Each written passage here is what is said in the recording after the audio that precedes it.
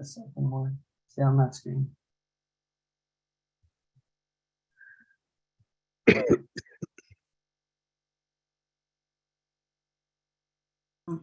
Okay, we're now live streaming. I'm going to start the recording, then I'll count us in, and then we're basically live. So we'll flow through the agenda from there. So do you want me to literally start as soon as you hit enter the waiting room, or you want me to pause for no, pause. Yeah, pause for 10 seconds, let everyone flow in, and then you can do the welcome.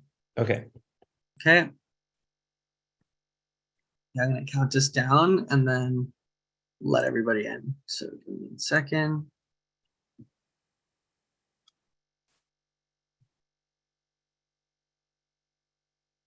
All right, I think this will do it. All right, 5, 4, 3, 2, 1. And I think Sheree.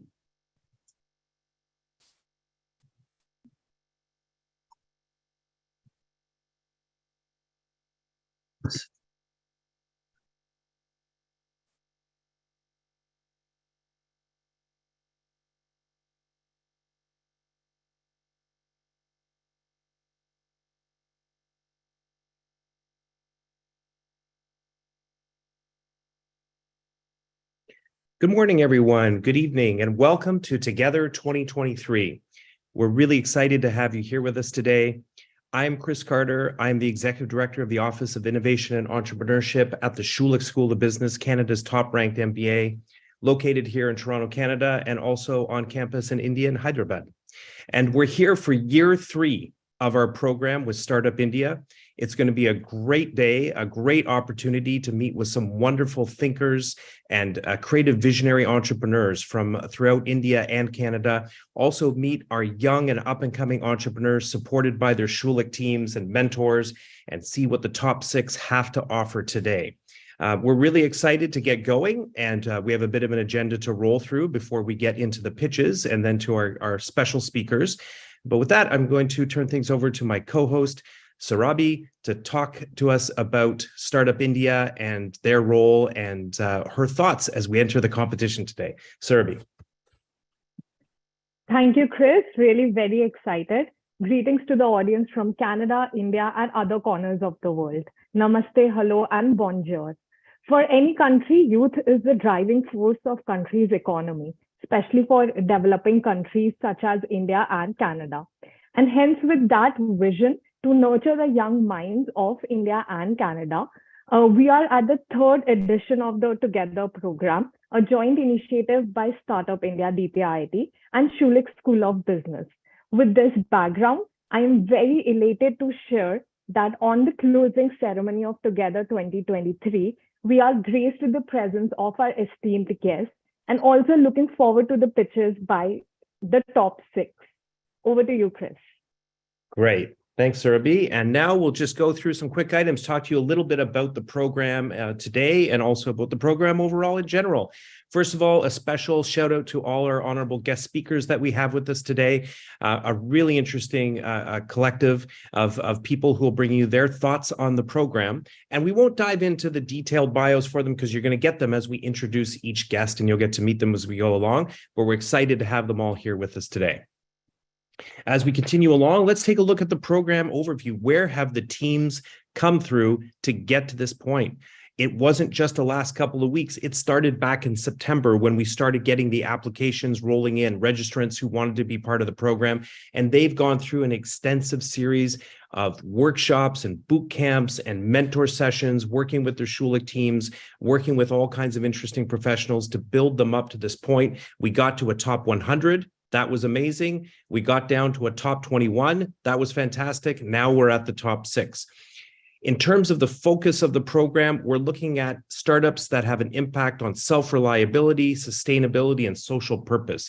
And here are just some of the kinds of categories that we've been working with and that we've seen throughout the program. So we're really inspired by the fact that not only is this something that is bringing new businesses into the world, but there's big impact with what's being done. We want to give a shout out as well to the mentors along the way, 50 plus of them who have been working with our young entrepreneurs and guiding them throughout the process. matching mentors, one from India, one from Canada, working together side by side, helping and guiding and bringing their expertise. So thanks to all the mentors, and you'll hear from one of the representatives, Shai Nolman, later on in the program.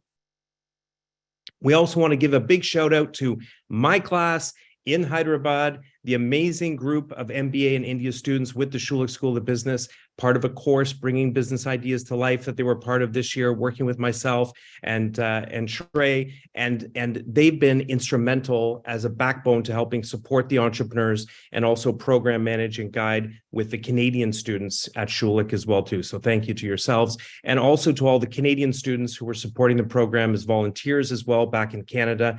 We appreciate all your time and your effort and your diligence in working with the companies. We also want to give a shout out to our trainers. There were a group of trainers that came in and worked in detail with our teams to help guide them in some key principles as they built up to this point.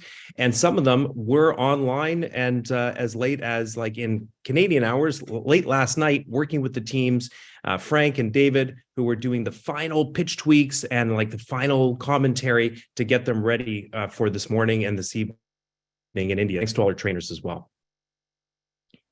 We also want to thank our semifinal judges. There was a detailed process when we got to the 21 and then came down to the top 6.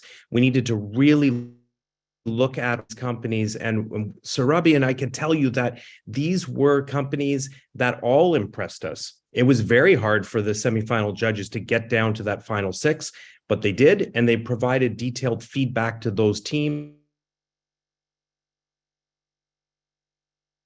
and their ideas. And we want to give a special shout out to AJ from Startup Reso, who was the lead judge on all of that process to do the final review of all the commentary that came in. He spent a lot of time and did a great job.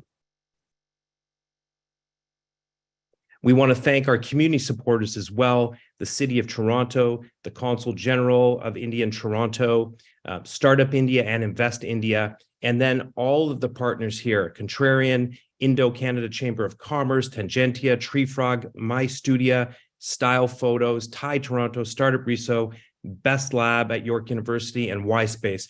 All of them are fundamental to help providing prizing and supporting us so that we can provide, as you'll see later on, the cash prizes to the top 2 teams to help support their initiatives. So we want to say thank you to all the organizations who got behind us and helped us out and get to this point.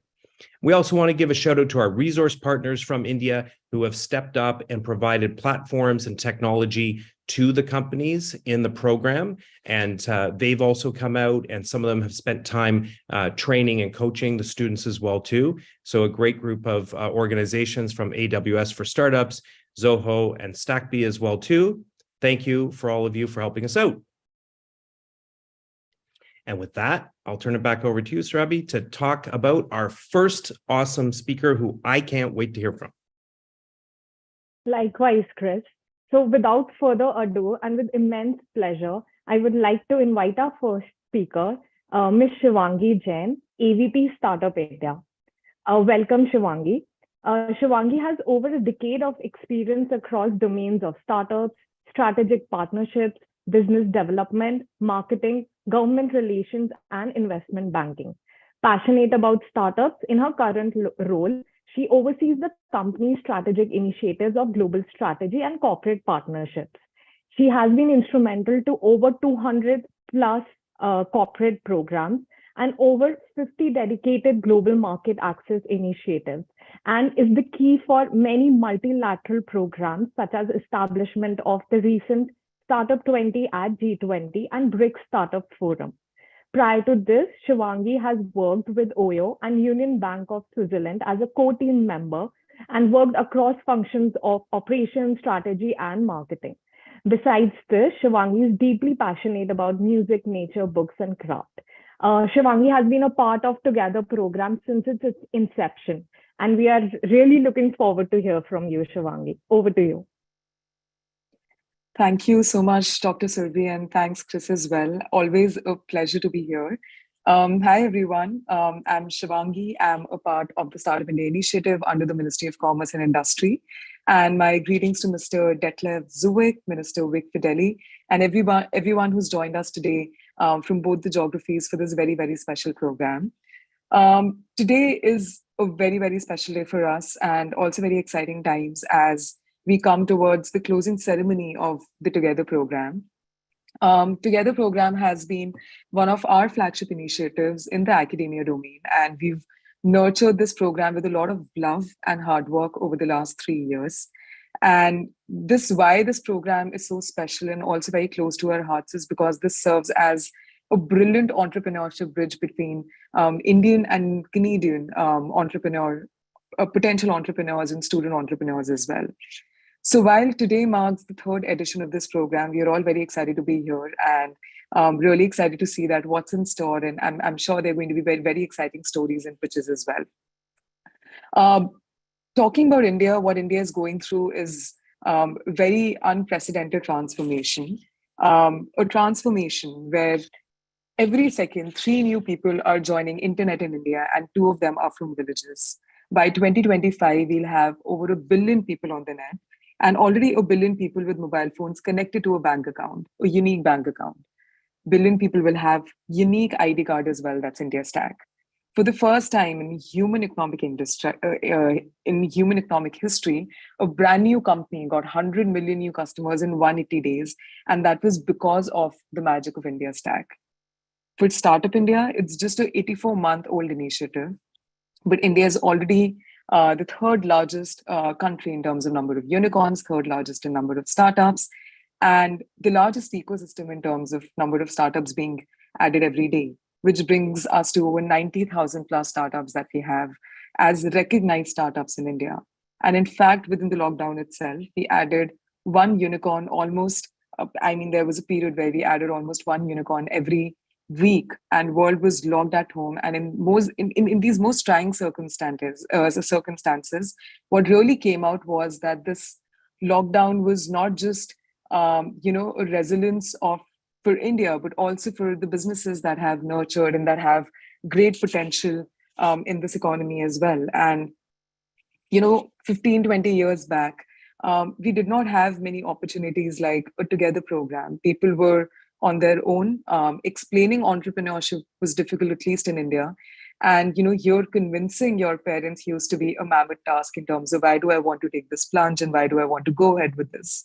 Cut to now, where in India we have, on the Startup India portal itself, we have more than 550,000 plus users, and of these 100,000 plus users are actually student entrepreneurs and aspiring entrepreneurs.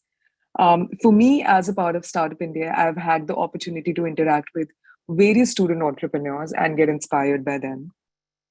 And that's where this program remains very special, because I think this is a program that we've been continuously doing over the last 3 years in partnership with Schulich School of Business, with our High Commission and various partners, the resource partners, the community partners, and ecosystem partners who've actually come forth and have been so supportive and trusted this program with a lot of their time, effort, and the resources as well.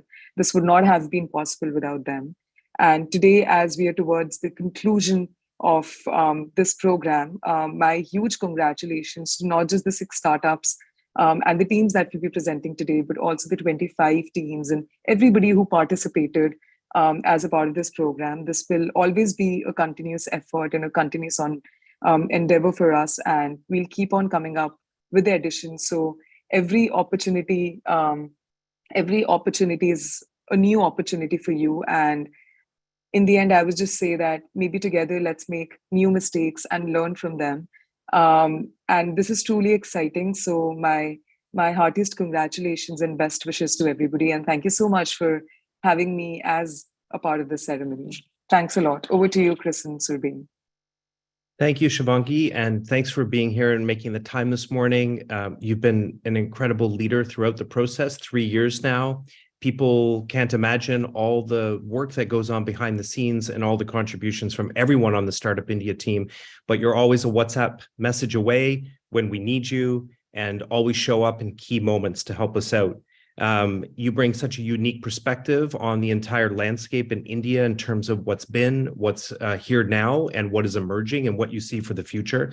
And we've been really happy to have you bring that into the classroom as well as a guest lecturer this year at the Schulich School of Business, and the students really appreciated their time with you.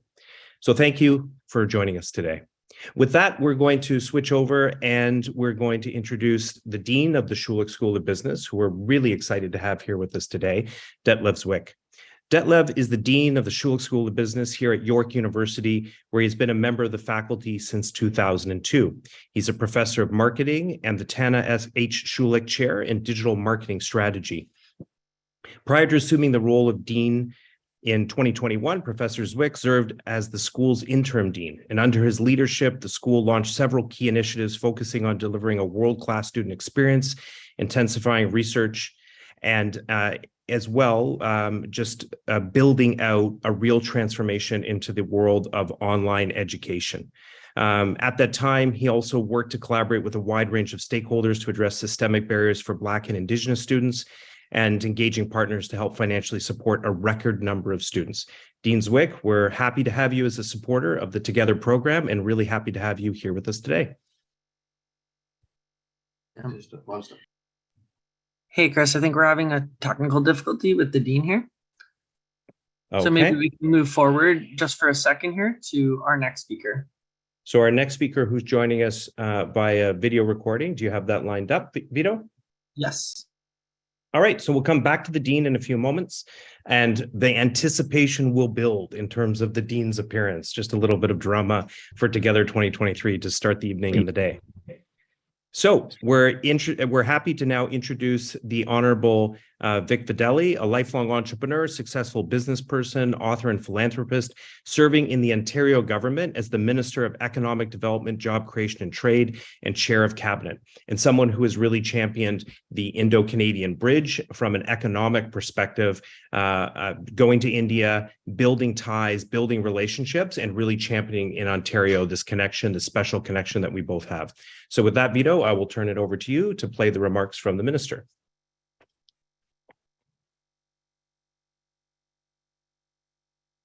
Hi, everybody. Vic Fideli here, Ontario's Minister of Economic Development, Job Creation and Trade.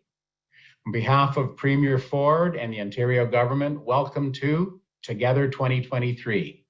We want to extend a big thank you to the Schulich School of Business and Startup India for continuing this annual global initiative. We also want to thank all the mentors and speakers who are participating. Your commitment to developing the next generation of entrepreneurial leaders is an inspiration to all of us. You know, Ontario and India have a long-standing history as economic partners.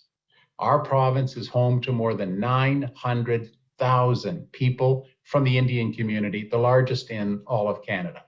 And this includes the more than 75,000 Indian students. Hey, Detlev, are you having issues getting into the Zoom or anything? Naturally, the connection between our two regions continues to grow, which in turn fosters trade and investment opportunities. Since 2019, we have completed 4 successful trade missions to build on our relationship, including one just late last year. Our strong economic partnership has benefited millions of people and supported $3.6 billion in two-way trade in 2021. And that's just the beginning. Events like Together 2023 further strengthen our relationship while fostering new partnerships and opportunities. By continuing to work together, Ontario and India are creating the conditions for entrepreneurs to succeed. So congratulations to all of the teams and the finalists participating in this event. And thank you for contributing your talents to Ontario's dynamic innovation ecosystem. We wish you continued success. Thanks, everybody.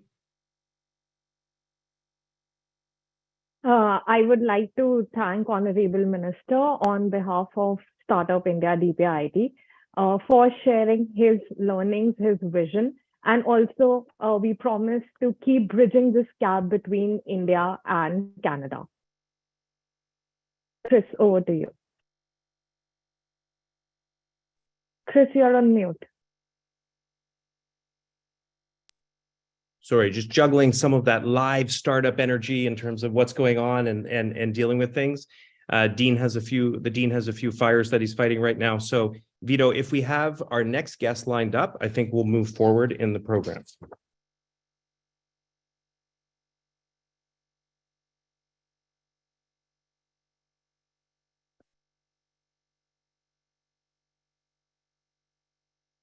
Okay, so let's go now to, we've had our introduction, we've had our special welcome. We'll see if we can get back to the dean later, and we thank Minister Fedeli for his recording and joining us today. Okay, so now we're going to introduce the judges. You know, this morning when I looked at the judging panel, I was just struck by the depth of capability, achievement, and just all around like really great group of people who have done like good things to help young people out in the world that this group is. So I'm really excited just to watch them do their thing today and to go into action. We're not going to go into detailed bios for each of them, but we are going to give like a quick shout out to each of them individually. So first of all, we have Naman. And Naman is the partner, one of the GPs with Antler Canada, which we'll talk about further with one of our judges as we go along. But with Antler Canada, it's part of a global network helping young startup entrepreneurs get on their feet, get funded, and get out into the world. I've watched his work with those young people. It's quite amazing. And before that, he built an impressive company in the travel space called Flight Network. He's been a together speaker, donor, mentor, judge. He's done it all. He hasn't been a trainer yet. Maybe we'll have to get him to do that next year, but we're happy to have Naman here with us today. We're also joined by Arati, and Arati is the founder of Backbone Angels that specifically works here in Canada, investing in women and people of color.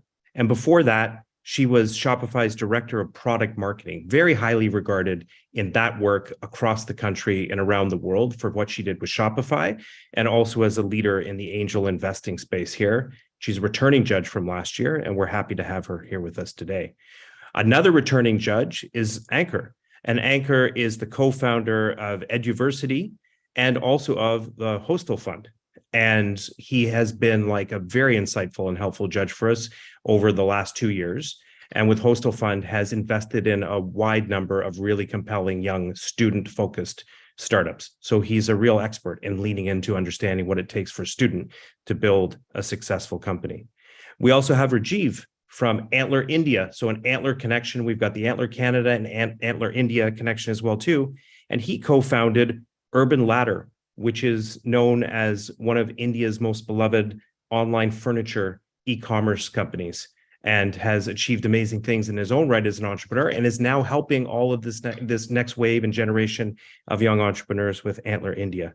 And lastly, we have Sahil, who is the co-founder of Delivery, and also who has been like an amazing friend to the program. The very first person that I called when we had the idea with Startup India, and I had to seek some feedback from friends of Schulich in India. I called Sahil, and he spent his generous time with me to sit down and talk about what he thought would be a vision and an opportunity for this program. And he's been a regular visitor and guest lecturer to our classrooms at Schulich as well too, both in person and online. And we really appreciate all his time and how he's extended his network to everything that we've done. So that's our judging panel. And we're really excited to have them here with us today. So with that, Surabhi, I think we're feeling good. We're ready to go. And we're going to open up the first presentation. Now, a tiny bit, just so everybody who's watching knows in terms of format, and a reminder to the judges. The student teams will have 8 minutes to present. Students, I'm going to cut you off at 8 minutes. So I hope you're keeping an eye on the time, because we have to keep everybody honest. I won't cut you off mid-sentence, but pretty close. And then you'll have 12 minutes to take questions from the judges at that point. Judges, I will be going in a rotational order, which makes sure that 2 judges get a shot with every team. And after I call you out in order for the 2 that are on the hook for the team to lead the questions, then we will open the floor, if we have more time in the 12 minutes, for other judges to put up their hand. Please do a digital hand raise if you can, and jump in. So with that, we're going to call upon the Breast Cancer Awareness and Examination, BAE, for our first presentation.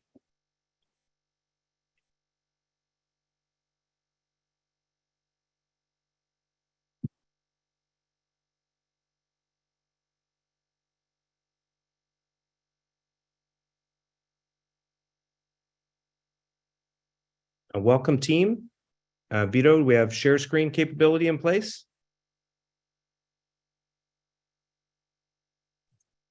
Yes, we should be able to share. Great. So you can share screen, team. And once that's up and you go full screen, I will count you in.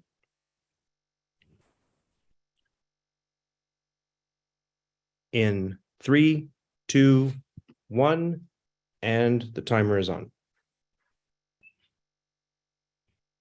Hello, everyone. So today I'm here to pitch our startup venture, BAY, which is Breast Cancer Awareness and Examination. I am Khushi Ruparel, a co-founder, along with my partner, Pushti Sheth. We are both engineering students from Mumbai. And so we would like to begin by telling you a story. Meet Riya. She is a 32-year-old working mother, and recently her aunt was diagnosed with stage 3 breast cancer. This made Riya concerned about her own breast health and wants to take preventative measures.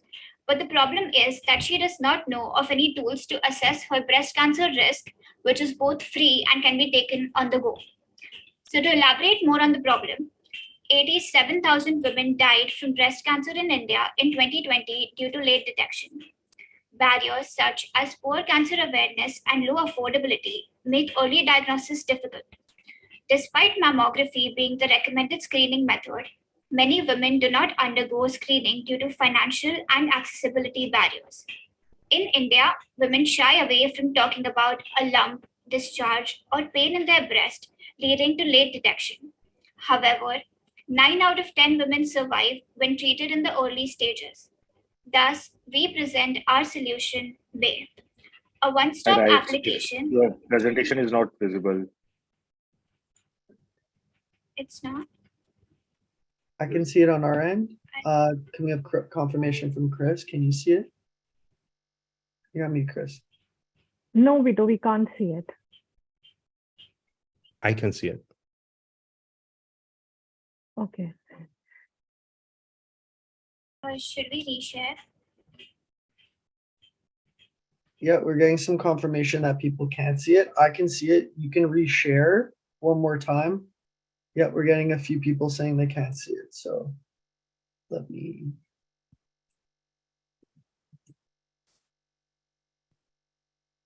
Okay, it's So visible should we now. start again?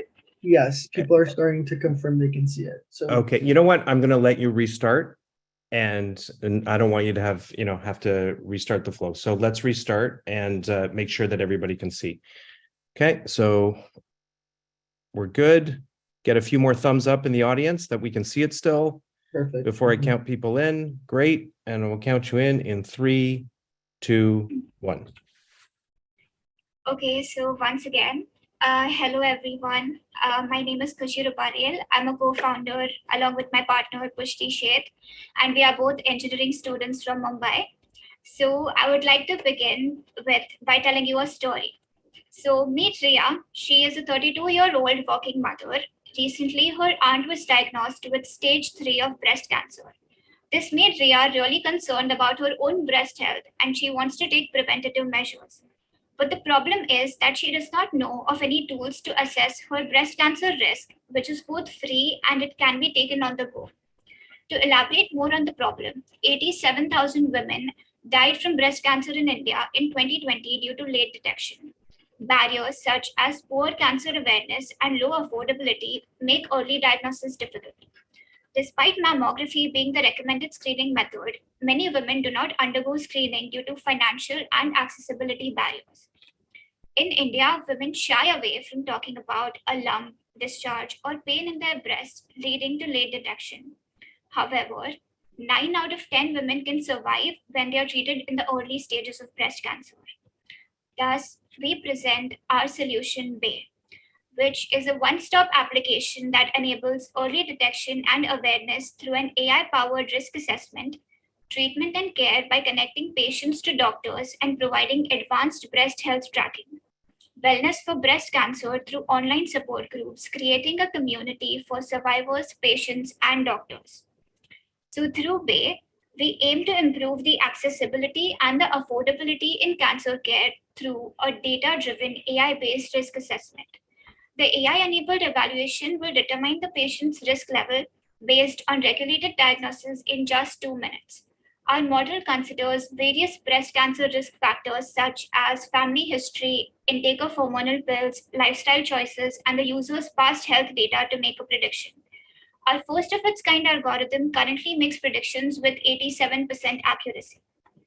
Bay's self-assessment module will be accessible to women of all the ages via a smartphone. So coming back to Ria, she finds out about Bay on Instagram, and since then she has been taking regular risk assessments for free. Ria is tested for high risk of breast cancer and looks for an oncologist on Bay. She uses her Bay referral code to gain discounts on consultations. With the help of advanced data insights on Bay, her doctor has a better understanding of her breast health and creates an effective treatment plan. Now, Bay regularly reminds Ria about her appointments. So we found some very generous testimonials after we conducted a user survey for cancer patients and survivors, around 10 to 20 of them. And we collectively came to a consensus that the problem of lack of accessibility and affordability of resources for breast cancer early detection is very prevalent among women in India. And we were elated to share that Bay was validated as a need of the hour by our subjects of this survey. So now let's get into some numbers.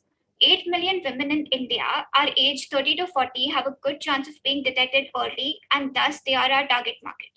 Around 50% of the population in Maharashtra is urban, out of which considering 25% as our SOM. We also wish to target 2% of women in rural Maharashtra as awareness is most needed in these areas.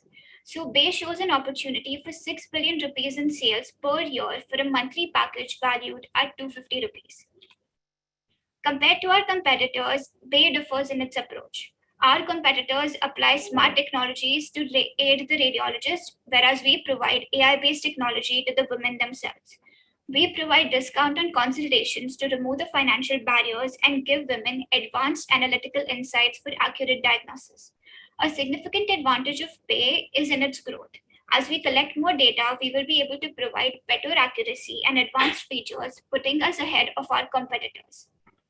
By partnering with NGOs and government healthcare initiatives like Anganwadi and collaborating with influencers and medical associations, our marketing strategy aims to raise awareness and make our platform accessible to women in both urban and rural areas. We plan to grow by offering affordable pricing, targeted advertisements, and optimized features and free trials. So talking about the revenue sources, our revenue sources are twofold: a freemium model for women and a pay-per-patient model for doctors. In the freemium model, an AI-based risk assessment is provided for free, whereas the breast health tracking and management system is paid at a cost of 250 rupees per month. In the pay-per-patient model, we list the doctors on our platform free of cost and charge a 4% commission on the doctor's fee per patient they receive through Bay. Our expenses include app and algorithm development, cloud services, and marketing. At the heart of our venture, it is about doing social good and to empower women to fight breast cancer. Bay directly complements UN SDG 3, which is about good health and well-being. Our mission aligns with the World Health Organization's Global Breast Cancer Initiative focused on promoting early detection, timely diagnosis, and comprehensive management. So now talking about sustainability. According to recent studies, medical imaging consumes a considerable amount of energy and generates a substantial volume of greenhouse gases. Women are advised to go through regular breast cancer screening as a precaution. This radiation is harmful for the women as well as for the environment. Thus, in terms of sustainability, we provide a solution to reduce this carbon footprint and also avoid paper waste by digitally storing the patient's breast health history and records. Currently, we are in the ideation stage. Our plan of action involves implementing the complete vision of Bay in phases, starting with data collection in March of 2023 through partnerships with the research organizations and patient surveys. By December 2023, we aim to launch Bay as a fully functioning platform. If we are entrusted with the prize money, we have also provided a bifurcation of how we plan to use it in order to support and establish our startup.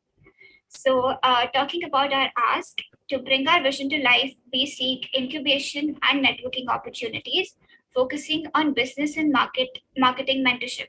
Additionally, we would greatly appreciate the chance to connect with healthcare researchers and oncologists to expand our network. Talking about our team, it comprises of 2 founders, myself and Pushti Sheth. We are also backed by an amazing team of advisors, including Drs. Janika and Nirali and Mr. Vineet Ashar. Also, a big shout out to our team members from Schulich and our mentors for being supportive every step of the way. So just like Ria, we aspire to reach out to other women who can benefit from there. And together, I hope we can create a better and healthier future for women. Thank you. Thank you. Thanks so much for the presentation. And now with that, we'll move to questions from our judges. And we're going in the order of introductions today. So the first two judges that will be asking questions here will be Naman and Arati. So Naman, we'll start with you. Well, great presentation. Congratulations for making it this far. I love big audacious goals, which is fantastic. But one of the things I'm not seeing from the presentation is how exactly does the technology work?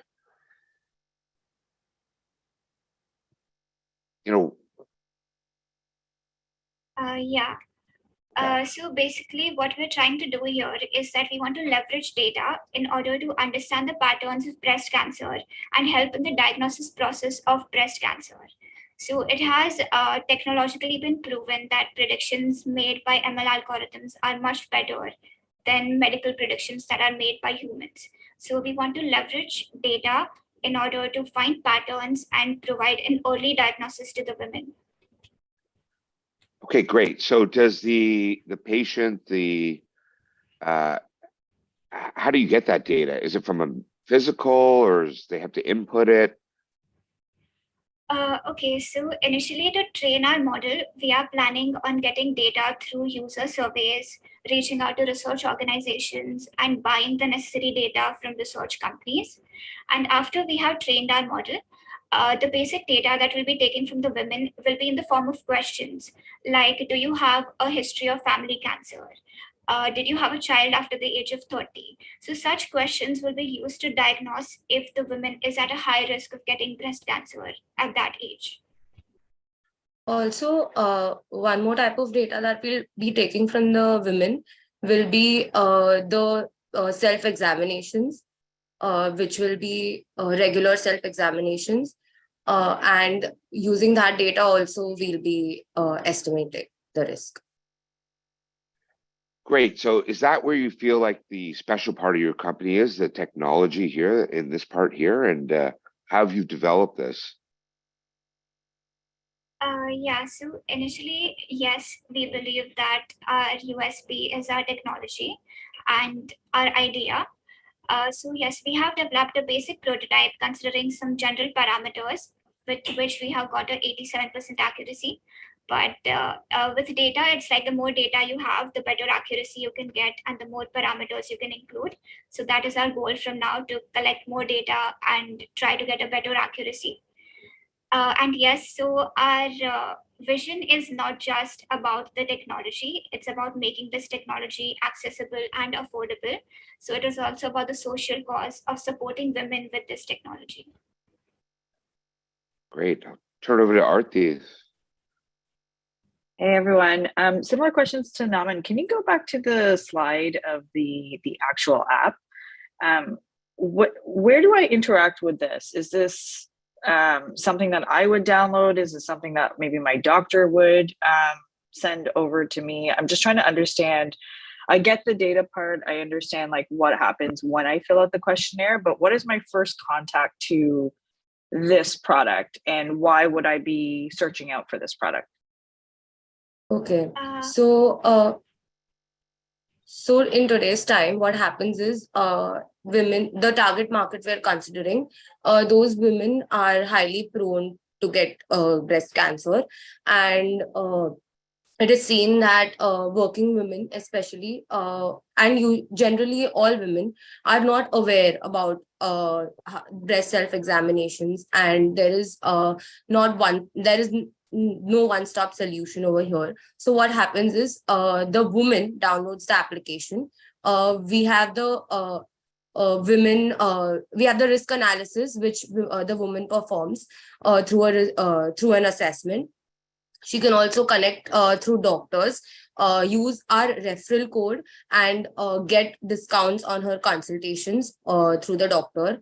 She keeps track of her breast examinations, of her appointments, and her medications through our app. So it is a woman-centric application.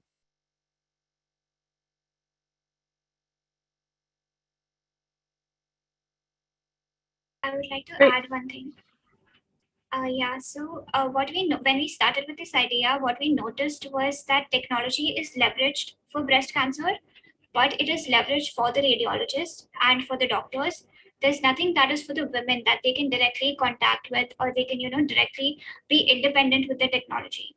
So that is what we're trying to do here, to make the women independent and feel free to, take charge of their own breast health. So the application is for the women. Great. Also, where doctors come in, sorry, yeah. No, go ahead. I want to hear that.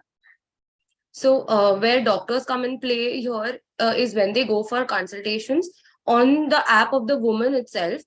They will be able to see data insights of the risk assessments and of all the questions that they've been asked in the risk assessment, of their breast self-examinations, of all the history related to their health, which is input in the application. So the doctor is able to view all this from the woman's app herself. Got it. Okay, thanks. Okay, great. Thanks. Thanks to our two leading judges in this particular presentation. We have enough time for probably one or two questions from other members of the judging panel. If anyone would like to throw in a question, just let me know. Put up your hand here. And okay, so we got Anchor. I saw you put up your hand, so we'll go to you first. Yeah, hey, hi guys. I think great problem, the large segment. Obviously, sides to the questions with the other partners are, what I'm very curious to understand, what are your insights on which you have decided the monthly pricing? Do the patients or the women would tend to check this every week, every month? I'm curious to know the insights. Okay, so our idea about the pricing was that it is 250 rupees per month. So it is around 3,000 rupees per year. And the average family income of a household in India is around 4 to 5 lakhs. So according to that, we find 250 rupees to be very affordable. And also it is sustainable for us to run this business with that. And so that was our idea about the pricing. Also, what you can see here is we are providing the risk assessment for free. And the pricing model contains the tracking and the personalized insights.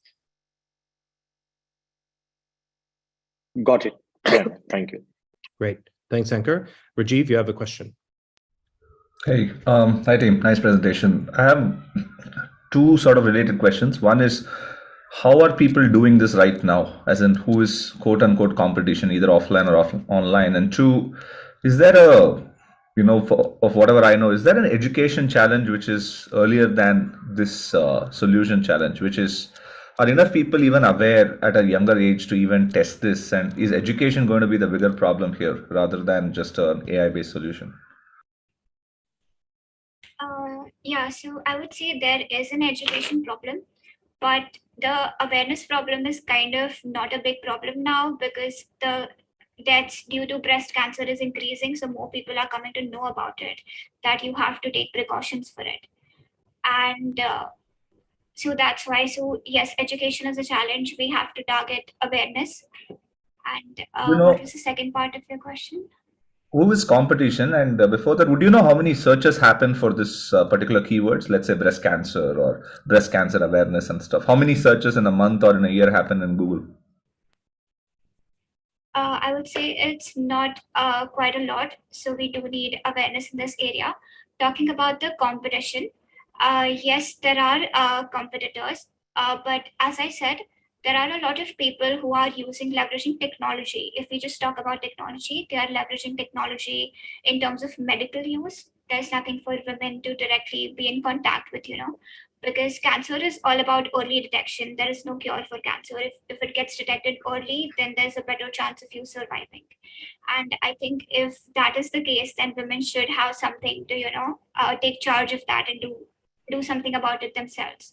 So that is the gap we are trying to fill over here. Got it. Have you heard of I would like to add. Niramai? Niramai? Yeah, I have heard about them, and Okay. I know what they do. Okay. How would you compare yours against Niramai? Let's say, how would you compare yours against Niramai? Because I didn't see that here in the columns. Yeah, so I would say that Niramai is doing something that is similar to Vara. They are developing AI technologies to analyze mammographies. So they are using AI, they are applying that technology to mammographies. But that is very late, we feel. It's like a lot of women don't know, so they won't go for a mammography. So there's this gap in the middle. So Got it. there's no one to bridge that gap. Also, to answer your question about the awareness, yes, there is very less awareness, and awareness is also one of the things that we are catering to with BAE. So I think that was BAE will also solve the problem of awareness. Got it. Thank you. Great. Okay, great job, team, and thank you, judges, for your questions. Now we have a 5-minute interval for the judges to go and do their scoring offline in their sheets.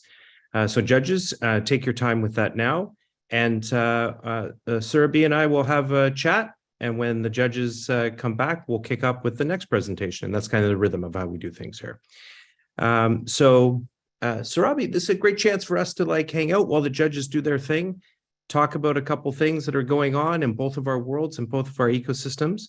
So the first question I have for you today is, India is currently the third largest, startup. We've got the third largest startup ecosystem here in India, in the world. And can you please tell us more about what's happening in the ecosystem, why it's growing from your perspective? Why is it growing so fast? Thank you so much, Chris, for that question. So India, as you likely said, is the third largest ecosystem after the US and China.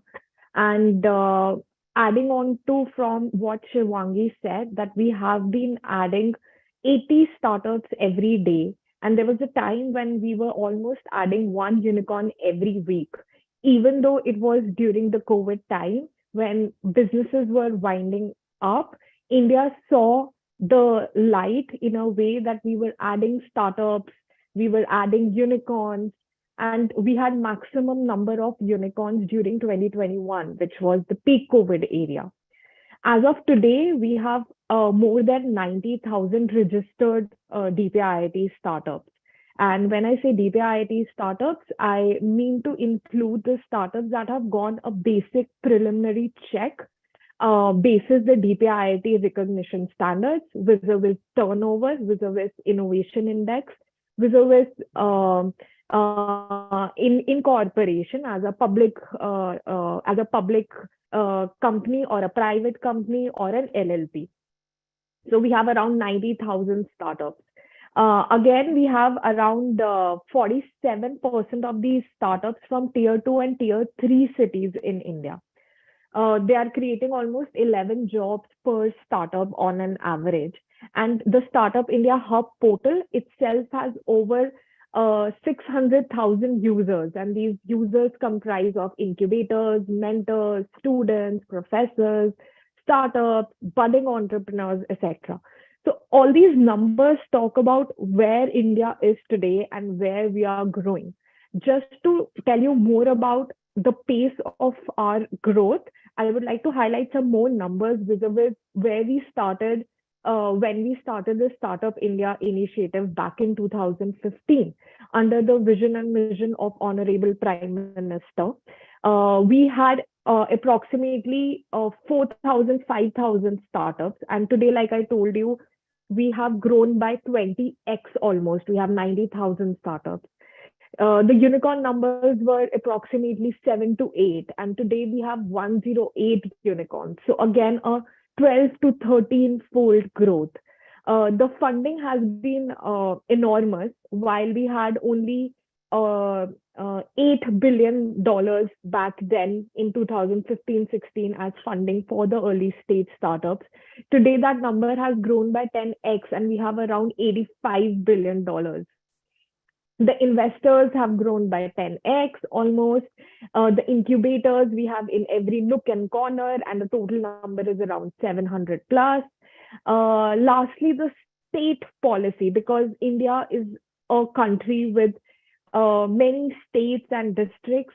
We are very happy to share today that when we started, there were only 4 state policies, whereas today we have almost all states have startup policies today.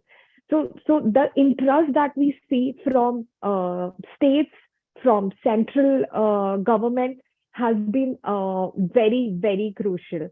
Just a quick fact that if I go on a run, and by when I'm back from a run, the time, if I see, let's say 1 and 2 hours, it's almost that $1.26 million have been invested in an early stage startup in India.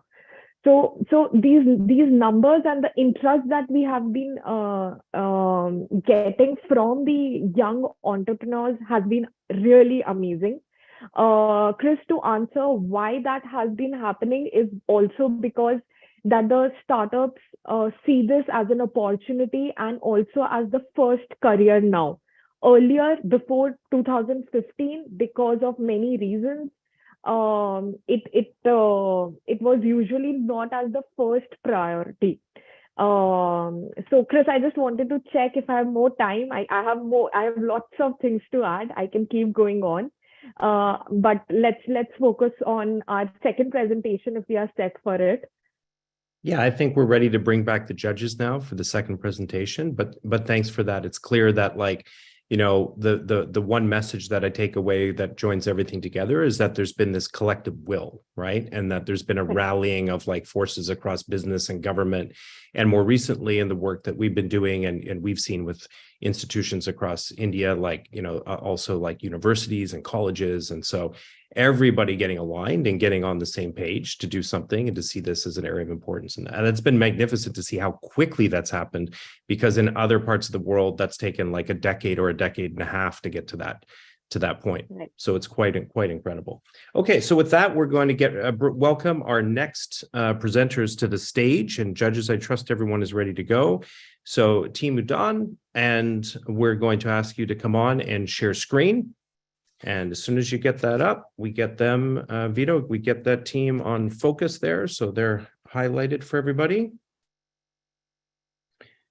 Then we will count you in. And a reminder again to the team, we'll have 8 minutes for your presentation and up to 12 minutes for your questions.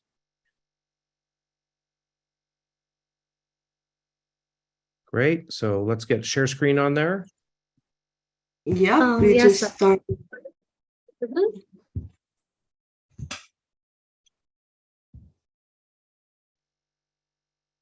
No, it is not. Thank you. There we go. And I'll ask for audience again for a couple thumbs up if people are seeing screen, just to keep us from going down the path last time. That's great. Thanks, everyone. Okay, team. And we're going to count you in 3, 2, 1. Right. So menstruation, or more commonly periods, is not a term one easily utters on the streets of India, because this term carries with it centuries of stigma and ignorance so entwined in our culture that out of the 336 million menstruating women in India, only about 36% have access to clean sanitary care products. The rest are too poor to afford it or just don't have regular access to it. This is what me and my grandma discussed 5 years back when I had my first period.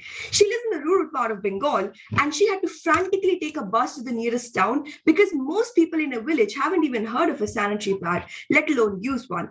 This problem, however, runs way deeper. A research conducted by Delhi-based NGO Toxic Link concluded that mainstream pads in the market, whether organic or inorganic, contain high amount of carcinogenic chemicals and volatile inorganic compounds, leading to major fertility diseases and even cancer. Further, the typical cost of a sanitary pad is so high that something so basic to hygiene is considered a luxury product, deeming it unaffordable for millions of women all across India. A separate issue threatening the environment is the amount of plastic that is there in these synthetic sanitary pads, including super absorbent polymers, which take 500 years to degrade. Hi, I'm Trisha. I'm Anupriya and we are the co-founders, and we have a solution to all of these problems. Introducing Udan, a social business that collects sugarcane byproduct, which is an underutilized agro waste, and repurposes it back into innovative sanitary pads that's fully sustainable and more affordable than mainstream brands in the market. Further, our sanitary napkins are free from the many toxins and carcinogens that fatally impact daughters, sisters, and mothers in most families across India and the world at large. Now, unlike other sustainable pads out there, ours is highly affordable as the acquisition cost for our raw material is almost zero, which is minimal transportation cost, as we plan to acquire this from local fruit juice vendors who confirmed in a survey we conducted that the sugarcane stems practically become useless after the juice is squeezed out, and they have to spend extra money just to transport this huge amount of waste. That's why us upcycling this byproduct will help sugarcane industries get rid of their agro waste while allowing us to retail at such a low price as well. So we made a 3D model of our product using Autodesk Maya. Now, do you see that green strip? That's an anion chip, which reduces our dependency of our pads on chemicals and fragrance causing irritation. This chip, upon getting in contact with moisture, releases negative ions, which bring a host of benefits like preventing bacteria from entering during menstruation, reducing discomfort, and eliminating odor. Now, as you can see on the screen, our first layer will be the bagasse, and for a second absorptive layer, we'll use chitosan obtained from seafood waste source and two easily available chemicals, citric acid and urea, to form a highly viscous and porous cross-linked gel denoted as CHCAUR. It was found that the water absorption capacity of this compound was about 8 times compared to the super-absorbing polymers already used in commercial sanitary napkins. Hence, this is a way better alternative. Our pads are free from chlorine bleach, SAPs, and other harmful chemicals. Also, the perforated layers of our pad allow for free passage of air, reducing the risk of infection. Our plant-based waterproof backing provides protection from leakage while sleeping. Also understand that even today, a lot of cultures might consider period as a taboo. So to encourage rural women to use safe sanitary products freely, we thought of releasing a range of pads which are black in color instead of the standard white to help reduce the negative impact at the site of period blood. Further, the typical cost of a sustainable sanitary pad is so high, somewhere between rupees 7 to rupees 15 per pad, while we, on the other hand, will be producing pads at almost 90% less cost at 3 to 4 rupees. And that's why we believe our product to be, quite frankly, a revolution to the market. Now, this is the working prototype that we made with the help of Dr. Sabapati, a professor and IIT teacher. We'll further be working with IIT Delhi to create the MVP of our product and get all the necessary clinical tests done. Now, we presented our idea to our advisory board member, Dr. Katiyar, who provided highly valuable feedback and validated the feasibility of our pads, which is further enabling us to apply for clinical testing and patents in the subcontinent. Now, India generates 113 tons of menstrual waste every single year. Thus, there's a lack of proper disposal of soiled sanitary pads. Now, we don't want our product to add to that waste as well, which is why to make our product biodegradable to a T, we will be utilizing the outer surface area of the sugarcane stem known as rind and producing individual sealed packets for an eco-friendly and safer disposal. We aim to empower women who are unable to work during menstruation due to the lack of access to sanitary products and proper facilities, and hence face barriers in their work and personal life. We've targeted to fulfill the SDG goals of gender equality, climate action, and good health and well-being.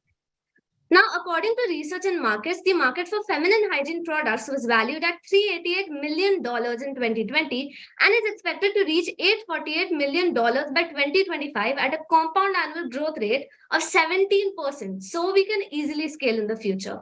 And because of the huge consumer base globally, even the low price of our product promises high return on investments. Now, to talk about our customer segment for a bit, according to the Menstrual Health Alliance of India, a large percentage of urban working women are now choosing organic alternatives, which is hinting at a generation that is far more sustainably conscious than all others. So, to propel our brand, initially we'll be targeting urban women in the age group 24 to 36, after which we'll focus on the adolescent sector, which may have limited purchasing power but remains a very influential consumer segment. Now, once we've established our brand in the market, we'll be mainly focusing on ways to expand and deliver our pads to the rural poor, which is our ultimate target. Now, firstly, our primary revenue stream will be through a monthly subscription plan tailored to meet the individual needs of women with varying blood flows, ensuring continuous payments from a loyal customer base in addition to one-time purchases. Secondly, as part of our long-term vision, we plan on implementing a communication system between the local juice vendors and the business. Finally, we'll approach our main market, the rural market, via women-centric NGOs and government schemes. Additionally, we also intend to establish pop-up booths that offer gynecologist checkups as well. As you can see, Udan is ahead of all of its competitors by a major margin, evident by our superiority in the core sector while being the safest alternative with no added carcinogenic chemicals, something even the so-called organic alternatives have not achieved. Unlike the two major brands in the market, Udan offers hygienic and sustainable disposal of our products. Furthermore, the material of our pads allows the possibility of reuse, providing maximum utility to our rural customer base. Now, our future prospect consists of 4 stages. The first 2 stages are already in our short-term periphery, which is finishing and preparing a working prototype of our pads, followed by obtaining seed investment for clinical testing.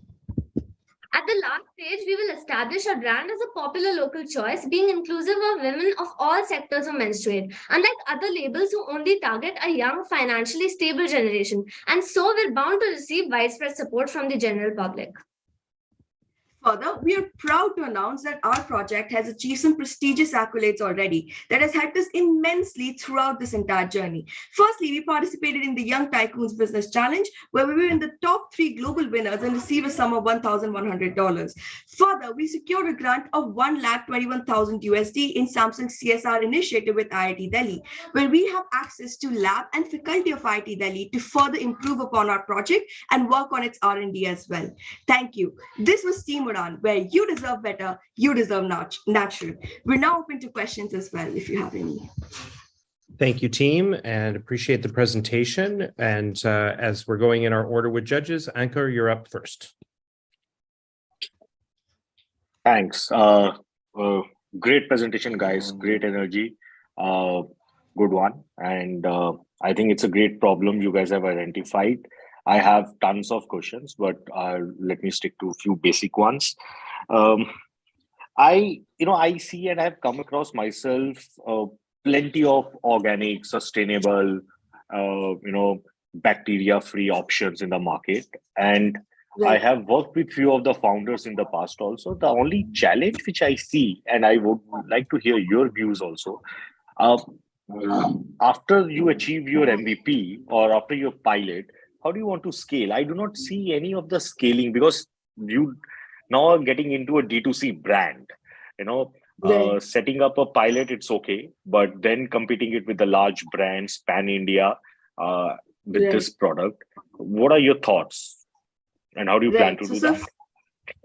Right, sir. So firstly, the large brands that we mainly know, they like target a very specific consumer base. People who can afford 10 rupees per pad every single day for the entirety of their lives until they hit their menopause. And most of India, like Indian women, are still live below the poverty line, right? So there's this huge unexplored segment of people who still use like dirty cloths and even leaves to go through their products. So this is a segment which is not really explored because firstly there are not a lot of affordable alternatives in the market currently, and those that do exist, they're not very comfortable. They're made with very cheap plastic, and they're just not supported by the government. Even the government are now looking for biodegradable alternatives that they can safely firstly they can send to these rural segments. So that is our first initiative. Like, we're going to target all of these government schemes that focus on such aspects. We've already talked to a lot of segments of the government itself to further discuss our plans as well. Secondly, we are also going to target women-based NGOs who work in close relations with such segments which do not receive sanitary care products, and even if they do, they're very, very costly. So that is where we come in, where our product is not only very affordable, it's sustainable as well. It has a sustainable disposal. It's just better in all aspects, even absorption aspect, because we're using the compound called CHCAUR, unlike the SAPs which are commonly used. So we're just better on all aspects. And we don't think that the women of India should settle for something less, which is why I believe our product to be like a big factor in that aspect as well. Yeah. That's great. Thanks. Just one question, Chris. Have you worked your unit economics at maybe at scale, maybe at 1,000 number, 1 lakh number? What will be the unit economics like?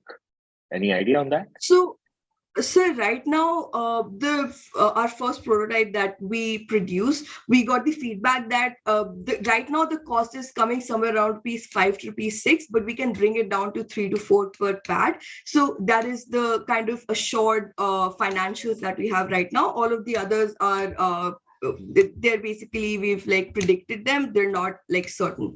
So but the one thing that we are certain about is that it's 90% less compared to the mainstream brands in the market. As our main raw material is something that is so easily accessible and is generated in tons. So we're not going to face shortage of the raw material, and we'll be able to procure it at a cost which is way lesser. So that is why our product will cost 90% less. Great, thank you. Yeah. Okay, Rajiv, we'll turn to you for questions. Thanks. Great presentation. Thanks for the energy. First question is on the product, and the second question is on the revenue part. First question is, where exactly are you on the product prototype, and what's been the initial feedback like? Has it been, how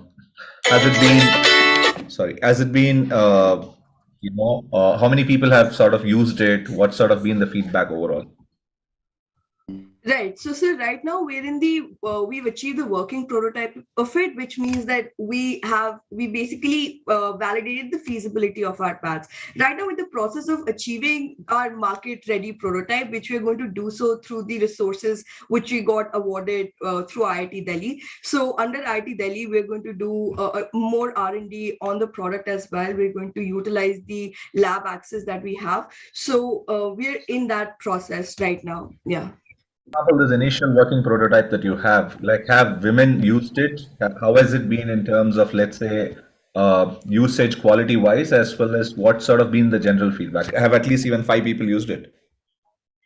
Sir, so actually we are due for the clinical testing, like initial product testing in the next 6 months. Like I think by this year alone, we're going to achieve that as well. We're going to target the government schools in Delhi itself, which like, and we're going to target the girls there, so we can ask them and like get their feedback on the product. We're also going to target the other end of the segment, which is the urban women. So that is the plan that we have right now, and yeah.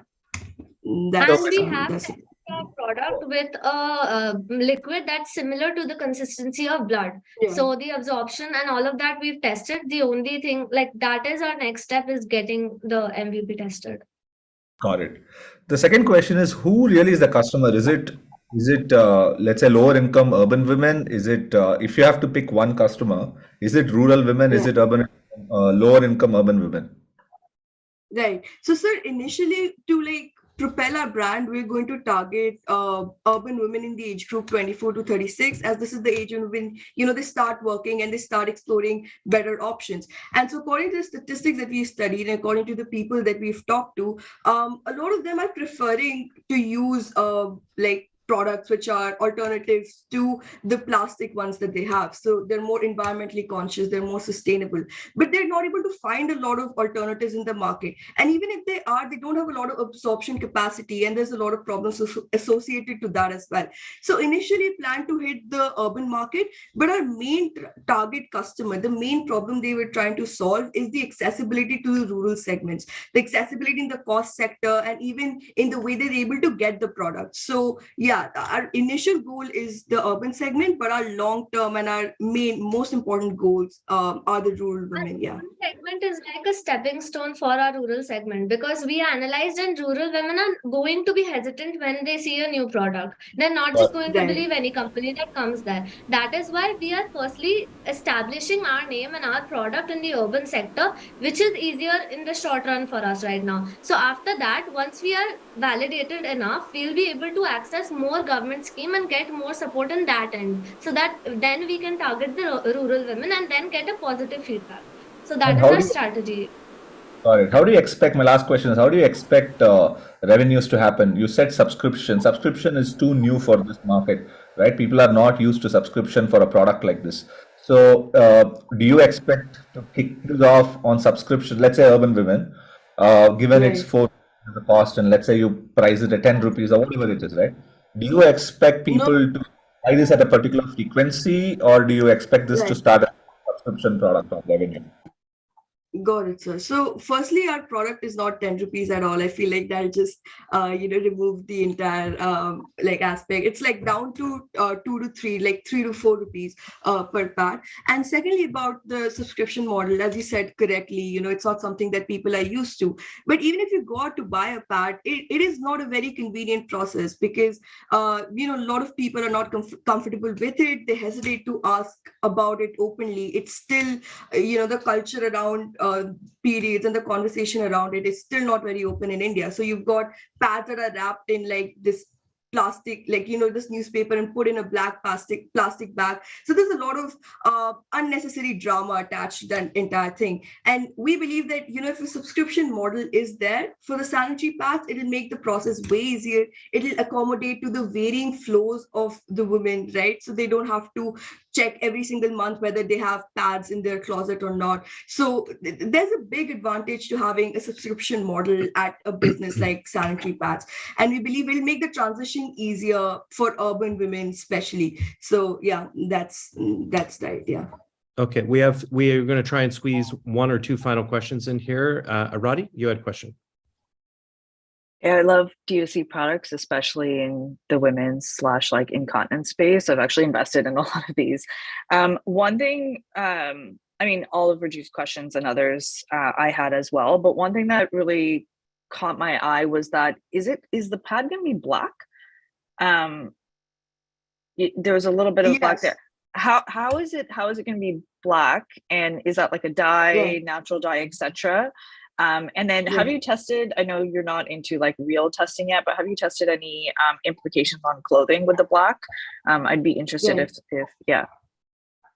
Right. So basically, this is the alternative. Like, it's not actually our main product. This is the alternative that we're kind of exploring right now because, we did some surveys of our own and we found out that the rural women are most hesitant towards periods because of the red color itself. Like, they're very uncomfortable when it appears on their saris, so there's a lot of apprehension attached to the colors. So we thought that if we release a range of pads are black in color, so that might help reduce the negative stigma attached to that. So because of that, Got right it. now That's just like, got it. Yeah. So right now that's not going to be the main product. The main product is still going to be like a lighter we're in the color. testing Okay, so process black of is in it the right future. now. Okay, got it. Yeah. And then one For that. So one question on the, white. it's okay. Sorry. Go ahead. Yeah, so white ones are the ones we're working on right now since our rural target is still far away, right? Right now we're targeting urban women and teenagers. So firstly, we're just focusing on our white one. And once that works out, then we'll move on to focusing on the black ones because those are essentially an addition to our product. Got it. And maybe I missed this, but based on the sustainability predictions, how long does it take to degrade? Right. So right now we're predicting around 6 month mark, which is, if you talk about the market standards, still less compared to some of the other brands in the market. So yeah, 6 months is the one that we're doing it right now. And it's completely biodegradable, meaning from the packaging to the product itself. Okay, team, thank you. That is going to cap the questions in terms of them. And I know you had one, but we've hit the time mark. So we're going to need to keep moving along. And judges, we're going to give you 3 to 4 minutes to do your scoring and work to bring it back within that 3 to 4 minute time. And Surbi, we've got another moment to chat and talk. Yeah, I think you have a few questions for me too. Yes, Chris. And honestly, this bit is the most fun and exciting bit for me. So very quickly, Chris, you have recently introduced a special class connected to Together 2023 this year via its MBA in India program. Can you walk the audience through for more details about this class and about your students? And also, I had a question, honestly, us at Startup India team, because we've been working with you since past 3 years. and all our mentors, judges, speakers, all of us, whenever we come meet, we usually mention that, oh, hey, have you met Chris? Yes, we have met Chris, and we love his energy and the excitement and enthusiasm about the project. So just wanted to hear from you that where does this passion about this program come and how it's been lasting since past 3 years? Over to you, Chris. Thank you. Those are fun questions, and I appreciate them. Now I have to be my own timekeeper on the clock here, so that's a dangerous thing. First of all, in terms of the class, like what I've always kind of dreamed of after the first 2 years was having like a core group of really highly talented students who could be focused and dedicated to the project in a really interesting way. And so talked with the head of the MBA in India program for Schulich, Ashwin Joshi, and pitched him on the idea of like, what if we took one of my classes that I've had from previous years in the program and we really focused it on together. So this year was the pilot of doing that. And I have to say I was really lucky to have like a phenomenal group of like very inspired, very driven students from the class. Many of them are on the call here with us today, on the Zoom here with us today. And so we took them through a process of both teaching them all about the Together program, about the principles behind it, about what they could be anticipating in terms of the judges and the mentorship. We trained them on how to be a better mentee and receive mentorship, and how to look from a mentor's perspective in terms of what they bring into the program as well too, and then walk through many of the principles around product design and pitching and how to prepare for making your case in a presentation. And then a part of it is that what we really believe in at Schulich is that, you know, it's not just to have the students sit in class and just receive from professors and just be talked at through the whole day. It's to actually be involved in experiential learning or work integrated learning type exercises. So in this case, what we've brought in is the opportunity then for the students to join different teams and to be like working on supporting the young Indian student founders as advisors, consultants, researchers, and entrepreneurs in micro residence, if you would, on each of these individual projects. And so some of the feedback that I've got from the young students in India who are building these companies has been that there's been breakthrough like ideas, perspectives, that the Schulich students from the class have seen things that they otherwise wouldn't have been seen. Just general like motivation and kind of like energy and inspiration that they brought to them, and some really nice friendships that I've seen forming as well. And that's been the case over the years with the program. So I'm really proud of the class for everything that they've done and what they've contributed, and they've been a lot of fun to work with, and I give them a shout out here for all of that. And we're continuing to iterate on it. So this was a pilot. So next year we'll continue to tweak it and improve it and refine the class so we have a bigger and better impact as we go along. In terms of the where my energy comes from for the project, there's only one person to credit for that really at the heart of all that, and that is Mr. Ratan Tata. He is chair emeritus for our advisory board for the Schulich School of Business in India. And back in November of 2019, I had the opportunity to come to your beautiful, beautiful country and meet so many fantastic people. And one of the people I got the chance to meet with was Mr. Tata. I got to present to him a bit of my vision for how Schulich could operate as a bit of an extended bridge between India and Canada and our startup ecosystems. And after the presentation was a small room, 15 people or so. And he came up to me afterwards. I didn't expect him to speak to me. And he came up to me and he looked me in the eye and he shook my hand and he said, "That was an excellent presentation." And from that moment, I had, like, you know, as we can all imagine, from the things that he's achieved, not only within India, but within the world, I'd say to people, like, there's sometimes you meet someone who infuse you with cosmic energy. And so like Mr. Tata infused me with cosmic energy and like an increased purpose on that day to build something really interesting between our two countries through Schulich. And then after that, we met Startup India, and then these things started to grow.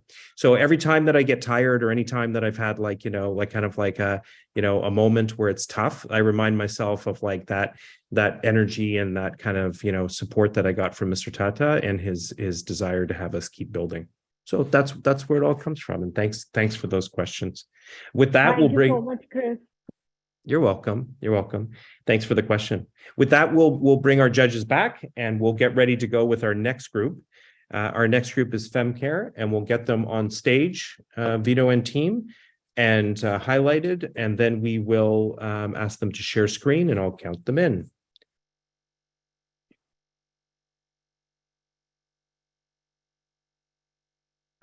Great. Hello, Team FemCare. Good evening. Excited to have you here with us. Hello, good evening. Thanks. And we'll have you share your screen. Yes.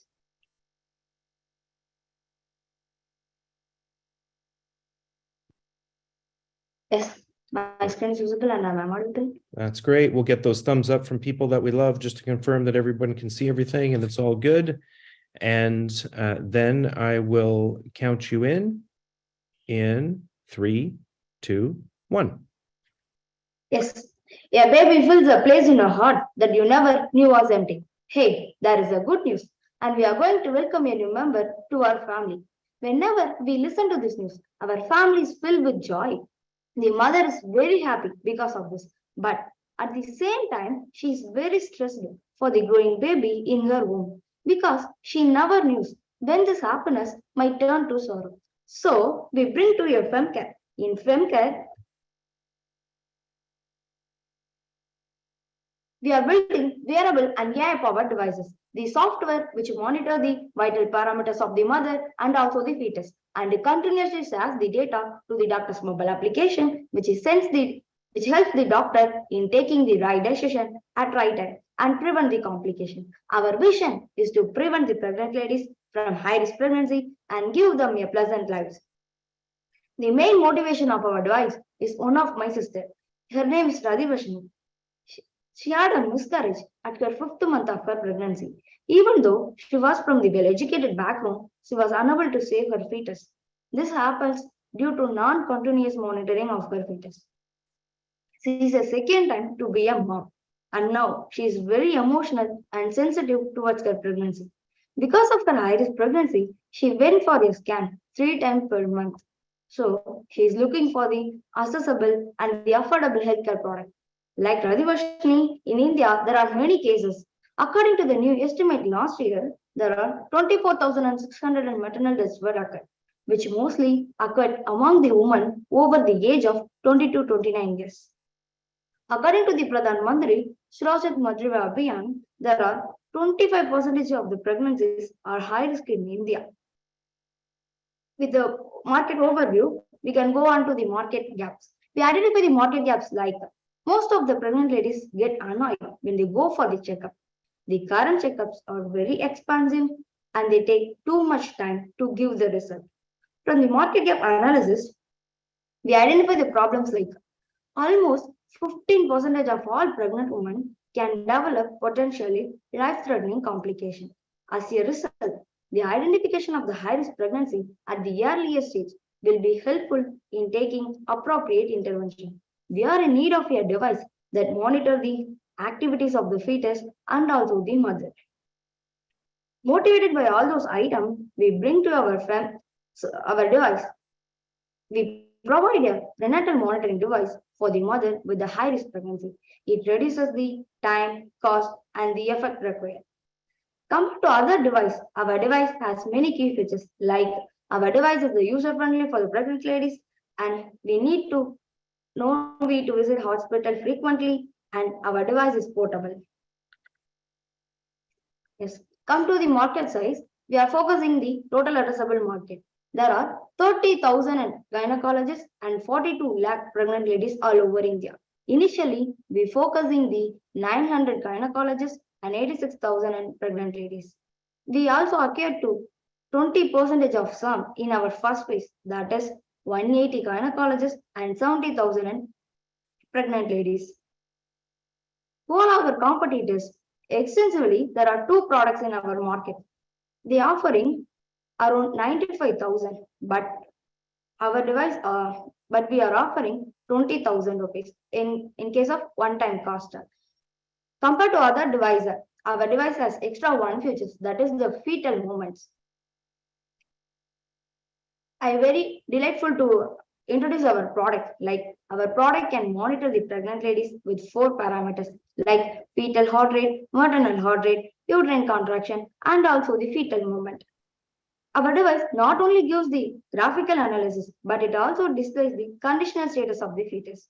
Our product has many features like single time placement, that is, no need to move the prop anywhere to get the specific parameters, and it also gives the continuous monitoring, remote monitoring. Also, the pattern is published for the two parameters, for the fetal heart rate and for the maternal heart rate. Still, the pattern is pending for the uterine contraction and for the fetal movements. How we are go to the market from idea level to the market size. Initially, we are establishing the production unit, then completing the ethical clearance, then testing and validation of the product, and the complete IP protection. The next 10 to 20 months, we launching our product. Among 20 to 30 months, we give our device at the premium scales to the gynecologists and also the nursing homes. Finally, we start exporting our product. Initially, we are planned to sell 162 units in the year 1, gradually increasing the quantity and reaching the 6,500 units by the year 6. The cost of the goods per belt is 4,000 and the selling price of the belt is 20,000. By the year 6, we got the profit of the 10 crore. And also, the cost of the acquisition in the first year is increased, that is the 185%, then gradually decreasing. Finally, it reduces around the 21%. We also have the unit economics, like initially we have the low margins, like then we can expand our production unit. Finally, by the year 5, we can achieve the profit of 53%. We segregate our customers into two. We are directly focusing the pregnant ladies with the high risk pregnancy, and also we can give our device to the gynecologist or through the nursing centers. We will target the gynecologist using our network of sales representatives. We attract our customer through the awareness and by the medtech industry influence and expansions. We can maintain the interest by organizing expos and seminars in hospitals, and also we generate desire, sells the concept rather than the product. No problem will create another problem while solving it. Likewise, we creating our device. Our device does not create any harmful to the environment, and we use the reusable wells within the. So our processor with the low power and our device has the high performance. Our device has a great impact on the society, like it avoids the high risk pregnancy at the time of the delivery, and also it gives the continuous monitoring to the pregnant ladies throughout the gestation, and it's improving the maternal and the infant health, and finally it's empowering the woman. I'm very happy to introduce you my team. Myself, Kasturi, the founder of the FemCare from Sedu Institute of Technology, India. My mentors, Dr. Tamichelvi ma'am and Dr. Parisa Begum ma'am, who is specialized in biomedical signal and image processing. Yes, our wonderful supporting teams as follows: the Ash, the technology consultant, and Amisa, the supply chain consultant, Chess, the marketing consultant. Our mentors, Goldie Srivastava and Manjit Kalia from India and Canada, respectively. We are expecting from your 1 crore, and we are offering 20% equity and your board seat. And also, the amount will be using as your working capital for the first 2 years. As a strategic advisor, we would like to provide valuable guidance and support your management team. Thank you. Thanks for the presentation. Much appreciated. And so we'll start off with questions now with Sahil for your first question of the day. Thanks, Chris. Thank you, Kasturi. That was a really nice presentation. One quick question. Okay. Why is your device so much cheaper than all of your competitors? Yes, sir. Thank you, sir. This is a nice question.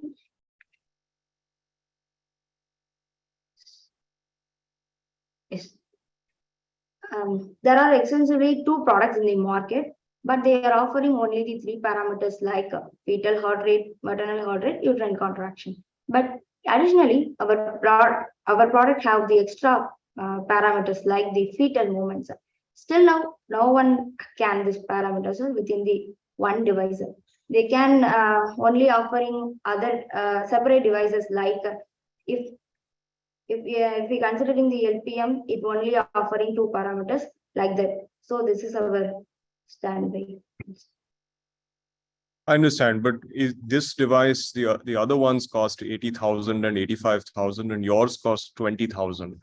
Yes, Why sir. does yours cost so much less if it does more? Yes, sir. Why it is less means our we are target yes, sir, we plan to give our device as the subscription mode as well as the one-time cost. The 20,000 is the one-time cost. In case of subscription mode, we can give our device through the 2,000 like this. Okay. Okay, great. And Naaman, we'll go to you next. Great, fantastic, great presentation. Thank you, sir. I think one of the great things I think with a lot of people listening is like, where did the idea come from, and what was the inspiration, and is this something you're going to be passionate for 7 to 10 years to really take it to a great spot? Was it your sister? Yes, sir. Thank you, sir. It's my really my sister. So this is my sister. So she didn't know the baby is died in her womb, but after the 2 months only she know. So in that situation, we imagine. So we can't imagine that situation, sir. So for that, I consider to no one can experience this situation again. So this motivates me to bring a solution to this, sir. It's fantastic to have a real purpose for it. So, and this is what this is what you want to do, what you've done with your university, and you want to commit to this. Yes, sir. We are done by our university, Sale Institute of Technology, sir. Great, excellent. Thank you. Yes, thank you. Okay, thanks, Naaman. And now we'll go to Anchor for a question.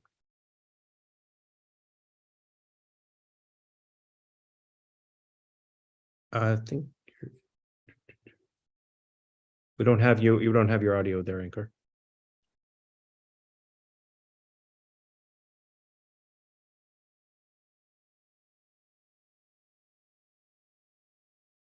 While Anchor's doing that, do we have another judge that would like to ask a question from the group? Sorry. Are you there, Anchor? You're back? Great. So great presentation. I think great Yes, sir. idea. Thank you, sir. Thoughts and one suggestion also. I'm again very curious. You in your unit economics, you have mentioned that obviously you will be making profit right from the get-go. But I'm very curious. One, the market size is very large, but still after 6 years, you have been able to capture only what 6,000 odd units and 13 crore revenue. Why that so? Why not? Yes. Why not a larger market size? Yes, sir. Yes, sir. Thank you, sir. Great question. Why? Because, sir, this is a medical device. Yes, there is a lot of process in that, like ethical clearance, many process in that. So initially we are getting some lags, but we are overcoming that on the year 5 like that, sir. So so only we can create the less margin on that.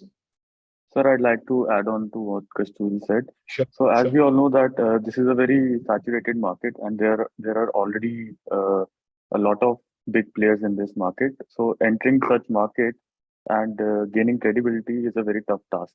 So as we've shown in this graph, we'll not be profitable from year 1. Till year 2, we'll be having some losses because we need to invest a lot in the technology. But by year 5, we plan to grow our business and get into profitability. So we see this as a long-term goal. We don't want to rush to the market. As we get more patients, we'll take their feedback, improve our product, and that is why our increase is a gradual increase and not a very rapid one. Got it. Got it. My other advice and suggestion, you have asked for 1 crore for 20%. I would say you have a great product. First of all, congratulations on having patent and some pending also. I would say go for grant, figure out some other alternate sources of funding. Hold on to equity should be the last piece which you should let go very easily. Don't do that very soon as of now before you hit the MVP. Figure out who can be your co-founders, who can you help in this journey. Thank you. Sure, sir. Thank you. Point Yes, taken. sir. Thank you, sir. Thank you, sir. Thank you. Great. Great, judges. Any final questions that we have from the group? And if not, we will go now to scoring. And okay, judges, thank you for the presentation, Team FemCare. We'll go to scoring now. And Surabhi, back to you and I. So what's up? What's our next question we have here? Let's think about this. I've always been curious about, we've done a lot of work together through the Together program, and I've seen all the impact of Startup India, and we all know the numbers and the results. But maybe because we've got this really interesting audience today, tell us more about, what are the practical things and the benefits that Startup India is offering for the startups that you work with and the ones that are here. What should they know about? And also connected to all these interesting judges and guests, what should we know about what you're offering right now within the ecosystem and the community? Thank you, Chris, for that question. Though I can have one entire length of presentation on this benefits aspect itself, I'll try and keep it very short, under 3 minutes, and summing it very quickly. For more details, the students, the entrepreneurs who are interested could write to me or directly write to Startup India portal itself. So I'll divide my answer into various stages, life cycle of a startup. So for an ideation stage startup, the Startup India provides learning program, a connection to resource partners. For example, we have a few resource partners onboarded for our Together program as well. Zoho, AWS credits, Stackby. Besides that, we have for legal support, for other documentation support, for intellectual property rights support, other resource partners who could be used. There is mentorship support for the startups, early stage ideation startups, wherein they get stuck with how to move next in their journey. And also, lastly, the government schemes, which provide various incentives, such as seed fund schemes, such as fund of fund schemes. For a validation startup, Chris, we have various tax exemptions. We have angel tax exemption. We have other tax exemption for the startups. And also, we have tried to make easier compliances through change in approximately 53 regulatory compliances. There's also support with respect to intellectual property. When I say support in intellectual property, I mean, one, there's rebate on the patent and trademark filing fee. And also there are dedicated patent and IPR facilitators who work only for the Startup India recognized startups. There are various ministerial programs as well. For example, if you want to become a part of one of the initiatives that ministry is running, we very often run our innovation challenges, wherein the startups could participate and get access to these ministerial programs and getaways. There are also various tools and templates handily available on our website for the registered startups that they can use for their documentation work. Also, for the early traction startups, we have market access programs. When I say market access, it is three-legged. One, with respect to the corporate programs that we have. Secondly, with respect to the ministerial programs I've already spoken about.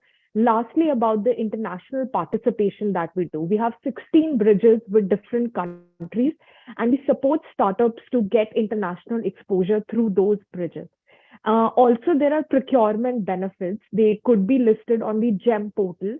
GEM is the government e-marketplace, wherein they get rebate in the tender filing fee and also years of experience. Lastly, for the scaling startups, there are many exposure visits that we provide both within India and outside India, be it Slush, be it VivaTech. There are other showcase opportunities also at all levels, and also faster exit programs. I'll be happy to talk about each one of them at length, but maybe later, not today.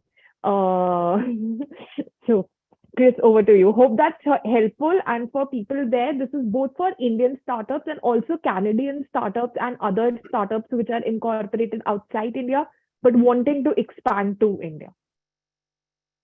That's great. Thanks for sharing all of that. And let's maybe when we get a chance, we'll drop a link to some of those additional resources in the chat. And also, I welcome anyone who's part of the group today who has an incubator or an accelerator they're working with. Drop your resources in the chat as well too. We've already had some great ideas that have been contributed from people talking about specific presentations that they've seen today and who they want to hook people up with and connect people with that might be supportive. So we'd love to see that energy and that contribution as to where people can get more support. As part of the program, we also introduce, we take lists of the top teams and provide them to some of those leading incubators and accelerators as well too. So with that, we'll bring the judges back and we're ready for the next presentation. I'll get my timer ready and we're going to have team number 4. So we're like closing in, we're past the halfway point now. We've got Team Stimular and we'll welcome them to the stage, get them to share their screen, and then I will count you in, guys. Thank you, Chris. Just let me know when my screen is properly visible. Great, I can see it. I'll love a few like thumbs up here and there from people. There's a thumbs up. Okay, so we're good. I will count you in. Just 1 second. Let me just see if it's moving properly. Yep. Yeah, you're moving, and I will count you in 3, 2, 1. Hi, everyone. So let's start. What is common between getting admission in your favorite global university, for example, the Schulich School of Business, clearing your next job interview, or maybe just impressing your project manager in the next growth meet? Now, there are a couple of things. Number one, all of these are life-changing opportunities, right? You get your next job, education, promotion, you change your life forever. But there's a catch with all of these. All of these opportunities require you to be really confident and proficient in the way you express yourself, often in the global language that is English. Yet more than 3 billion non-native people globally lack this tool to fail. And among this group are more than 800 million English as a second language speakers who often have the access to basic understanding of the language, but they still can't express themselves confidently and fluently. And as a result, they lose out on opportunities, as we see in this slide. And the first thing you might be thinking is, well, this is a language learning problem. Duolingo already exists. This problem is already solved. But if your goal is to do more speaking than just reading around foreign restaurant menus, Duolingo won't really work for you. And so you might go ahead and say, like, let's hire my own speaking coach. And well, you might do that, and that might be effective. But those 800 million people we talked about, 99% of them can't afford a speech coach. So we really need a new solution. At Stimular, we have cracked the code to make speech coaching affordable for everyone. And to understand how powerful we are, just take a moment, close your eyes, and imagine everything a speech coach will do. Well, we do all of that, and we do that million times better, right? So our AI-generated feedback. So we are like a personal speech coach right at your fingertips. And our AI-generated feedback is as comprehensive as 3 speech instructors put together.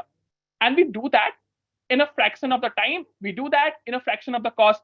And that is how powerful we are at Stimular. Right? And this is a brief understanding of how we work, our biggest benefits, and why we are really required in this market. But what does it mean for the users? If you talk about AI, we talk about speech processing. But for users, Stimular is an uber simple 3-step app. Step number 1, you practice. You practice across our roadmap, you practice across conversational questions, you practice with our AI conversational bot. You keep practicing, right? But every time you practice English speaking. Step number 2, you get feedback. At the end of each practice, you get this comprehensive feedback screen, which gives you feedback on your pronunciation, fluency, emotion, intonation, grammar, and much, much more. So that you get exact tips on what you did wrong, what you can improve, and how you can become a better speaker overall. So with each feedback session, you have something to get better. What is the step 3, you ask? Well, practice again. That's it. You practice, you get feedback, and you improve using that feedback, and well, you practice again. So that's the basic philosophy of Stimular app. And what's powering this philosophy is our AI engine we talked about. So now this AI is combination of speech as well as like text engines, speech analysis as well as voice analysis we do on the text we get via ASR. Yeah, just 1 second. Is my screen stopped? Yeah, sorry. So this AI is a combination of speech and text analysis we do. And when you think of AI, the first thing you think about is what powers this AI? What is the data? What is the database advantage you have? And at Stimler, we started with open source data, but our AI model is already having a unique corpus of 2 lakh speeches recorded on the app. So this is user data, and this has been generated as I speak. So as I have presented for the last 3 minutes, at least 10 speeches have been recorded on the Stimler app, and that is how fast we are growing. That is how fast this app is becoming better for every new person who joins the app. Right? We've talked enough about product and tech. Let's talk about business side. Because the speech improvement market globally, this English improvement market is massive. It's more than 65 billion. It's growing at 16% CAGR each year. So this is a massive market. There are 600 million English as a second language English learners around globally. But the market we are targeting to niche, like we are going step by step. The first market we are targeting is the IELTS and TOEFL segment. Why this segment, you ask? There are a couple of reasons. One, this segment is a high-paying segment. They pay $300 just to sit in the IELTS examination. Number 2, this segment resonates with the practice-based approach of the app we currently have. So the goal right now for us is to have a basic PMF in this segment and then explore other segments. For example, the B2B. We already had conversations with KPMG and Deloitte for the B2B partnership. And what we want is, after achieving a basic PMF in the B2C segment, we will move ahead and explore B2B later. The idea is, in B2C, we have a subscription-based business, and the pricing is between $4 to $8 per month, as you can see in the slide. Right, moving ahead, in terms of the market, right? Because when we talk about this huge market, this means that there's a lot of competition around. And some of these players you might be aware about, right? But as I said to you earlier, the AI model we have is incredibly special. You talked about like you have other AI players here, but let's just talk about non-AI players first. Because you have players like Coursera or YouTube or even like Udemy or Harappa, those teach you course-based English learning. I'm telling you that if you want to improve at English speaking, you can't do that by watching some other person do speak and you just get magically better. You have to do that experience yourself. You have to cross that barrier yourself every single day in order to become better. And that is something only active learning providers can provide you, right? But you also have things like Cambly, but that's again unaffordable for all the user generations we are targeting. But finally, there are AI products like Orai who are doing fantastic. But Orai's entire AI is based on native accents. It won't really work in the Southeast Asian market we are targeting. Our AI is built, trained, and always improving for the Southeast Asian accent. And we think which makes us the best app for this segment to get better at English speaking and conversational skills. Right, and how have we done in this competition? How have we got our users? So we launched our MVP in June last year. We got our first set of 20,000 users completely organically without any ad spend through ASO, influencer marketing, and community. And currently, we are prioritizing on strategic partnerships to get us to different parts of the world, right? Our focus is the Southeast Asian and South Asian geography. We already have community partnerships in Malaysia, Indonesia. We are forming a partnership in Philippines as we speak. And we are growing in all these countries through strategic partnerships. And how have we performed so far? So we launched our MVP in June. We already have got more than 30,000 users. More importantly, these users are from 180 different countries, which indicates the massive TAM this product has, as well as how big can we grow and how big this problem is. So we have 30,000 users, and we are also starting monetizing. So we launched monetization last month. We already have got 100 paying users from 10 different countries. But more importantly, the reason they are monetizing is because they love the product. So if 5 users join Stimler's product, 3 of them will stick for at least 6 sessions. And that is how sticky our product is right now. And that is how fast we are growing right now. Finally, what is the team behind this? Because if you want to build a product like this, you need a combination of speech and tech experience in the team. I have been a Harvard and World Championship debater. Ankit has also been a debater, but Ankit has also worked on AI research and language learning. Then Akshat has developed multiple apps before. He has shipped 2 apps on Play Store. And Anis has also worked in digital products. So this is a perfect team to build this and ship this. But more importantly, we ourselves belong to non-English background. We absolutely love this problem. We are connected to it, and we want to solve this problem.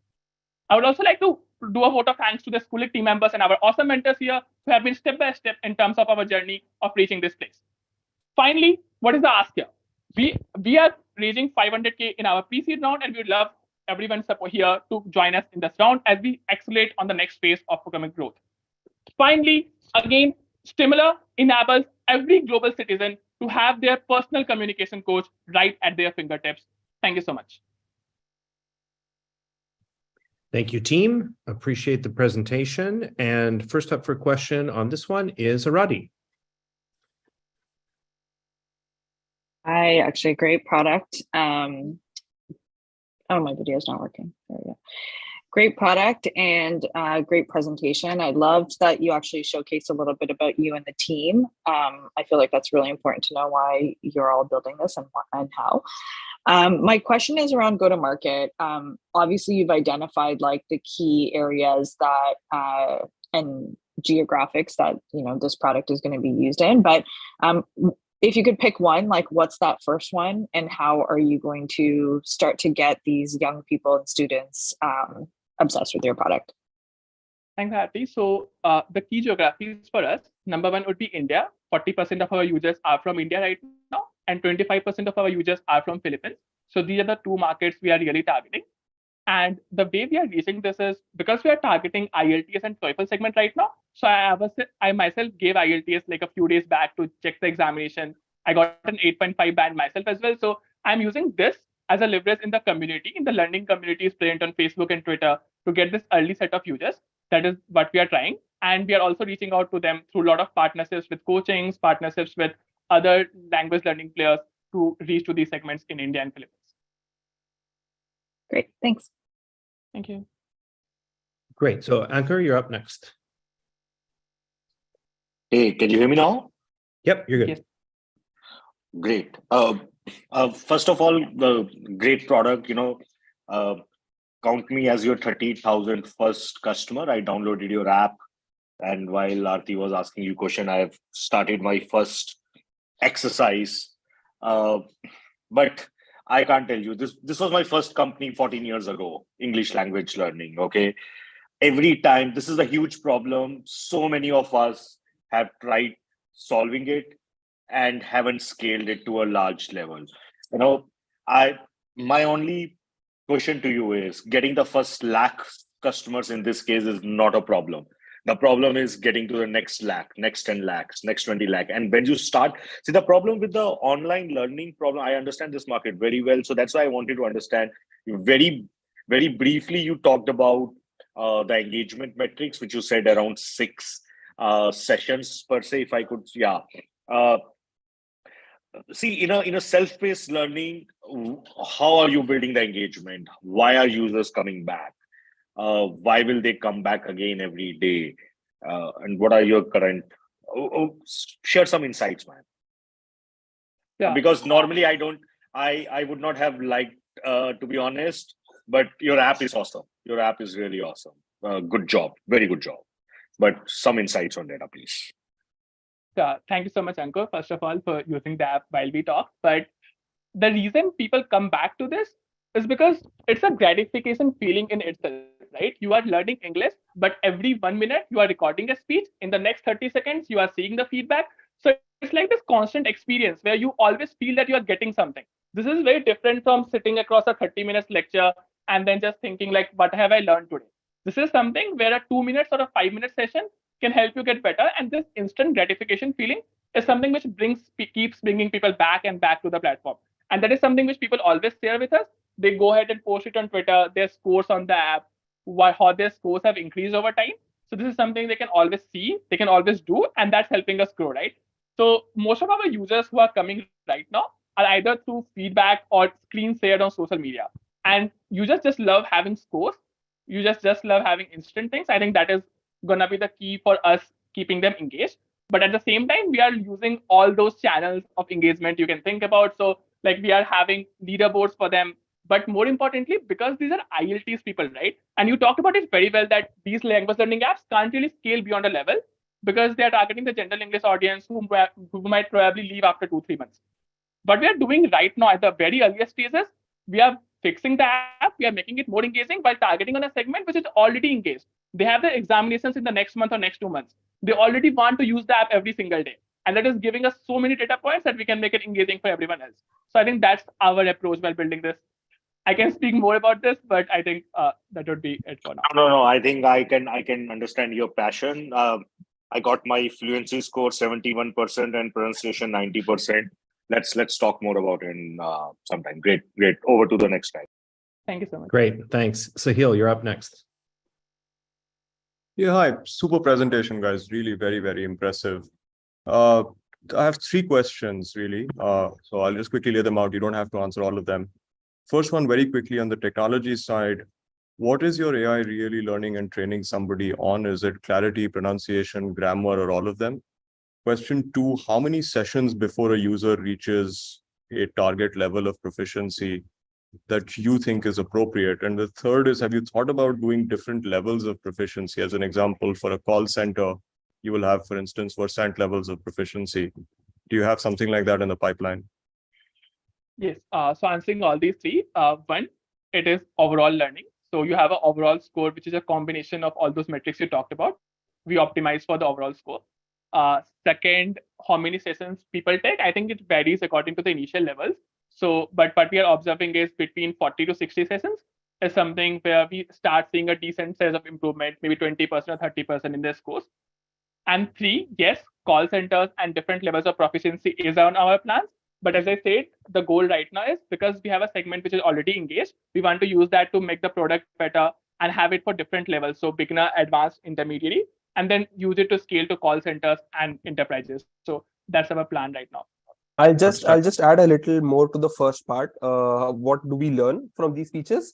From basically for every metric, we have a separate microservice, which, and like, for example, I'll talk about vocabulary. So whenever a person makes a mistake or adds in a new word or a word which they could have used, so we add them to that database, and like when they use that word again, we reward them or we penalize them based on their usage. So this is one instance of how we, connect every data point throughout the user base and personalizing the experience alongside. So this is outstanding. Super. Thank you. Great. Any final questions from any other judges on the panel? And if not, if I don't see any hands go up, then I will say thank you to the team and for your hard work and for the presentation today, and we'll let the judges move to their scoring. Thank you. Thanks, everyone. Thank you so much. You're welcome. Okay, Sarabi, back to you and I. Yes, Chris, thank you. I have another question for you.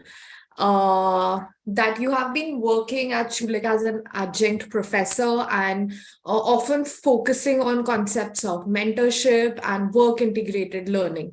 I have personally seen you mentor startups during the Together journey quite often and have been really very impressed by a way of teaching, delivery, and also making an impact. Can you tell us more about some of your courses and programs and the impact that they are making? Well, thanks. I appreciate that question. And yes, in addition to the class that we talked about today, my main class is one called the Mentorship Match. So I do a lot of work related to mentorship. And this is really kind of like a breakthrough approach that has really rocketed some careers from within our alumni base as they've graduated. One of the things that I really believe is that there is no greater impact than to work side by side with a leader, be they a founder or be they a venture capital leader. And so we created this course now, like three years ago. We're in our fourth session right now this winter, whereby we take by application only, we take the top, it can be 25, 30, 40 students. It depends on which applications I get that I think are fantastic. And then I match them by hand with a leader in the startup or the venture capital ecosystem within Toronto and within Canada. And then what that student gets the opportunity to do is to go work for 18 hours a week with that leader.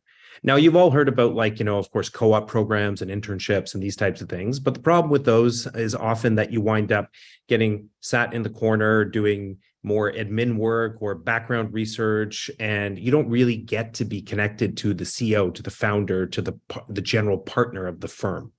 And so my premise here was that could we get 40 leaders within the ecosystem to put up their hand and say that they would spend that personal time with the student, guiding them, mentoring them on an individual project, and then taking a very specific interest in their career. And if they did that, what would it mean when they graduated to have access to that person's personal network, personal endorsement, and also reference? And so what we've seen is some really magical relationships evolve and come out of there. For example, we had a student one year who made such an impression on the general partner in the fund, where the partner had stood up and talked to the whole company about how they were going to move their next fund to impact investing with social purpose. And there was a lot of questions inside the organization. Is that the right move? What should we do? Our student who was working directly with that person went home that night and designed, did not sleep, and designed an entire presentation strategy and came up with a database of potential investors, institutional investors, for how the fund could move to that next stage. And when the student was done, their placement there, they had that founder of that fund, who was actually exited at $1 billion valuation on their business previously, would go on to LinkedIn, and when they saw job opportunities, would post and tag the student and say, hey, my friend who's hiring over here, I think you should hire this person who worked for me. He was absolutely amazing. So we really try to look at not just taking a standard playbook in terms of hey, we can just do internships like everybody else. It's how could we create breakthrough experiences? We had an exited founder last year in our ecosystem at about $800 million US. And he took one of our students and designed the family office for all of their investment strategy. And the students looking at that going how could I have ever got that experience? I had my whole MBA built up in all my training. And then I got to go apply it in this real world scenario, but sitting side by side with this leader who's talking to me and teaching me through the whole thing. And then in the background, I coach and mentor the students individually on how they approach their placement, all the things that I've learned over the years from hiring and managing and inspiring and working with people in all my companies. And I try and get the student to really get to an optimized version of their own way of relating to very senior people. So that's just one example, but of what we're doing at the Schulich School of Business in terms of work integrated learning and placements. And Antler, who's here today, they've been one of our great partners. Good News Ventures is here today. They take on students in these types of roles.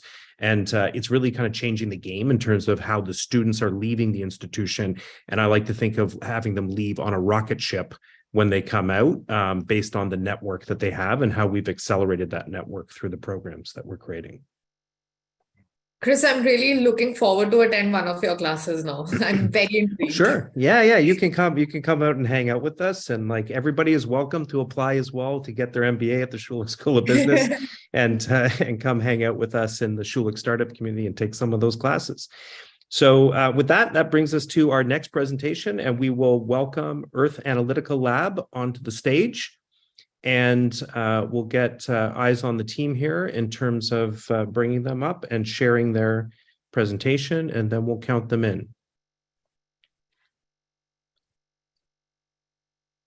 Hey, Chris, Ramja's actually next. So we can ask for Ramja. No problem. In the agenda, I have Earth Analytica next, but if Ramja is ready to go, that would be great. So next up, we'll take Ramja.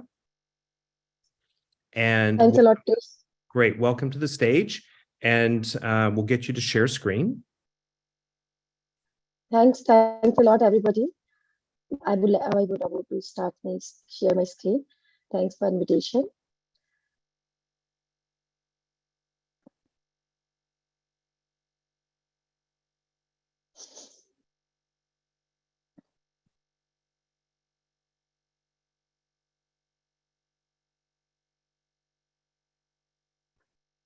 Are you almost there with share screen? There we go. Excellent. Great. You may want to go full screen on that if you have the opportunity. And I will count you in at 3, 2, 1. I'm the founder of Ramja Sensor.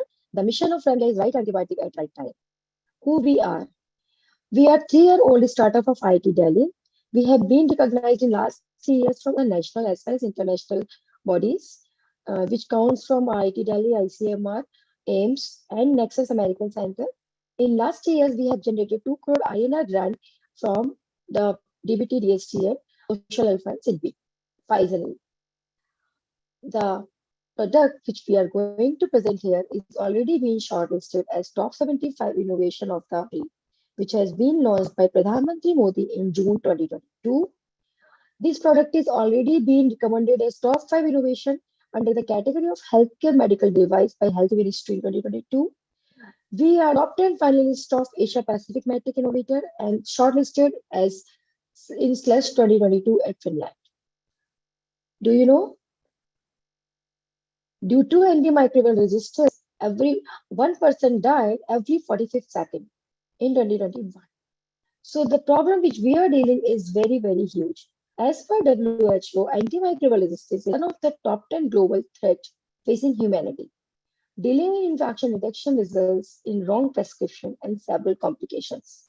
So due to antimicrobial resistance, if we will not tackle right now, the death rate could be one death in third second by 2050. So existing gold standards methods are culture and PCR are very, very time taking. You can see in the pictorial diagram that infrastructure is huge. The team required number of trained people are required. Still, you will get the results in 2 to 5 days, which leads the physician to prescribe the prophylactic antibiotics, further causing AMR. So here we are providing a solution for this problem. The solution is patented technology. We are giving result in just 90 minutes of both the infection as well as antimicrobial resistance. We are gene specific and portable so that you can take this device anywhere from yourself. This device is highly sustainable. The solution required less resources, no fraction of cost. It gives results in a very faster mode and zero effect and no waste generation. We have cumulative almost 75 years of experience. I'm having a 17 experience in healthcare. The Dr. Raghaved is the plus 18 years experience in the infection and critical care. Rajrani Ji is also experienced in 40 years of management. B. Perumal is these are the mentors which we are having from the renowned institutes of AIMS IT Delhi. B. Perumal sir is a very renowned professor who developed the Corona kit in 2021. And Dr. Mahapatra is from hematology head, and Dr. Satta Mahapatra is also a critical microbiology head from AIMS, those who helped us in designing the critical clinical trial. As per the competitive landscape, the turnaround time for Ramja is just 90 minutes in compared to their existing methods. The lab setting up cost is 100x lesser in compared to all the existing methods in Asia Pacific. As well as if this device is so simple and easy, our technician can perform the results in just single-handed. And you do not need any prior preparation. All the existing techniques do require 2 days prior preparation. So as per the product progress, if I would like to talk about, we have started on this product in 2019 when we received our first grant from BIREC. In 2020, we established the POC and started working on clinical trial. We started the clinical trial in 2021, where we published our key in 152 countries, which is being published in WIPO. Our Indian patent is granted in 2022. Our US patent is also been acknowledged and processed. In 2022, we have also completed our clinical trial. We have established our manufacturing unit by now, and we are working on the regulatory. The CDSCO ISO 13485 is already processed. So our production is about to start in next month. This is the 3 years journey which we have received grants only from India as well as international bodies. This is the total addressable market. The total addressable market is 33.1 billion, where the serviceable market is $7.5 billion. SOM is more than $1.1 billion. So the business model of our product is B and B2G. It means we are having the medical device as well as the IBD kits. The fixed revenue will be coming from the medical device as well as the recurring revenue will be from the IBD kit. By having the more than 60% gross margin, we would be able to grow by $126 million by 1 billion by just hitting 1700 labs. This is the growth roadmap for our product, where we can grow from 27 million to $27 million to 1.4 billion or maybe 1488 million in next 5 years. The cost of the device is just $2,416, whereas the cost of the kit is just $3,021. You can see the volume, and this is the first table. In first table reflects the growth of one state. We have just added the same calculation for pan India growth in the next table. This is the product roadmap.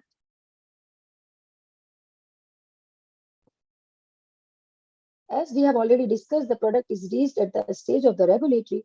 So right now we will be able to complete all the regulatory by March 2023, and we will be launching the product in April 2023. In the launching of this product, we will be having a kit and device, and this kit will be having the critical care as well as the UTI panel. The clinical trial will be start by August 2023, and this will be having the other panels like the fungus panel, pneumonia panel, sepsis panel, as well as the AI-based panel. The kit scaling up will be done by 2024 in Canada and by 2025 in global. Thank you. Here I would like to tell about this launch of the kit. The kit which we are presenting over here is the same kit which has been published by Lancet 2022. They have studied the whole globe in 122 countries. They studied the whole globe where they studied more than 100 species and landed up only 6 key panel. Those are responsible for more than 30 lakhs deaths in 1 year. So we are also having that particular panel in our kit, which can cover the 90% infection. So right now we are having a particular kit which can give you result of infection as well as antimicrobial resistance in just 90 minutes. Thank you. Okay, thank you for the presentation. And with that, we'll call on our judges. And first up is Rajiv. Thank you. Pooja, I have, this question might be very basic just because I don't have a background in the space. So 2 questions. One is, what really is the product? Like, how are people doing it today? And what are you going to replace? You talked about it on one of the earlier slides, but if you can just walk through this, yeah. So how are they doing it right now? I understand the differences of your product, but what will happen with your quote unquote product? And 2, how are you taking it to market? That was not very clear. Okay. And you can explain through it also, is fine. Or you choose to use the slide. Yeah. Nowadays, people are doing a culture and PCR. For the culture and PCR, they do need almost 20 to 25 machines and well-equipped labs, almost 10 to 15 people. And they do require, first of all, culture, the plates, the preparation, and then they require the trained people like the microbiologists, the MD, the PhDs, the scientists. Then only they will get results. And still, they do take, for the blood sample, they do take almost 60 ml blood from sick patients, and the results are getting almost 4 to 5 days late. So because of that, doctors do prescribe prophylactic antibiotics because of their own vision. Sometimes it's fine, but most of the time it do not get correct. So they have to change the medication after 3-4 days. By those 3 days, it actually already causes the antimicrobial resistance to the patient, which causes not many several complications. You may have heard so many times patients do go in the ICU with the only ventilation support. But you may have heard that after 3-4 days, they reach to the hypertension, their kidneys collapse, all these things happen. Because of the antimicrobial resistance, they do develop the HAI infections, and doctors do not have any options to giving the results within time. So they do prescribe prophylactic antibiotics, and it actually further leads to several complications. So when someone sends it to the lab now, they will use your equipment to do the test. Is that correct? So your labs are the places that you have to sell to. Yes. How are you going to sell better to the labs compared to the existing? How are you going to sell this product? Yeah. So this is the same question has been asked with lot many intelligent people like you. So even the gold standard method, those are available right now. People do say, okay, we have all the setup. Why do we buy yours? So the thing is that the gold standard is the culture. Being gold standard, the sensitivity of culture is just 27 to 30%. So even if you will stick with your gold standard, even you will wait for 5 days, still you will get the results of only 27 patients out of 100. So those 63 patients will, from your results, will get the result, positive results, because culture is not sensitive enough. Culture sensitivity is very, very less. So here we will be giving a convenient high sensitivity. Our product is sensitivity is more than 84%. So ultimately you are getting the result in 90 minutes. You are getting more sensitive results, and you are getting results gene based, gene specific. So in 90 minutes, you will get to know this is the gene causing infection, and also getting the classes of the antimicrobial resistance, which class to choose, which class to leave. Okay, thank you. Okay. Sahil, did you have any questions for this one? No, I'm fine. Thank you, Chris. Okay, then we have Naman. You've got your hand up, so we'll take a question from you. No audio on you there, Naman.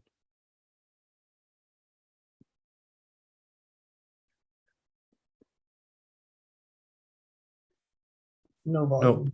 No audio. You're not on mute, but we can't hear you.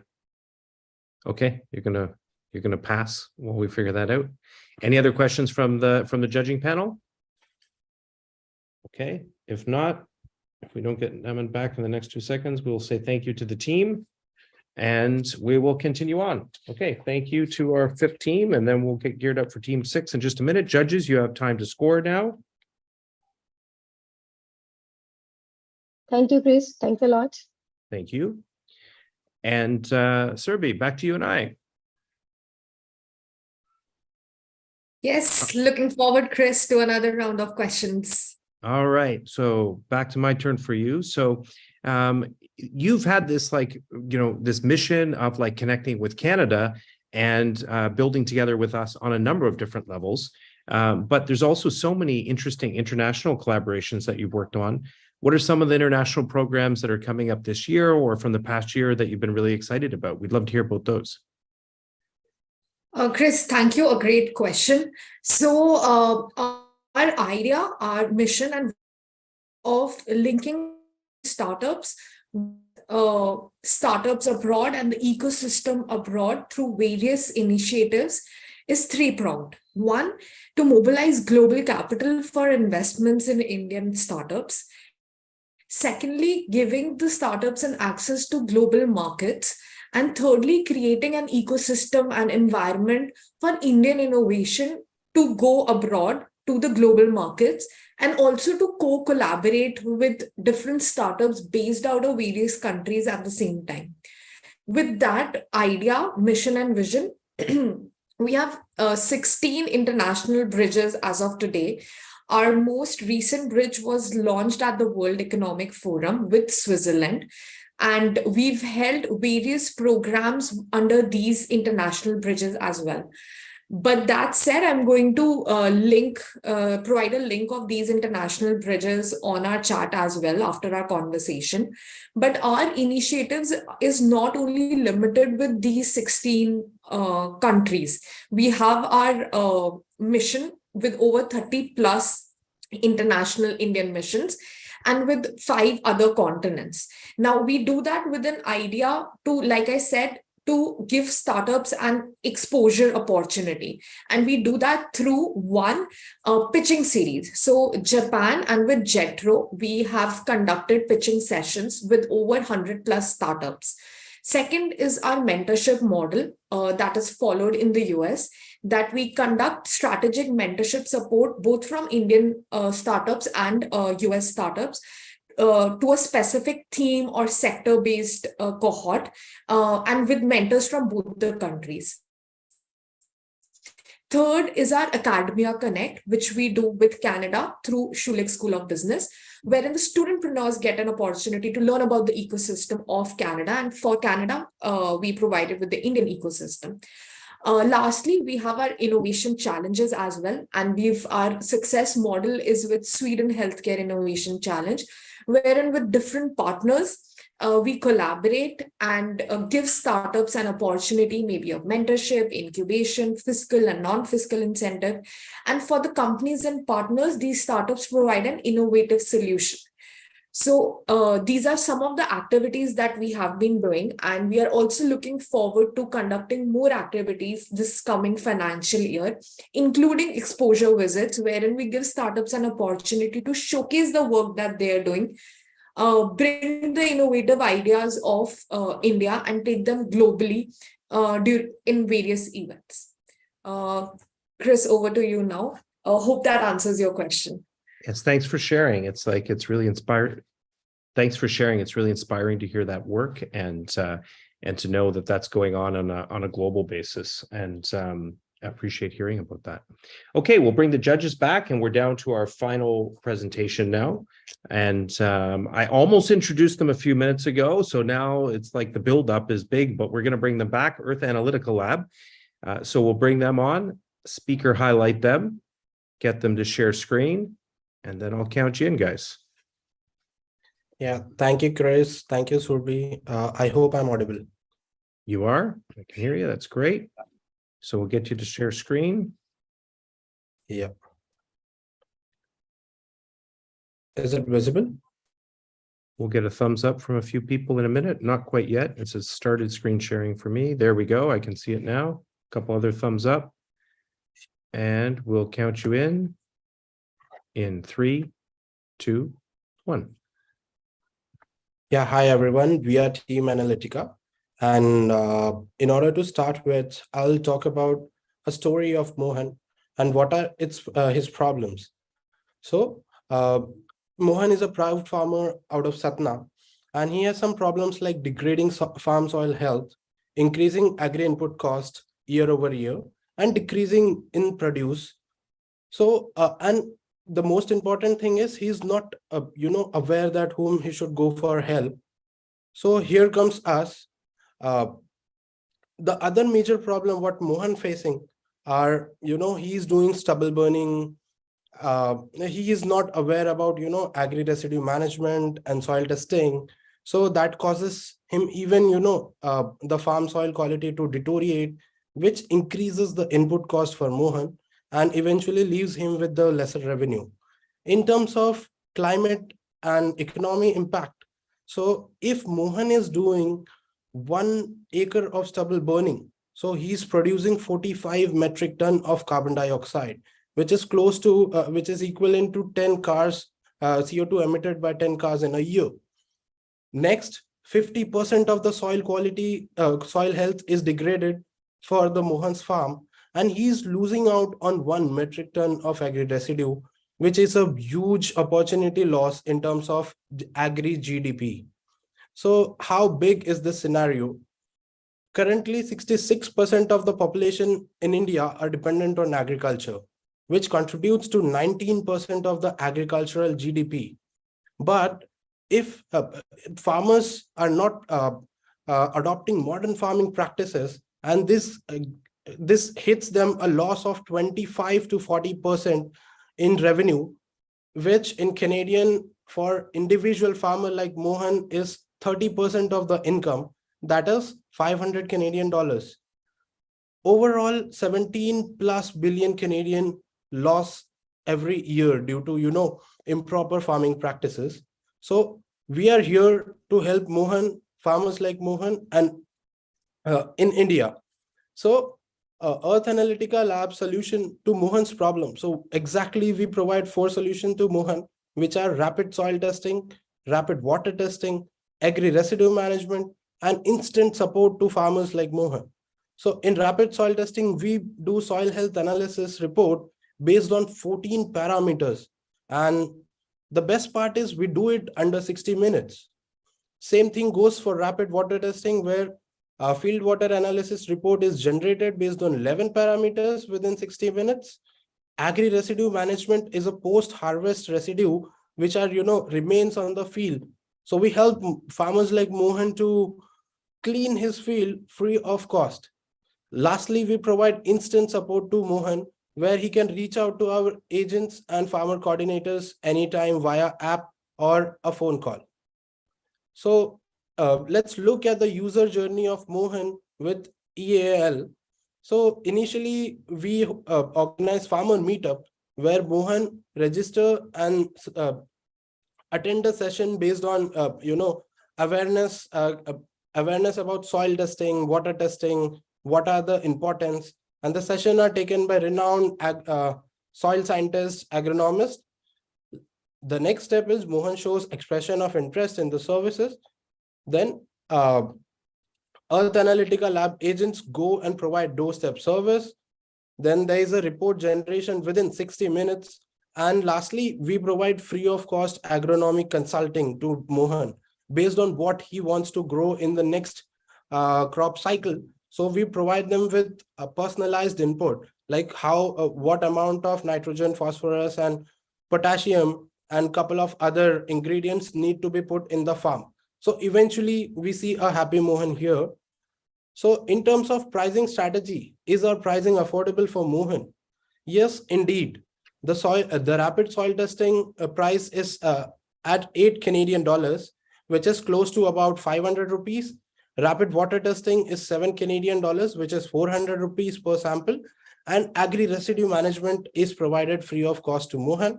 There is a huge cost revenue center for us, and we provide the service for free based on the revenue. The residue collected will be used by us. So our pricing model is very affordable, but is it sustainable? Yeah, we provide we calculated that our customer acquisition cost is 6 Canadian dollars and a lifetime value of a customer to about 125 Canadian dollars.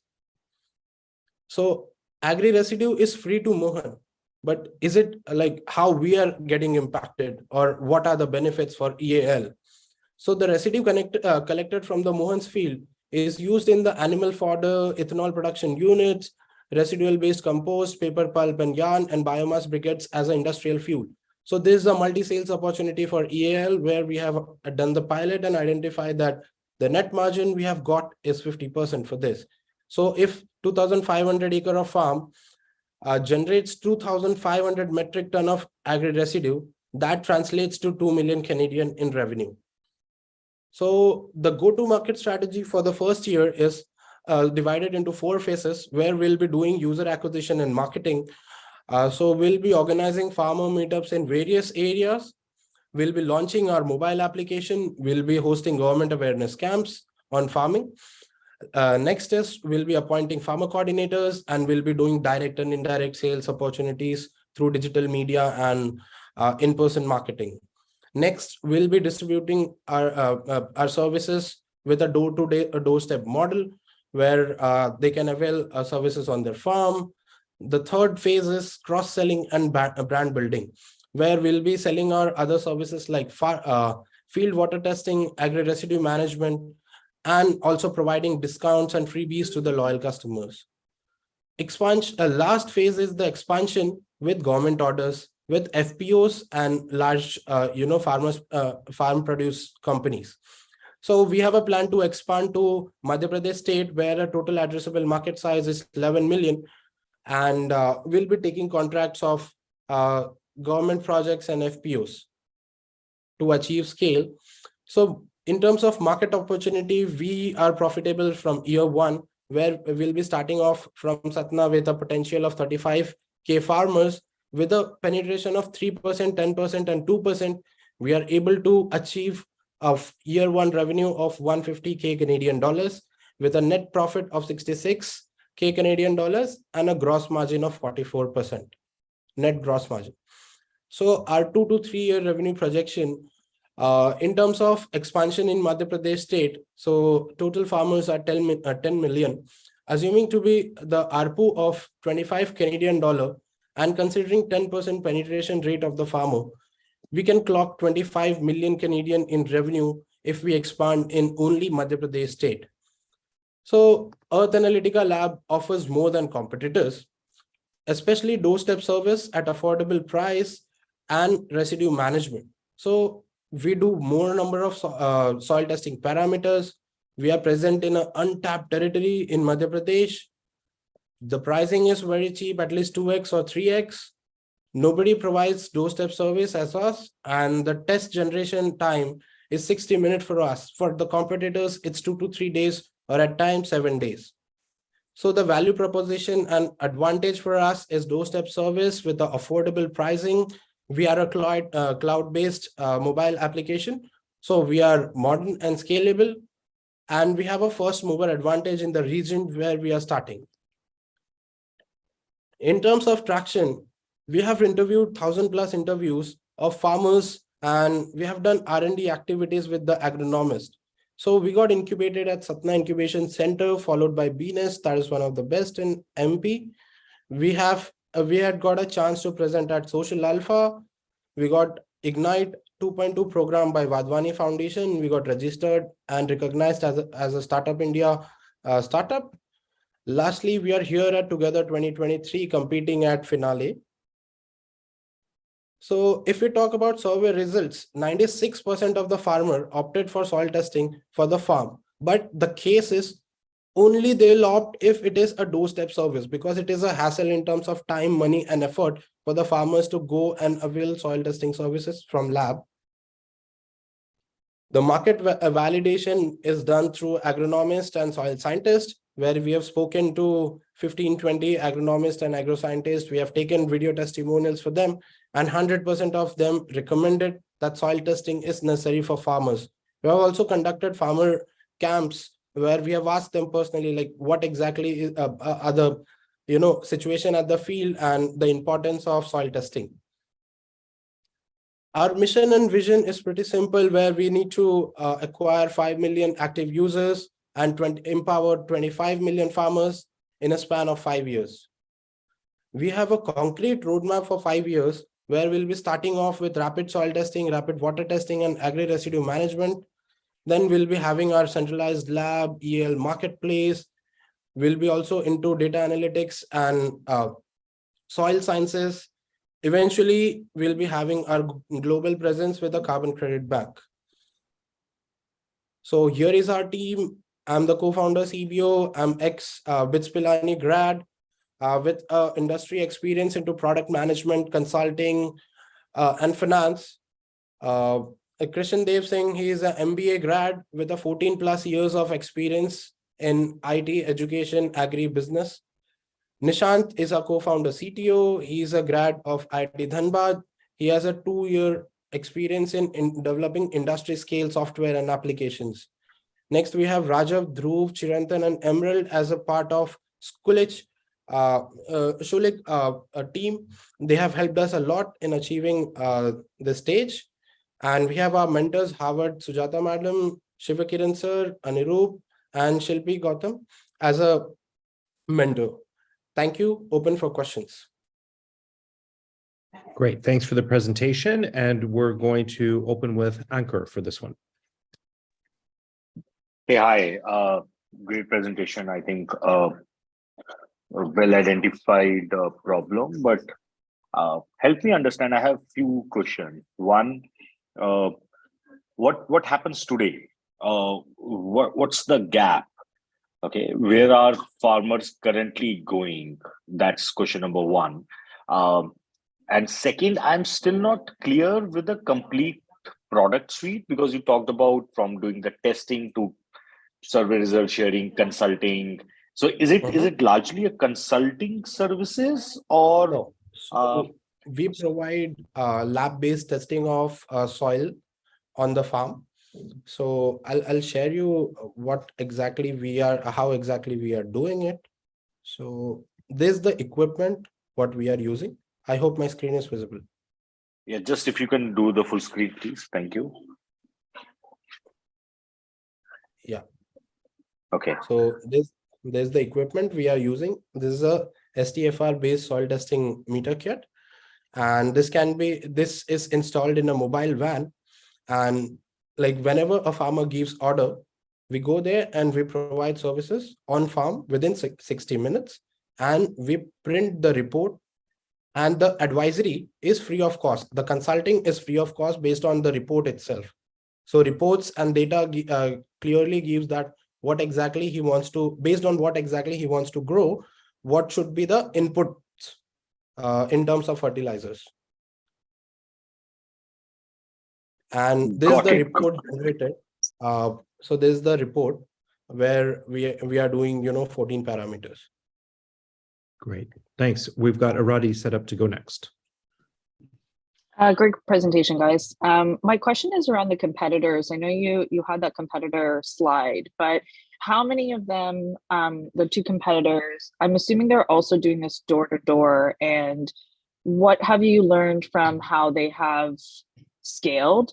I think similar to Naman's question, my question is, how are they showing up? Are they not showing up? And for you to scale, is it a lot of manpower that needs to go basically door to door to farms? Yeah, interested in this competitor analysis slide. Yeah. So basically, in terms of operational cost, it's just that the mobile lab in a van, which needs to be set up, and the cost comes about 5 lakhs INR. And in terms of operations, we need 1 or 2 people to run it. So it's highly scalable. I don't know, like it's a really untapped opportunity what competitors haven't identified, because see, they are running on a model where centralized lab, and then they'll take sample to those lab and get it tested and delivered to the farmer. But again, like those things farmer needs to visit and avail the services. So that is very inconvenient for the farmer nowadays. And yeah, the next thing is in terms of awareness, the competitors, the marketing is very less. The penetration of these competitors in various parts of India is very less. So like the market is very scattered as of now. So we are utilizing that as an opportunity to tap in with a good service and affordable pricing. got it. How many farms could one of the vans do per day? So per day, one machine can do 30 to 35 tests. Great. So 60 minutes is the max. We have also done it in 30 minutes. Great, thanks. Great. With Naman having a few issues on the mic there, he did drop a question for you in the chat. So I'm just going to read it out and you can expand on what you've already talked about. So Naman asks, I might ask, what is the go-to-market strategy to make this really scale? Does it need a big sales team? It feels like you need to sell the farmer first. Yeah. So in terms of reaching a larger audience of farmer, so that is why, we are organizing farmer meetup with the help of heads of the village and the region out there, and people like soil scientists and agronomists, where farmer actually values their words. So it's a session of 500 to 1,000 farmers, and those people will be attending those awareness session. And the next thing, in order to reach more people, we'll be directly in touch with government and farm produce organization, where the capacity is more than 500 to 1,000 farmers. So that is how we are able to reduce our customer acquisition cost. The next thing is the operations part. So I explained there is very little machinery required, which is like for one device, 5 lakh INR with 1 or 2 people for the testing. So it's highly scalable, and since it's an app, so if at all we have given an opportunity to scale in any new area, we'll be able to do it within 1 week. Okay, thanks for answering Naman's question. Judges, we'd like to get 1 or 2 more questions in here with the time clock that we're on. So do we have another couple questions? Yeah, I do, just on the app side. So definitely understand like the technology and the app product, but how long does it take to basically like recreate the van that you have? So from a scale perspective, there's not just like, you know what I mean? Like the hardware side. Yeah, so within like 3 days, we can have a van. The app is a bit tricky to reproduce. So for us, basically, it took 7 to 8 months to, develop the app. So here, basically, some of the technologies used our AWS and the input from the soil farmers and agents. So it's difficult there. Great, thanks. Great. Okay, Rajiv, you've got a question. What prompted you folks to do this actually? Why are you into this problem statement? So it was over a tea. We were discussing, that's popularly known as chai pe charcha in India. So we were discussing this solution with a farm to fork model. Later, we realized that there's a real problem for the farmers, like the soil testing and all. So we initially started with farm to fork model, and later we pivoted into soil testing and rapid water testing. But we have a concrete plan, since in agriculture, you can able to cross sell a lot of things. So we have a next pivot would be marketplace model, where we'll be, since we are able to get loyal customers through providing these services, and they'll be able to actually benefit on their income side. So they will also even further use our app to order, agri inputs. So that is the next pivot. Yeah. Got it. Thank you.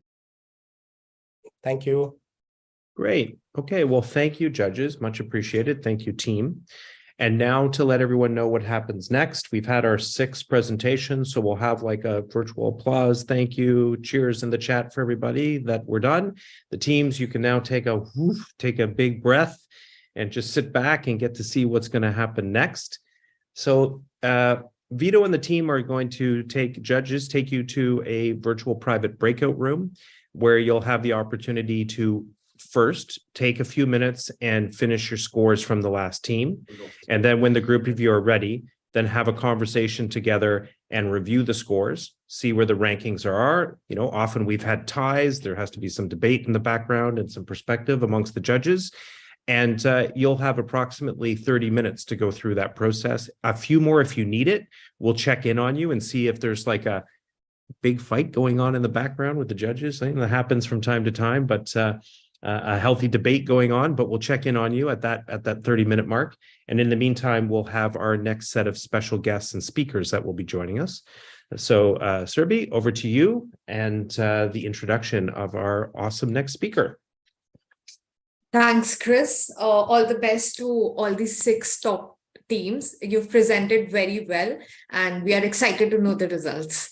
Coming back to our speaker sessions, I'm very excited and elated to introduce our next speaker, Mr. Naveen Jha. He's currently at Senior Advanced Leadership Initiative Fellow at Harvard Business School. And before joining Harvard, Naveen was the CEO of Deshpande Foundation India, an incubator at TCS. Welcome, Naveen. Naveen had founded and led the Deshpande Education Trust, one of India's biggest skill education providers for the youth, sandbox startups, and entrepreneurship ecosystem, and founded Leaders Accelerating Development, a leadership program that has engaged 30,000 college students in societal problem solving. He's the co-founder and former president of Thai Hubli chapter. Naveen was the recipient of the International Ford Foundation Fellowship back in 2005 and was at the Oxford University in 2019 at the British Chevening Gurukul Fellow. With so many awards and accolades, Naveen, we are really excited to hear from you. And I'm sure the studentpreneurs could also make notes to see how to take their trajectory forward and learn from you. Over to you, Naveen. Yeah. Thanks, Surabhi, for the generous introduction. You all can do the 50% discount. No, I got an opportunity to listen to around 5 presentations, and I really would like to congratulate York University for doing the excellent job and very well managed program, and the quality of presentations and the startup was kind of phenomenal. I spent roughly kind of a decade in the startup ecosystem in India. I'm really glad to see that the kind of maturity is coming in the whole startup ecosystem, and all the young people are kind of try to tackle really deserving problems. There's several times in the US, we see that they try to solve the problems which is not it's a perceived problem, may not be the real problem, but you all have done a wonderful job in selecting the real world problem. We often say here in startup, whether you're I'm sure you can relate it, whether you are developing the paracetamol or you are developing the vitamins. It's look like all you're focusing the paracetamol, which is targeting some real world problem. So I really would like to congratulate all of you. A few points I would like to highlight so you don't get discouraged. It's always a tough journey as an entrepreneur. But one thing is very important, that it gives the really purpose to the life. You're passionate about it. So I've seen that, especially the co-founders, I think they are the best salesperson of their ideas, and no one else can do their job. So though it's a tough journey, but your passion and your ability to solve the problem and navigate the whole thing in different way, even if you have a lot of competitor, even if product is closer to something, some other competitor, I think your CV, your energy and dedication and ability to maneuver the thing, that's the game changer in the whole. And several of the product I have seen that, though they were they have a competitor which have a better resources, etc. But the sheer co-founding team has done a wonderful job. Second, I would always suggest that it always take a longer than you expect, and it will take time, and sticking together the whole team is critical. Like in US, we always say, which I always contradict, that here we have a concept of fail early, fail fast. I think if you fail early, fail fast, you can't build anything.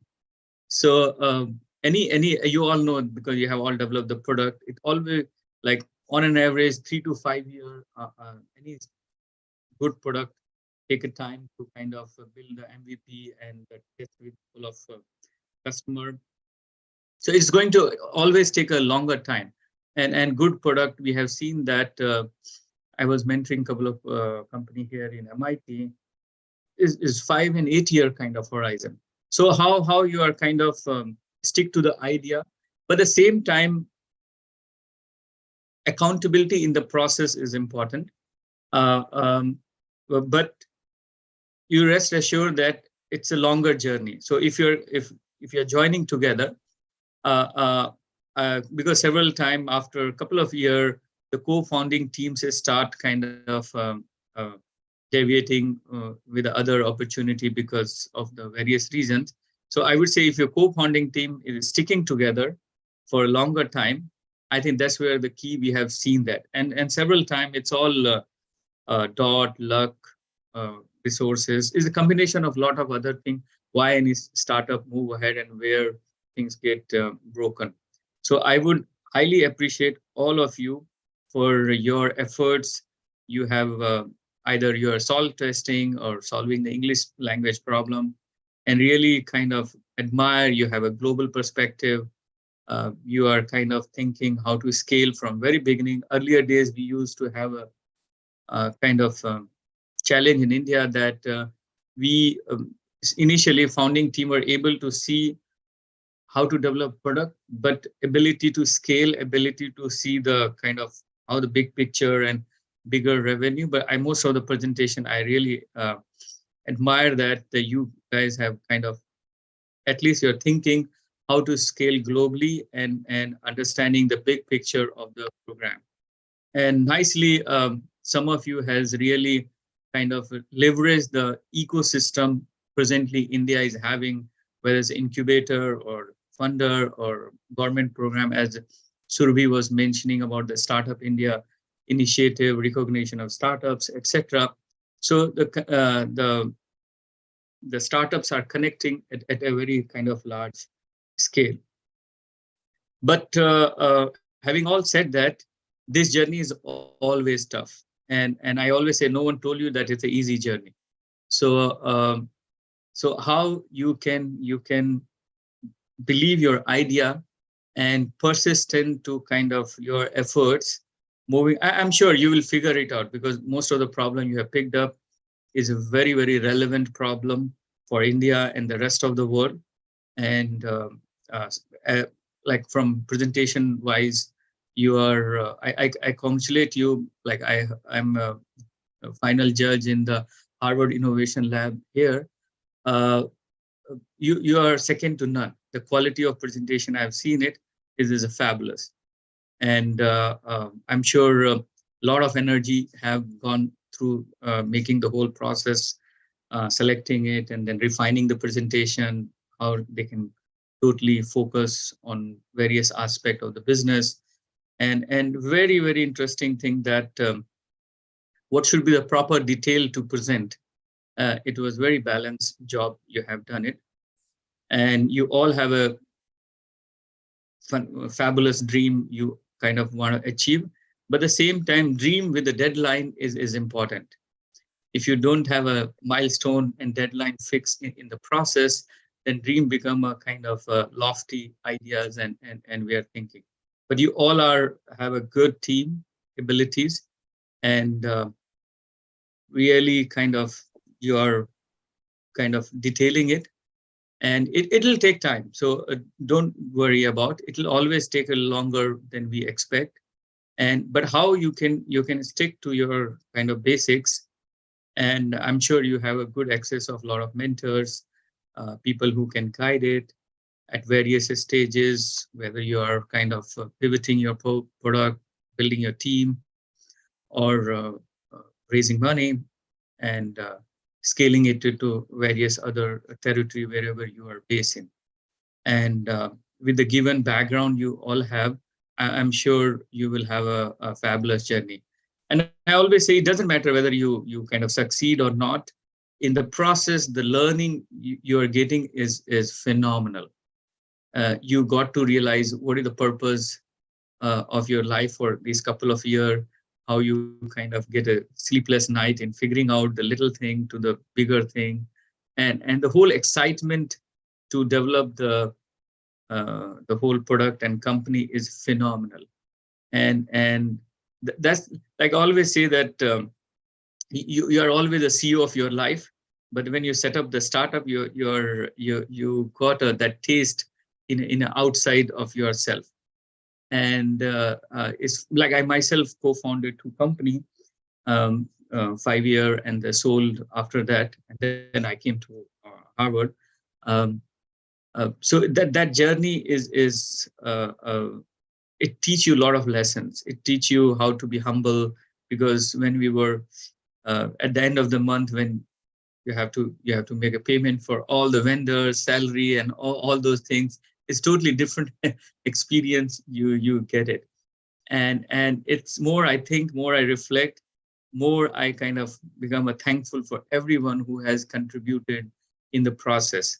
So I will encourage that, be thankful to everyone, because it's never a one-person journey. Always a lot of people extend the support.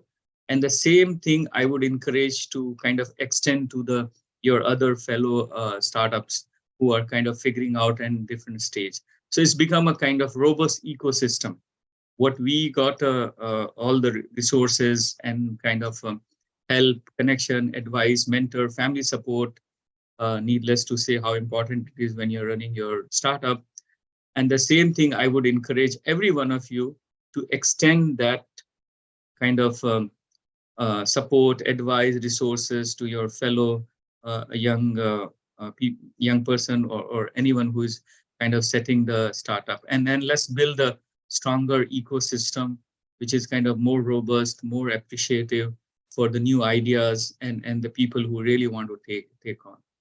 So by that note, I know my 10 minutes are coming closer, and like to appreciate York University, Surabhi, Startup India, and judges, all judges. I was hearing the questions. They were quite good questions they were asking, and same way our startups are also deploying in a very, very kind of confident way. So it's worth spending morning to listening this presentation. By that note, I would like to congratulate all of you. And there may be some winner or some kind of next round you may get it during the process, but it matters. But I would say that in a big picture scale, what you got from this learning exposure and the connection, I think that's the real kind of winning proposition for all of you. By that note, I would like to congratulate everyone and good luck for your next journey. Thank you. Thank you so much, Naveen. That was a lovely reflection on everything that you've seen here today and on your guidance and wisdom for the students. I love listening to you and everything that you had to say. There was a lot of reflection in there for the stages that they're at, the experience they're going through, what happens next. You reminded them that, no one told them it was going to be an easy journey, but it's not going to be an easy journey. It already hasn't been. And on top of all that, who doesn't like to be compared favorably to Harvard? So thank you very much. I hope I can quote you on that to my dean. Good job, Chris. Good job. Thank you so much. We appreciate the time. Okay, now from here, we have a number of special guests, some of whom are in the room, and we said, let's get them on and have a chat while we're lining up our next participants in the program. And so I'm going to invite Mohan, my friend Mohan, to join me here on stage. Mohan is the managing partner at Good News Ventures. You'll be hearing from him later on because he has the special treasured task of actually letting us know who the second place team was, and then he's going to tell us who the first place team was. But don't get excited because you're not here for that yet. We're just going to hang out and talk for a few minutes. So Mohan, great to be here with you today. Give us a quick snippet real quick on Good News Ventures and your role in the ecosystem. And then I got a couple questions for you. All right. Hey, thank you so much. Wow. What a event. What sort of, very impressed with all the presenters. I'm so excited. I know the judges are very nervous and it's probably really going to be a very tough decision for them. So I am I'm a general partner at a pre-seed fund called Good News Ventures. We gave the name Good News to give a positive connotation to something really difficult. As Naveen just mentioned, it's not going to be easy. It takes a lot of passion, perseverance. What we do is we invest at very, very early stage, usually post-product, and we bet based on three things. At an early stage is all about why you. Are you passionate? Can you persevere with your big, bold vision? It's all about the founder's ability to execute. Then why now? What's the timing? What's going on in the industry for this to happen? I mean, we heard a lot about health tech, addressing real immediate problem, whether it's climate, whether it's health. So that we look at the timing as another criteria. And then why this? Why is your solution better than what is out there? Is it 10x better than what is out there? So at an early stage, it's very hard to really understand, but that's kind of our focus for our thesis. My background, I'm an entrepreneur, in the telecom space for a long time ago. After exiting that, did a couple of more startups, and fortunate to have some success along the way. Being an angel investor for a while, that's where I met my partner at Good News Ventures, Marat, and myself. And Mona, we invested in 40 companies as angels. Decided to launch Good News Ventures about 5 years ago. We have 45 startups. We do about 10 to 12 investments a year. And very excited. I mean, we felt that at an early stage, it's very difficult to get funding. So we thought as operators, previous entrepreneurs, how can we not only write small checks, but also help our founders to execute. And again, with Schulich School of Business, with Chris, we've been involved in, you guys are doing an amazing job. Very fortunate to have been part of many initiatives that you've done over the last few years, and very excited for today's announcement as well. Well, thanks for the intro, to what you're up to, and thanks for being here with us today. I thought this would be a great opportunity for you to speak with this international stage on behalf of the VC, community here in Toronto and in Canada, and specifically Toronto, because that's where we're located at York University, Toronto and York region. So what makes you so excited about what we're experiencing now in terms of our own tech ecosystem, in terms of the innovations and the opportunities that you're seeing as an investor? If you had this opportunity to speak to the international audience, what would you be saying about why they should be paying attention to Toronto? Yeah, okay, so as I mentioned, I've been an entrepreneur based in Toronto, and we ended up selling globally. I'm going 40 different countries. But I think things have evolved a lot. I mean, historically, you've seen, very successful entrepreneurs have come out of Toronto, ended up moving to Silicon Valley or in the US and built multi-billion-dollar companies. What had lacked at the beginning was the ecosystem, whether it's from a mentors, advisors, whether it's from a funding. And I think over the past few years, government and institutions and academics like yourself and your university have invested in building that ecosystem. And as everyone knows, Canada is a very diverse country. I think there, especially in Toronto, there's about 160 languages being spoken here. And, it's kind of a space that when we have people with different diverse background, you get to innovate and come out with different perspective, and then tie that with the academics, the universities, world-class universities that are in our neighborhood, not York University to University of Toronto, Jeffrey Hinton, the godfather of AI, that's from them, to Waterloo University. Vitalik, the founder of Ethereum, is actually a dropout from Waterloo University. I think we have a significant education institutions with the immigrant population that have come in to really make and address global problem. We're very, very primed. And on couple that with a very strong, stable political system to a very strong financial system, we actually makes Canada and Toronto as a whole to be an ideal location. And then we are close to US. At the same time, we have relationship with in Europe for trade. And India has got the fastest growing startup ecosystem. So this partnership really makes it so exciting to continue to innovate and come up with solve problems like what we saw today. That's amazing problems is solving, and to be able to share and bridge talent and share resources to really solve global problems. So I'm very excited being in Canada and having access to these resources. I think that's why any startups or anyone that wants to look at building relationship, I think Toronto and Canada is a great place to be in. That's great. Thank you for sharing that and to sharing that perspective on where we're at as an ecosystem and as a city and as a country. One last question for you is, you had the opportunity to come and hang out with our class from the MBA in India virtually and to talk to them about some of the principles. What was that like, getting to guest lecture and coming in and hanging out with them? What were your impressions of the class and that experience? Yeah, it was an amazing experience.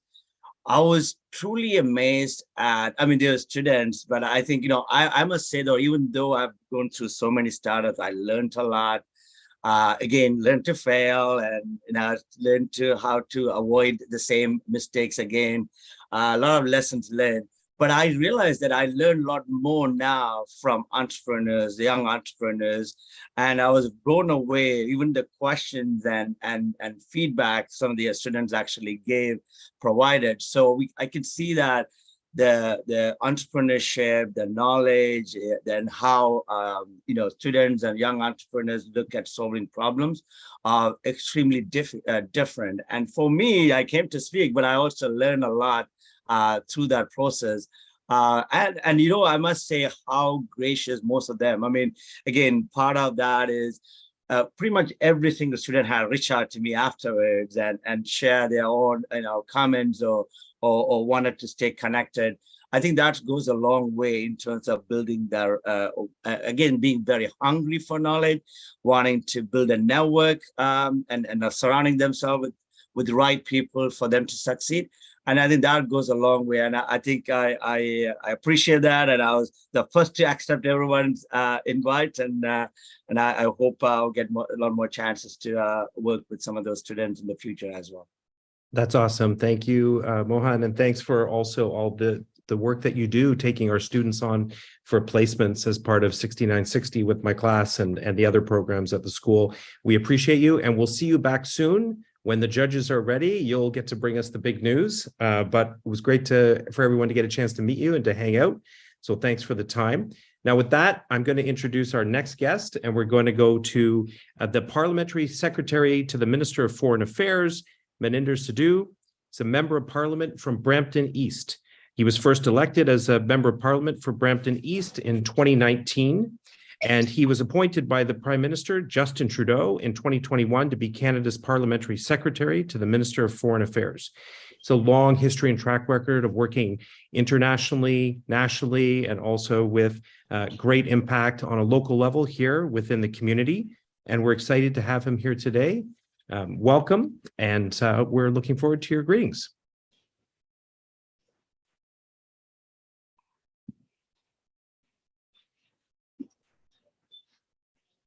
There we go. Do we have you with us? Yes, thank you. Thank you so much, Chris. Can you hear me? I can hear you, yes. Wonderful. Well, hello and bonjour, everyone. I'm pleased to join so many dignitaries based here in Canada, in India, and across the world. And it's wonderful to see so many familiar faces. I was looking at the invites, and it's definitely a great group to be with. I'll come right out and apologize for the background noise. I'm at the airport waiting to board as I head to Asia, but apologies. So let me say first off, congratulations to all of you for participating in Together 2023. As Parliamentary Secretary, I work closely with Minister Mary Ng, Canada's Minister of International Trade, Export Promotion, Small Business and Economic Development, whose portfolio, along with our Minister of Foreign Affairs, Minister Melanie Joly, includes Canada's new Indo-Pacific strategy. In fact, India is pivotal to Canada's deepening engagement in the Indo-Pacific region, given our many shared values and commitments to innovation, strong people-to-people ties, and of course, our business relationships. India also represents our largest cohort of international students, as many of you may know. And when students like you choose to study in world-class Canadian institutions like York University, your fresh ideas and skills turn into businesses that benefit industries, economies, and communities in both our countries. As you know, India is one of the world's fastest growing major economies. In 2021, India was Canada's 13th most important merchandise trading partner, with over $9 billion in bilateral trade. And this year, India is on track to becoming the 5th largest economy with roughly 1.4 billion consumers, thanks to a large and growing middle class, which is expected to double by 2030. So a lot of growth and opportunities there. Canada is home to approximately 1.3 million Canadians of Indian heritage. We are also an excellent destination for Indian investors and businesses who want to tap into or partner with Canadian talent and expertise. Thanks to our stable political and economic climates, our diverse, highly skilled workforce and expertise in many high growth areas, including clean tech, agri-tech, health tech, and digital services. We're also the only G7 country that has comprehensive free trade agreements with every other G7 country, which is a huge accomplishment. And our 15 trade agreements in place with 51 countries around the world open doors to more than 60% of the world's GDP and more than 1.5 billion potential consumers. Canada sees India as key to our economic future, and that's why the Ontario Teachers Pension Plan is investing more than $3 billion in India through a new office in Mumbai. It's also why Mumbai-based Tata Motors, India's largest manufacturer of commercial vehicles and leading bus manufacturer, chose a Vancouver-based company, Ballard Power Systems, to power 15 of its zero-emission fuel cell electric buses. Who knows, someone in this room may follow in these very same footsteps and build a new bridge between our two markets. And we hope that when you do, you'll look to Canada's Trade Commissioner Services for help. It's a very good service for those looking to get involved between our two markets. The TCS has been helping Canadian entrepreneurs scale up and get into new markets abroad for more than 125 years. So a lot of experience there. It can also help Indian investors and entrepreneurs access lucrative Canadian markets through 8 offices located across India. And that includes, bear with me here, Delhi, Mumbai, Bangalore, Kolkata, Chandigarh, Ahmedabad, Hyderabad, and Chennai. I hope I didn't miss any, but yes, we're across the country there to help, as well as Canadian technology accelerators strictly designed to help innovators like you take your ideas to the next level. So I encourage everyone here to see how Canada's Trade Commissioner Services can help you take your business ideas from the classroom to the boardroom. We hope your experience in this entrepreneurship bootcamp and venture competition here at York University's Schulich School of Business will bring our economies, our communities, and our industries closer together. So I'll conclude by congratulating you all once again and wishing you all a bright, exciting, and rewarding entrepreneurial future. Thank you, merci, and feel free to reach out to me if I can be of any assistance to any of you. Dhanyavad. Thank you so much, sir, for your inspiring words and for your time, even from the airport. We'll surely be using your suggestions to bridge the collaboration between India and Canada. Thank you once again. Thank you. We next up have Mr. Praneeth Singh, Associate Director, Upgrad Abroad. Praneeth is an alum of University of Pennsylvania Graduate School of Education. At the very young age of 21, Praneeth co-founded his first venture in India and the US. By 24, he had scaled his organization's turnover to over 8 million USD and expanded it to over 15 countries across the world. By 22 years of age, Praneeth had led teams of over 250 individuals and hosted leadership workshops for over 3,500 individuals from across 128 countries, including United Nations major group for children and youth. Currently, Praneeth serves Upgrad, South Asia's leadership, higher leadership and in education organization as its associate director. Thank you for joining us, Praneeth. Over to you. Thank you so much for having me. I think I'd like to start by extending my good wishes to everybody who's made it this far. I am told that these are the top 6 team from the 21 that made it through the round 1. I'm absolutely thrilled. I think as a student myself, I was a participant of a lot of boot camps, a lot of startup forums. I think these are some of the most orchestrated, influential part of the student life. These are highlights of when you actually experience your peak in exploring your entrepreneurial mindset. I think 10 years ago when I was in your place, things were very different. In the last 10 years and this last decade, a confluence of factors are radically reshaping the entire economic world. I think these economic shifts are redistributing disruptive breakthroughs, wealth, competition, jobs around the globe. And I think the radical thinking, these new business models, the resource scarcity are impacting every sector. You look at healthcare, you look at higher ed, you look at finance. There's so much of disruptive breakthroughs that are happening almost every day. And so businesses around the world are beginning to understand that they need a clear and meaningful purpose more than the daily shift so that there's a clear direction in which you're leading your enterprise or startup. And saying, so there has to be a purposeful mandate when you move ahead from your startups now. And I wish Godspeed to each one of you to take these startups forward, because the purpose is very important. If you're supposed to attract and retain employees, your consumers, and your partners. Now, one of my biggest lessons that I do, so when I graduated from UPenn, I did a dual degree from Wharton. And so one of the things that they teach you at Wharton is that this is a hyper-connected, hyper-competitive world. And so if you want to operate as an entrepreneur, you operate with a clear and fixed vision of the future. That's primemost. Sometimes it's a vision that does not yet exist. but you've got to constantly scan for ideas, for opportunities, for technologies that can help you propel that vision. Because remember, a company, an idea, an enterprise is just a vehicle to progress and advance towards that cause that you've set for yourself. So one of the most important questions that I want all of you to ask yourself is, why have I picked up this problem?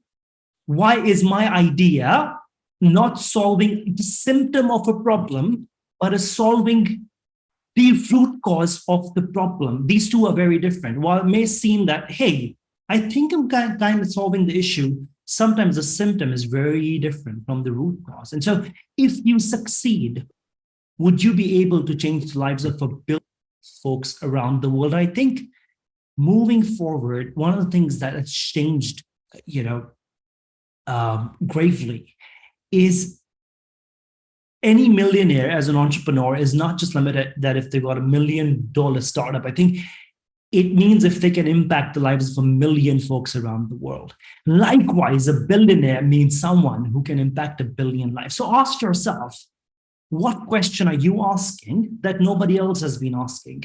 Ask yourself that if I do this, would 1 billion lives be changed?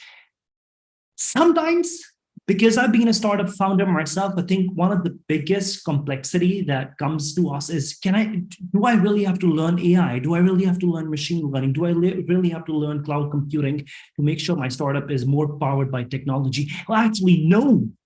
The idea is that the bigger your goal is, the easier it will be to achieve. Because when you talk about your vision, here's what happened with Musk.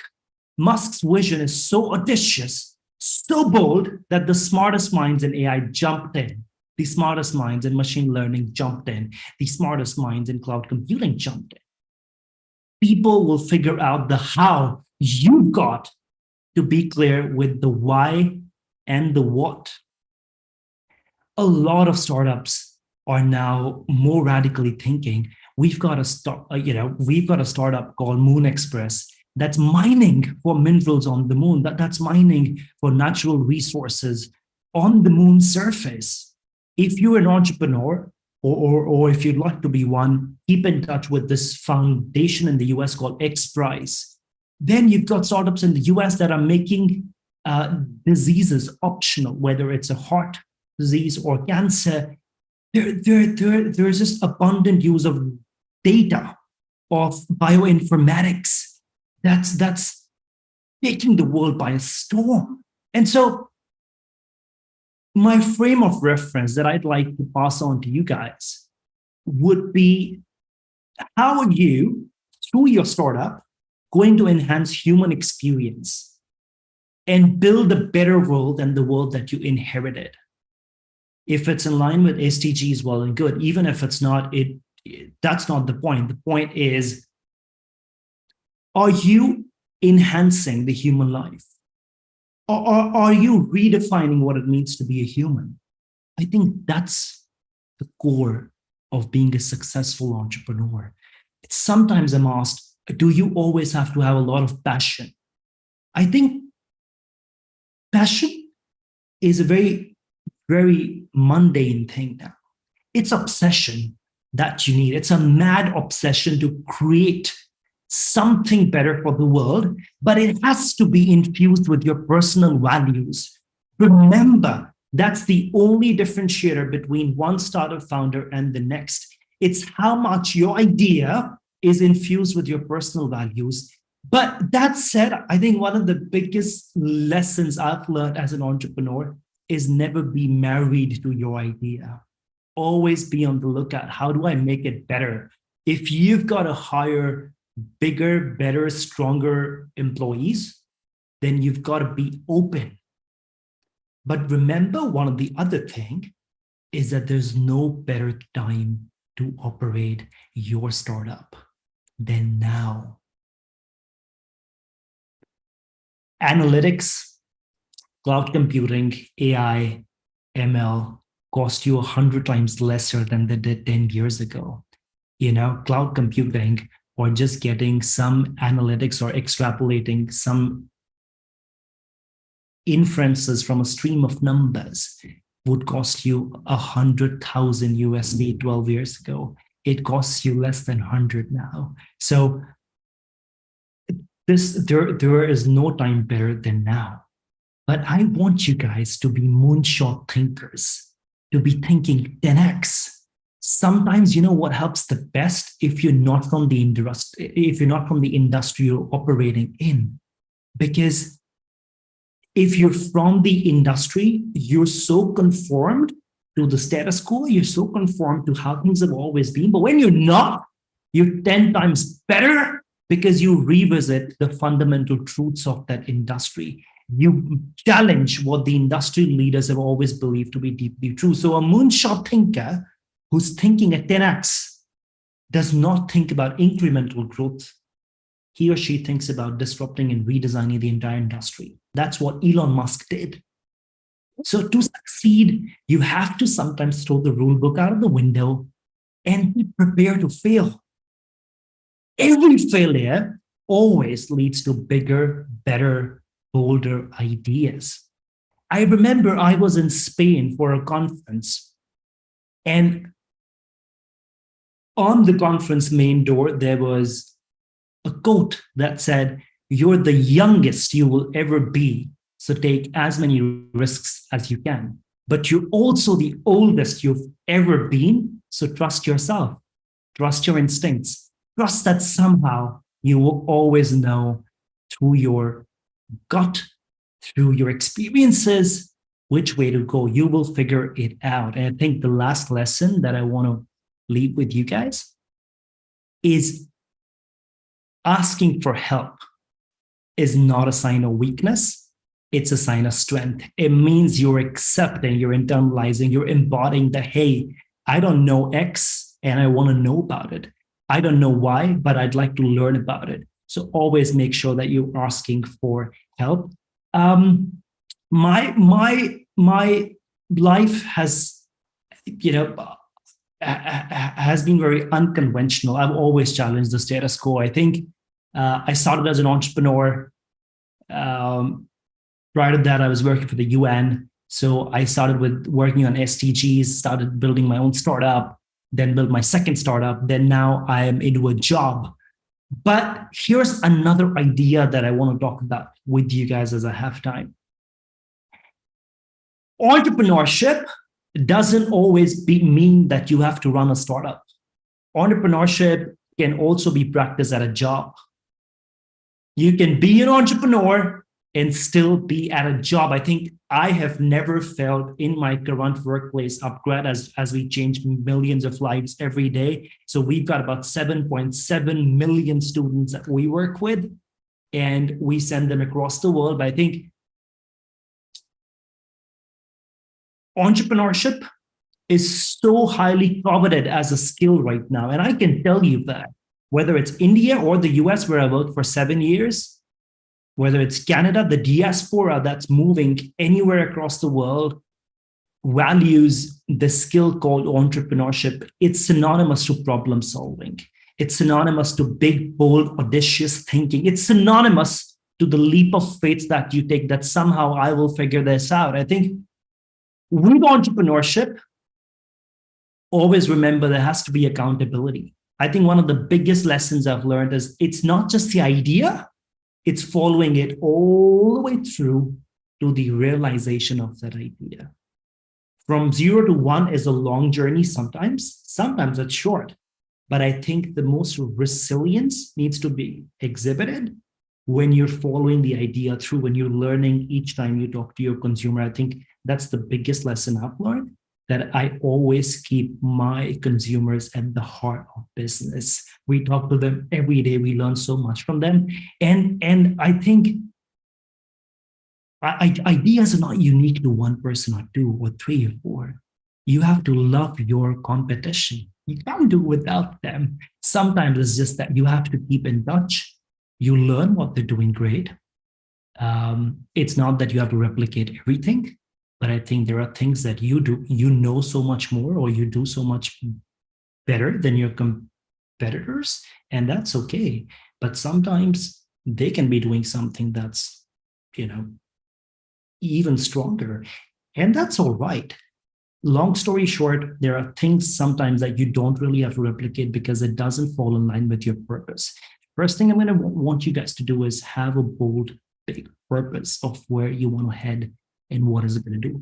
Chris, I see you raised your hand. I'm hoping I hope I have a minute more, but if not. You've done a great job, but we're out of time. And that's my hand up to say it could as well be an applause and say thank you for all of that. I have a couple takeaways that I've written down here from your chat, just encouraging the students to have a mission of changing the lives of 1 billion people around the world, to build a better world than the one they inherited.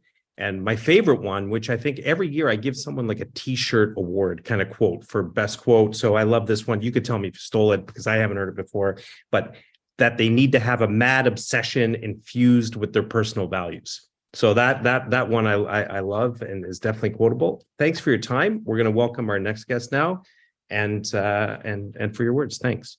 So next we have the opportunity to welcome a member of our Schulich alumni base, speaking on behalf of the alumni and as an entrepreneur, Andy. Andy is the founder of Averon, a high intensity connected rowing machine, and the first gaming rower in the world, which is super cool. You should check this out online if you haven't got a chance, everybody. Born to Vietnamese refugee parents in Toronto, Canada, Andy turned to exercise in high school as a way to manage his ADHD, but as he spent more time in the gym, he noticed bored exercisers glued to their phones who were just going through the motions of a workout, and he founded Averon in 2018 as a better way to exercise. So we're looking forward to having him here with us today, sharing his thoughts and inspirations. Andy, welcome to the stage. Thanks, Chris. You guys hear me okay? Chris, you hear me? Yeah, we're good. Perfect. Congrats to the teams who participated and everyone in attendance. So thank you very much. It's a pleasure to be here and share a bit of my story. So my name is Andy, and I'm the founder, like Chris said, of a company called Averon. The best way to think of Averon is we are a connected fitness company. We specifically make a rowing machine, and similar to Peloton, we have a big screen on our rowing machine, but instead of live classes with instructors, we use video game psychology and design to make workouts fun and exciting. So, imagine working out and rowing, and you're racing against your friends or competing against Olympians, you're shooting bugs, you're taking down pirate ships, that sort of content. And so that's what we do. So a little bit about the backstory about Averon. So I actually started this business in 2016, part-time, obviously working a full-time job like many founders do in the beginning. And I really went full-time in 2019 is when the product was ready to be launched. So we launched the product to gyms and hotels and what we call vertical markets in 2019. We bootstrapped the business. And that's how most of you will start your business, just borrowing money from friends and families, taking out loans. And, business was challenging for the first couple of years. I think in 2020, it got really bad as COVID hit and gyms started shutting down. We almost went bankrupt. But fortunately, we pivoted in mid 2020 and we transitioned to selling to consumers in their homes. And that's really when our business took off. So in 2021, we got into Y Combinator. Some of you may have heard of that program. We raised our seed stage investment. We also raised our Series A investment. So to date, we've raised over $30 million. We have over 60 employees. We've sold over 20,000 rowers. Our revenues last year were close to $30 million. And I would say all that growth is really between 2021 and now. So it's been a very short period of time, but the business has been around since 2016. So a lot of hard work, a lot of grinding, and things were really slow. And finally something clicked, and then that's when we kind of launched off. So that's where we are now. So I'm here because I had 4 things I wanted to share with everyone. It's just my 4 pieces of advice that I've held true to, and it might be a little different, or you might have heard some of these things before, but hopefully it adds some value to you.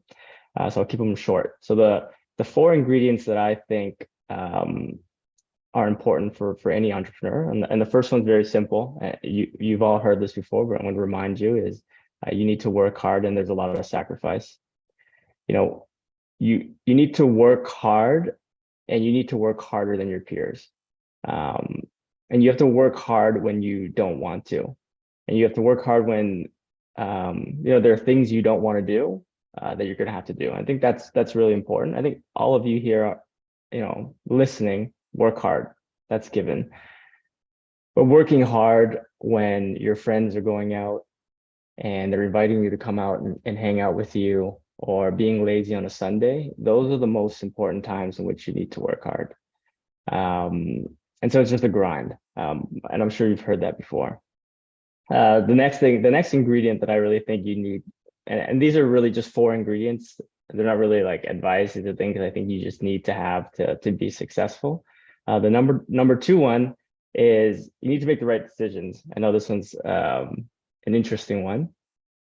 As an entrepreneur, you're going to make a lot of mistakes. But the great thing is you have to make a ton of decisions. Every day, all I'm doing is making decisions, making decisions on pricing, who to hire, what to do next.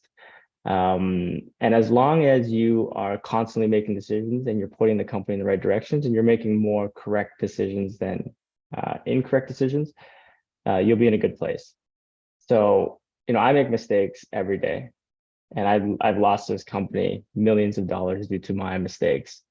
But as long as you don't let those mistakes kind of slow you down, and there's hundreds of other decisions you need to make ahead of you, that's important.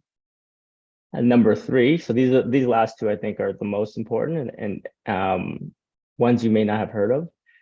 Number 3 is being naive. Even when I started this business, I had no experience in fitness at all. So I've created a company that makes rowing machines and combines rowing machines with video games. That's essentially what we do. And when I started this business, I had never actually used a rowing machine for more than 5 minutes, maybe 10 minutes. Probably if you combine the total amount of time that I was on a rowing machine was less than 2 hours. And I also had no experience with video games other than playing video games. But I started the business because I have a passion for fitness and I have a passion for video games, but I didn't know anything. I didn't know how hard it was going to be to do anything, set up the business, register things, market to consumers. I had very little experience, if not any experience, but it's important to not know these things, because if you're naive, I think that's important in helping you get to the end goal. Because if you saw how challenging this journey was going to be, if I knew how challenging this journey was going to be, I might not have done it, because you're going to face really, really tough challenges. And being naive, I think people think, because I don't have experience, it's like you might shy away from it. But not having experience can be an advantage, and I think it's more of an advantage than people think. The 4th ingredient is being lucky. This one's interesting as well. You need to be lucky, in my opinion, to be successful, because it's, along this journey, you meet people, you make decisions, you do things, and a lot of it's based on luck. But the most important thing is that you understand that luck isn't given to you. Luck is given to those who look for it. And so what I mean by that is, when someone invites you to a networking event, or there's an opportunity to do something, apply to a program, you should always take that opportunity, because that's what being lucky is putting yourself out there to get that luck. So in our case, an example of being lucky, we never really wanted to get into Y Combinator. But I randomly applied, and I didn't think I was going to get in. And I made those type of decisions hundreds and thousands of times. And if I'm right, 1% of the time, that could change the trajectory of our company. And in this case, that was our launch pad to getting more investors. So prior to this, we in 2019, 2020, probably talked to over 100 investors. Everyone said no. I almost gave up on raising venture capital money. Got into Y Combinator, and we raised $30 million in that year, year and a half. So being lucky is important, but you need to make sure you put yourself out there to get that luck. So my closing kind of statement or paragraph would be, we talk, I think I've heard someone mention it, entrepreneurship is glorified. It's glorified in movies and shows. People say it's like really fun and amazing. And, it looks so amazing to be at the top and to have a business and have all these employees, but it's truly a grind. It's not fun having to work 70 hours a week, every week for the last 5-6 years. It's not fun having to fire people. It's not fun that you don't really get to take vacations and you're thinking about business all the time. But the best way I can describe being an entrepreneur is that my life is on a, if an average person's life is on a scale between 1 and 10, 1 being a really, really challenging, really challenging, and 10 being an amazing euphoric feeling. I think most people live in the range between 5 and a 7. Your really, really bad days at work are only a 5, because you can still go home to your families and you can quit your job and you can think of, you can shut off and not have to think about work. But on the greatest days, you're a 7, right? You get a promotion, you get a raise, and that's why, things are going really well. As an entrepreneur, I think we live in a 2 to 10 range, and most of the time it's closer to the 2, 3, 4, and 5 than it is to the 10s, because you have to make a lot of challenging decisions, and it is just challenging, but it's also a 10. And those days when it's a 10, when you sign a term sheet and raise a ton of capital, take out secondary, land a huge account, are mentioned in Forbes magazine, those days are the 10s. And that honestly makes it all worth it. So I'm willing to sacrifice, and every one of you should be willing to sacrifice and have really, really tough days, but know that you're working, because there are days when you'll feel so amazing. You'll feel on top of the world, a feeling that most people won't ever experience. Thank you. Awesome. Thanks, Andy. Appreciate you coming and speaking with the students today. And Surabhi, closing thoughts for you on this piece of the keynote. Chris, I almost had goosebumps while listening to Andy's story. Thank you so much, Andy, for sharing your thoughts and inspiring stories with our studentpreneurs. I'm sure there were lots of key takeaways for them: how to lead, how to learn while going on the journey, and things to keep in mind while taking an investment from an investor. Thanks once again. And Chris, I guess it's time. It's time now for our winner announcement. This is the big moment we've all been waiting for, and the students have been waiting for. So we're going to welcome Mohan back on stage. Mohan, thanks for joining us. A reminder to everyone, if you're just tuning in, Mohan had an interview earlier on. He's the managing partner at Good News Ventures, and it's a pre-seed and seed stage venture firm based in York region here in the GTA, and investing in high growth technology companies across America. And he's been also a guest lecturer in the program. Now he's joined us to announce the winners. So what's going to happen? First, Mohan is going to tell us second place. Then when that happens, I'm going to invite a member of the India team from the startup to say a few words, and a member of the Schulich team, if they wish, to say a few words. Then Mohan will introduce the first place team. We'll celebrate that. And the student entrepreneur from India will have a moment to speak and express their thanks, and then a member of the Schulich team. Then we turn over to Ankur as the lead judge, and as appointed, maybe an election that happened in the back or something like that, Ankur, but you're the lead judge. So you're going to give us your thoughts from the judging panel as to what you thought about the whole group and specifically about these two. So Mohan, with that, I'll turn it over to you. Everyone get ready to go wild and celebrate in the chat and cheer on what happened, and we'll go from there. Mohan. Yeah, this is exciting, but bear with me. I just want to say a few words, and I've had the interview earlier on as well. Thank you, Chris. For our team at Good News Ventures, and it has been an absolute pleasure working with you, Chris, and your team over the past several years.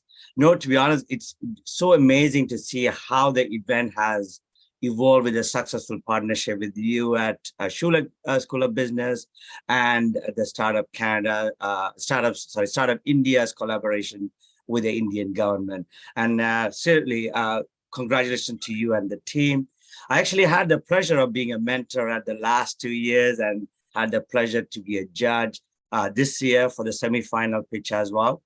Moreover, as you mentioned, I was part of the student, part of the entrepreneurship management course as well.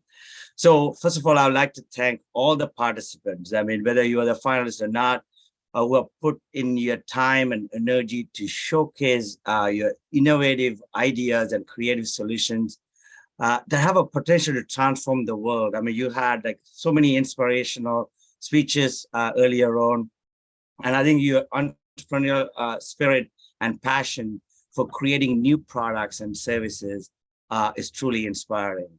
And being an entrepreneur is not an easy thing to do, as you just heard as well.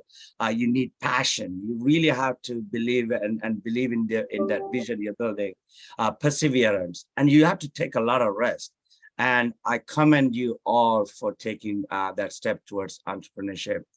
And in recent years, both India and Canada have seen remarkable growth in the startup ecosystem. And there's a tremendous potential for collaboration between the two. As Shivangi and Dr. Swarbi, I mean, you mentioned earlier on, India is home to one of the fastest growing startup ecosystem in the world. And as I mentioned earlier, it's on Canada is a hub for innovation as well as well-established ecosystem that supports startups. And I think all governments alongside business, academic community have actually made a significant investment to support and encourage startups to grow and thrive. So both countries have distinct strengths to complement each other, making it an ideal partnership for a startup, especially looking to expand globally. And we talked about the diversity in Toronto and Canada. It's a city with a multicultural hub with a significant Indian diaspora, right, contributing to the culture and economy. This diversity has contributed to rich and vibrant community where these ideas are celebrated and collaboration is encouraged. So we've seen that after our past few years, we've experienced challenges from pandemic to climate change, and now with inflation, recession fears. But these times actually present opportunities for entrepreneurs like you all to innovate and solve global problems, and to make this a better place for us to live in, not just for us and for future generations. So Together 21, I mean, you're bringing together entrepreneurs, mentors, investors, ecosystem partners from India and Canada to tackle these challenges, and exciting times are ahead. So I had this privilege to announce the winners of the competition. And I think I can tell you as a semi-final judge, it was an absolute difficult job to even select the finalists. And I cannot imagine, I don't know how the judges decided on the winners today, but it is truly a difficult decision. Ultimately, someone needs to be selected, but regardless, I think every one of you should be proud that you have taken a big, bold step, right, towards entrepreneurship. And you know what's even interesting? There were 4 out of the 6 finalists are women entrepreneurs. That's amazing. And, you know, focus on health, AI, climate tech. I mean, this shows how innovation and entrepreneurship is evolving to address immediate real need to have a biggest impact in the world. So with that, I'm going to, the second place winner is Team Udan. Congratulations to the founders, Anupriya and Prisha, amazing presentation. And the Schulich students, I think from India, we have Harleen and Ankita, and then in Canada, you have Palak and Sarah. So congratulations, awesome job. And over to you guys for comments. Yeah, so Team Udan, we'll welcome you on stage to share some quick responses and thoughts. Yes, thank you. First of all, this was such an amazing experience because we had so many good mentors. And firstly, we'd all like to thank them because without them, we wouldn't have been here. And we made so many changes to our pitch deck throughout, and we made improvements. And I think we really are going to take away a lot from this competition. So I think more than the prize, that matters a lot to us. And we're extremely thankful that we got this opportunity. Anupriya, I think she wants to. Please. Yeah, I would just like to thank again for the platform, especially because a lot of competitions, what they have is that they just have a competition and then you get the winners and that's it, that's done. But here we actually got feedback from so many incredible people, from the Schulich people, and then you've got the additional mentors who came. So all of that really combined for this incredible experience where we improved upon our pitch, improved upon our project, and how even we spoke.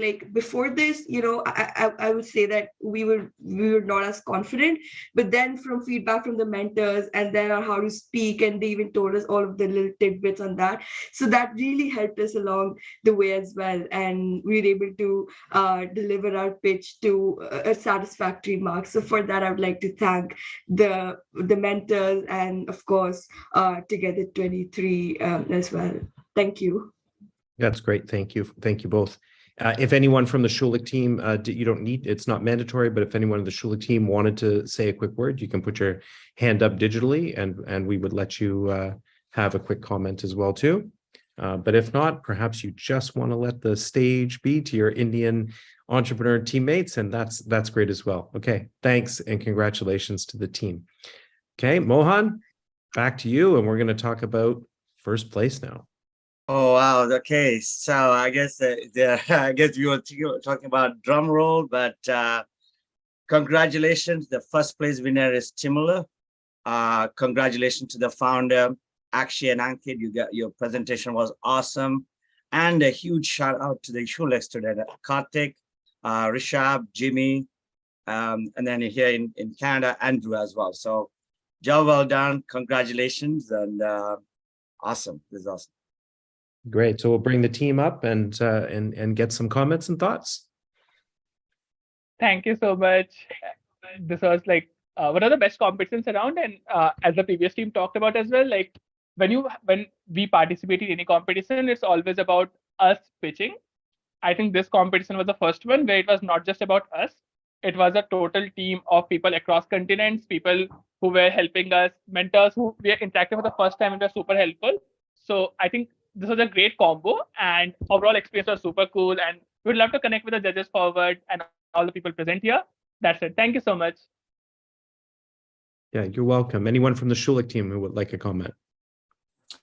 I'd just like to say thanks for such an incredible event. It was an amazing experience to work with all the mentors, and a lot of hard work put in by all the teams here. So congratulations to everyone for making it this far as well. And thanks to everybody for organizing such an incredible event. Thanks, Andrew. Appreciate that and you sharing your thoughts. Okay, Anchor, now we will turn to you and we will ask you for your judges' comments. Yeah, thanks. Thank you.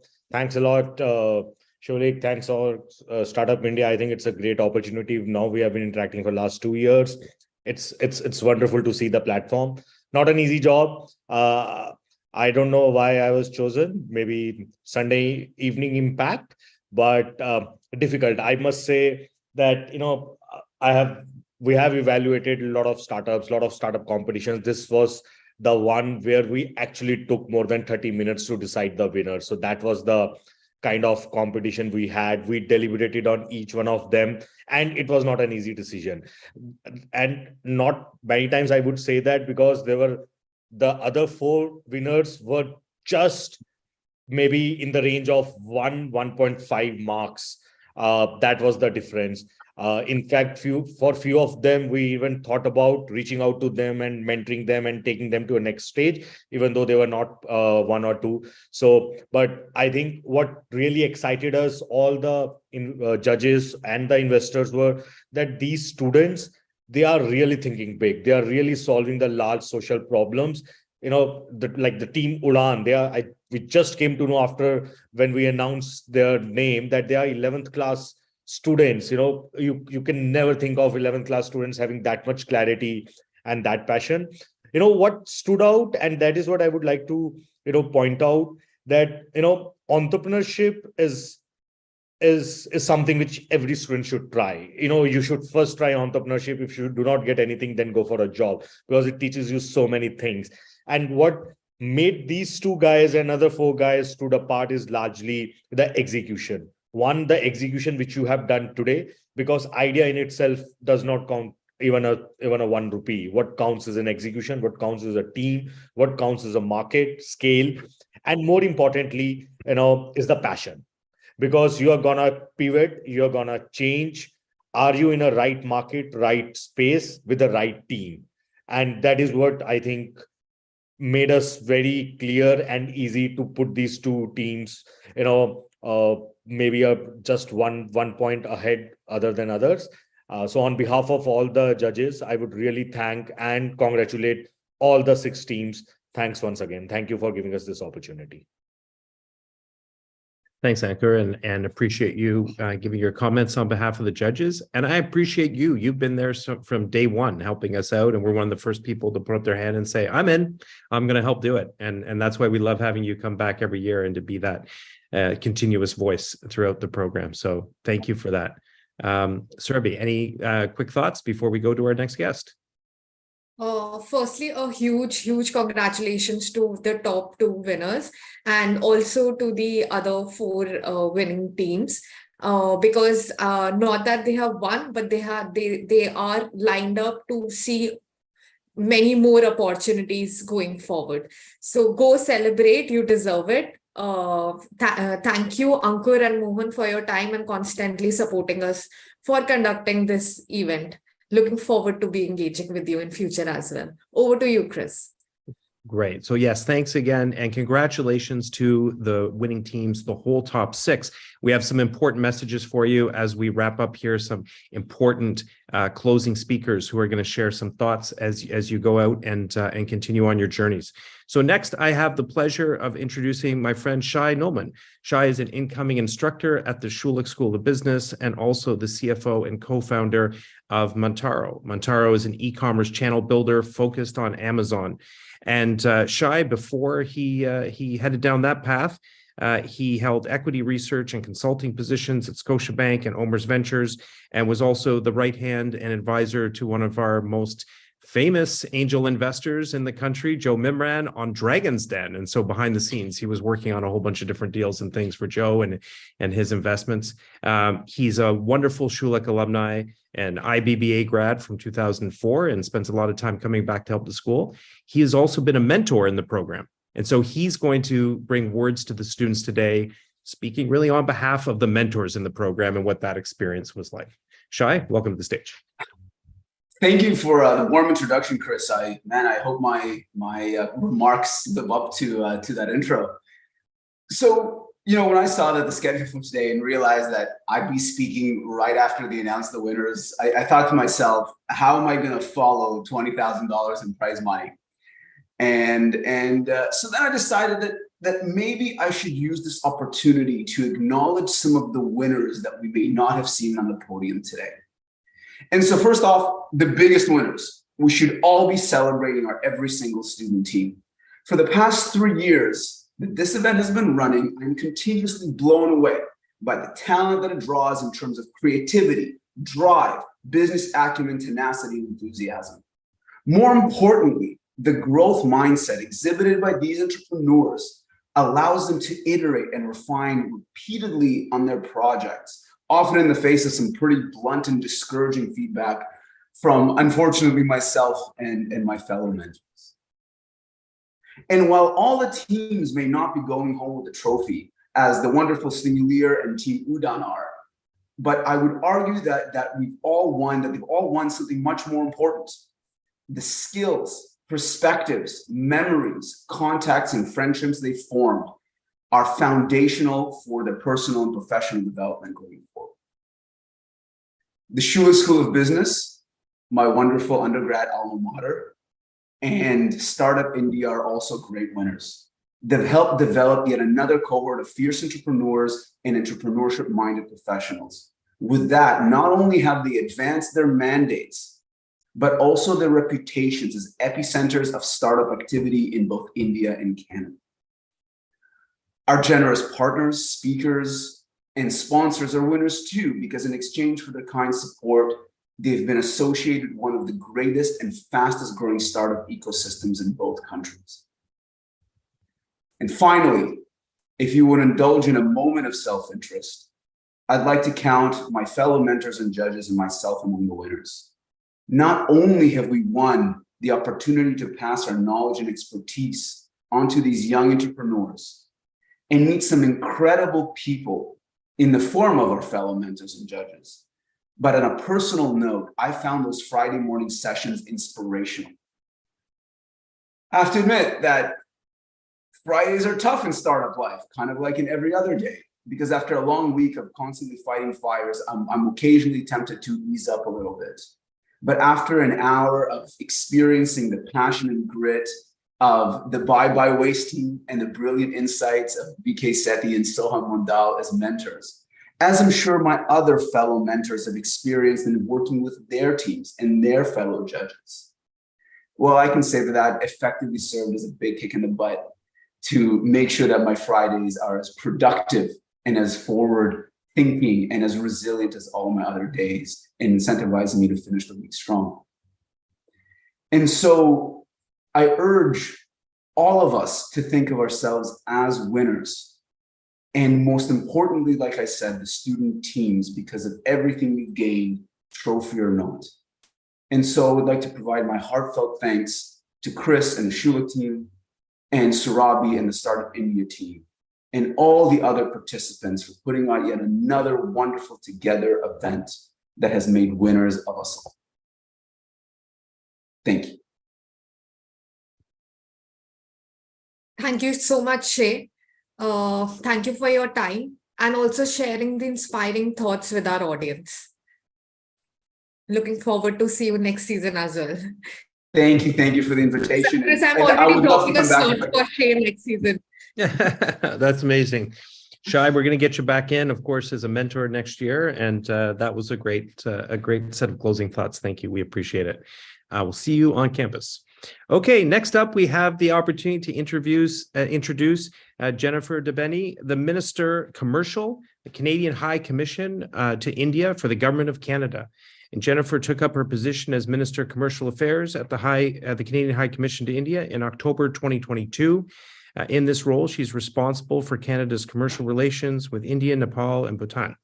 And she's previously served as Canada's Consul General for South India from 2016 to 2018, and has a wonderful, long, and contributing career towards the relationship between our regions and our countries. And we're really happy to welcome her here today to share her thoughts and bring her greetings. Welcome, Jennifer. Thank you very much, Chris. And good morning, everybody back in Toronto, and good evening for those of you who are in India. I'm really pleased to be here and sharing this virtual space with all of you. At the outset, I would really like to congratulate the Schulich School of Business and Startup India for coming together to host this excellent initiative. Through this, you have gathered some of the top young tech talent from both countries to help create the technologies of the future. And congratulations to all the participants for the spirit of entrepreneurship that you have demonstrated. And of course, particularly to the winners, your vision and tireless efforts have resulted in an excellent and impressive achievement. I really think that this event is an excellent example of how Canada and India can work together to benefit not only our two countries, but also the global community. We're really in a pivotal period for the world as it emerges from the unprecedented challenges posed by the COVID-19 pandemic, as well as the disruption of supply chains caused by the pandemic and also by the war in Ukraine.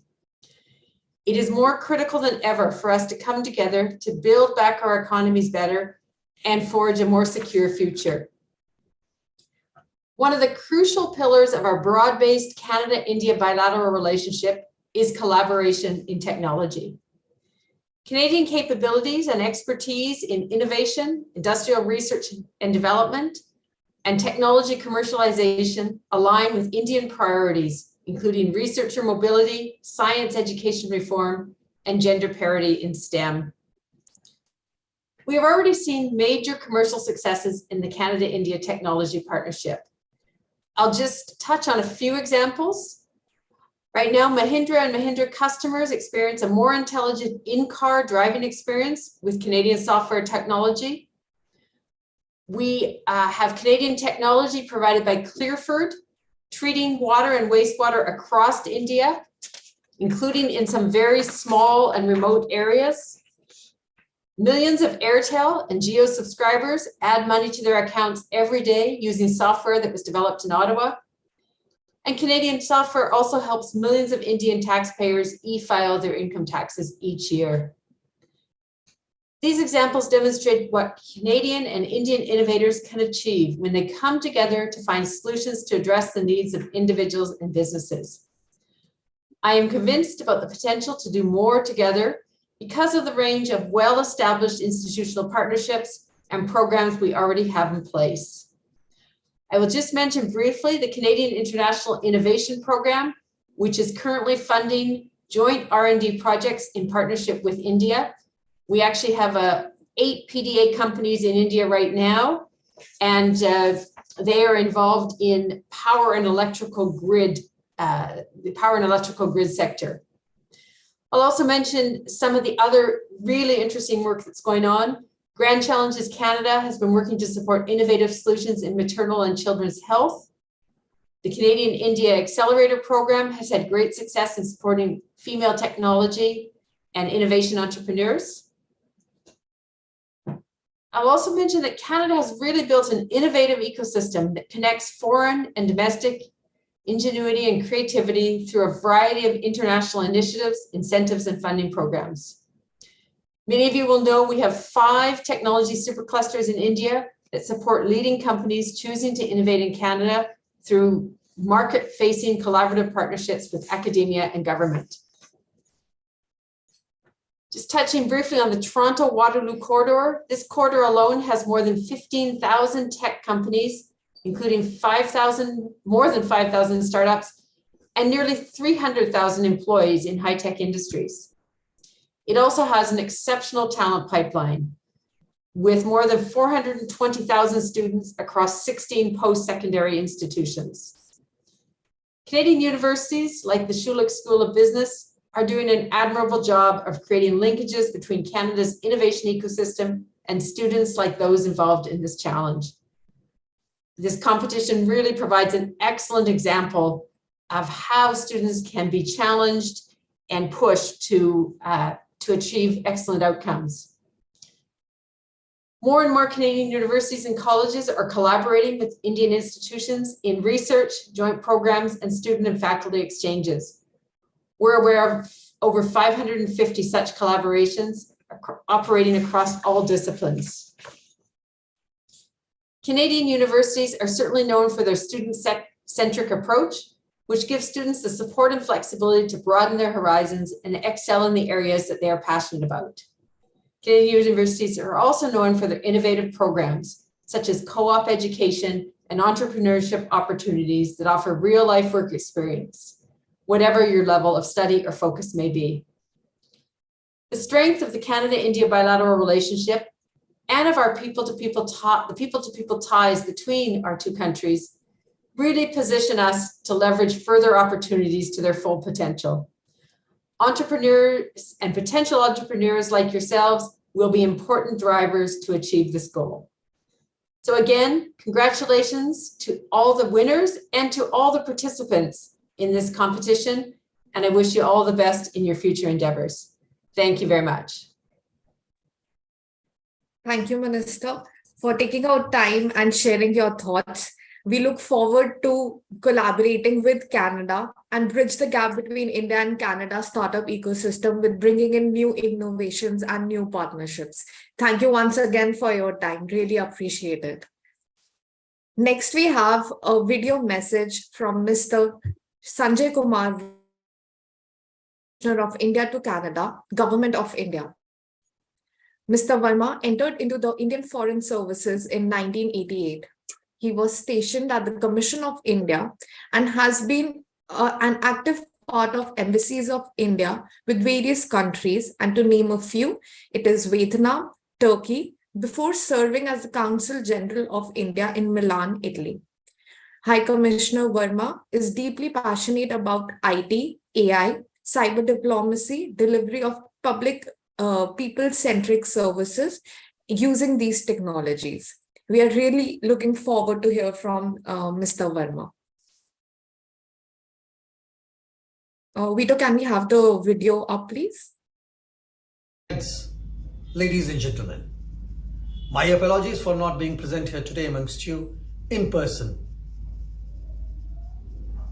Thanks to Schulich School of Business for giving me this opportunity to share my thoughts with you, but at the same time to learn from your deliberations and the way forward that you think should be undertaken by the two countries together.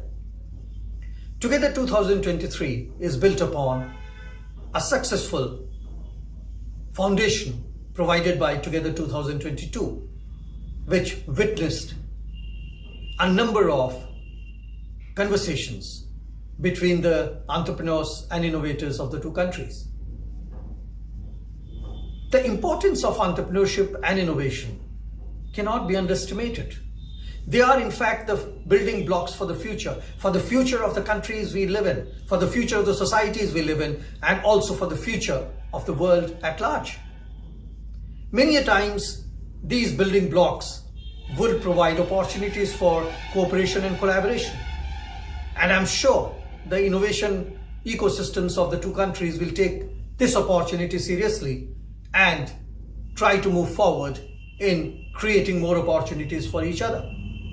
But let me also remind you that whenever there are cooperation and collaboration, there is also competition, a healthy one, a healthy competition.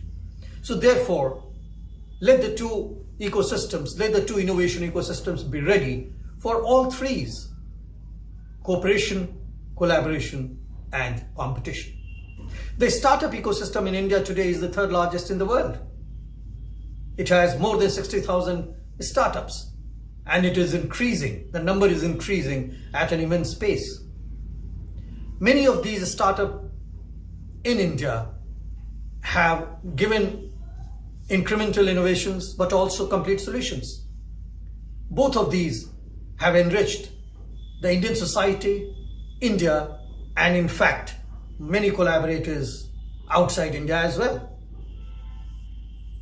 Therefore, it is very important to find new opportunities for the two startup ecosystems and innovation systems in Canada and in India through the process of cross-mentoring, which is what this platform provides. So if we have Indian entrepreneurs and innovators mentoring Canadian entrepreneurs and innovators, and in the reverse direction, similarly, the Canadian entrepreneurs and innovators mentoring Indian entrepreneurs and innovators, this will create a huge opportunity for both of us. This will take us forward, not individually only. This will take us forward jointly, together. And that is what this event is all about. When we collaborate and cooperate, we create products and processes. Indian startup ecosystem has been rated one of the best for creation of process development, process innovations. And therefore, both sides, the Indian side and the Canadian side, could get together in this particular case and try and develop new products, new processes, new products and new processes which can enrich the societies we live in, but also it can enrich those societies which are finding difficult to strive for fulfilling the SDGs. There are two distinct domains for these innovations: digital and physical. In digital domain, India is very well known, and therefore there could be a few lessons which both of us can learn from each other in digital domain, Canada is fairly strong in the physical domain. So Indian entrepreneurs and innovators would love to collaborate with Canadian innovators and entrepreneurs who are developing physical products in order to see if those products could be produced more cost effectively in places of production where it will be able to make a difference for both of us. In that context, may I suggest that the organizers can look at organizing hackathon in order to solve problems and issues that both the societies face today by using the collective opportunity through cooperation and collaboration of the two innovation and entrepreneurs ecosystem. At the end, please allow me to wish all the best and to all the participants and the organizers, and I look forward to Together 2024, where I should be able to participate in person. Thank you very much, ladies and gentlemen. Namaskar, dhanyavad. Well, we really appreciate having the High Commissioner join us today. The High Commissioner's Office of India to Canada has been a great supporter of the program throughout the years, and we appreciate everything they did for us this year. Also want to take this moment to give a shout out to the Consul General's Office of India to Toronto, who has been a tireless supporter in the background in terms of making things happen. So both of those offices have been wonderful partners. And Surabhi, we'll go to our closing video, and then we'll have just some quick comments from each of us. Great. Our last closing video is from Ms. Astha Grover, Head Startup India. She has been heading Startup India and has been the founding member of the team and has helped grow the startup ecosystem to the third largest startup ecosystem in the world today. Astha has been on the member committees of many government steering committees as well. And besides holding the decade-long experience in consulting, banking, and entrepreneurship, she has also been academically meritorious and has been a CBSE topper. Vito, we can have Astha's video as closing video.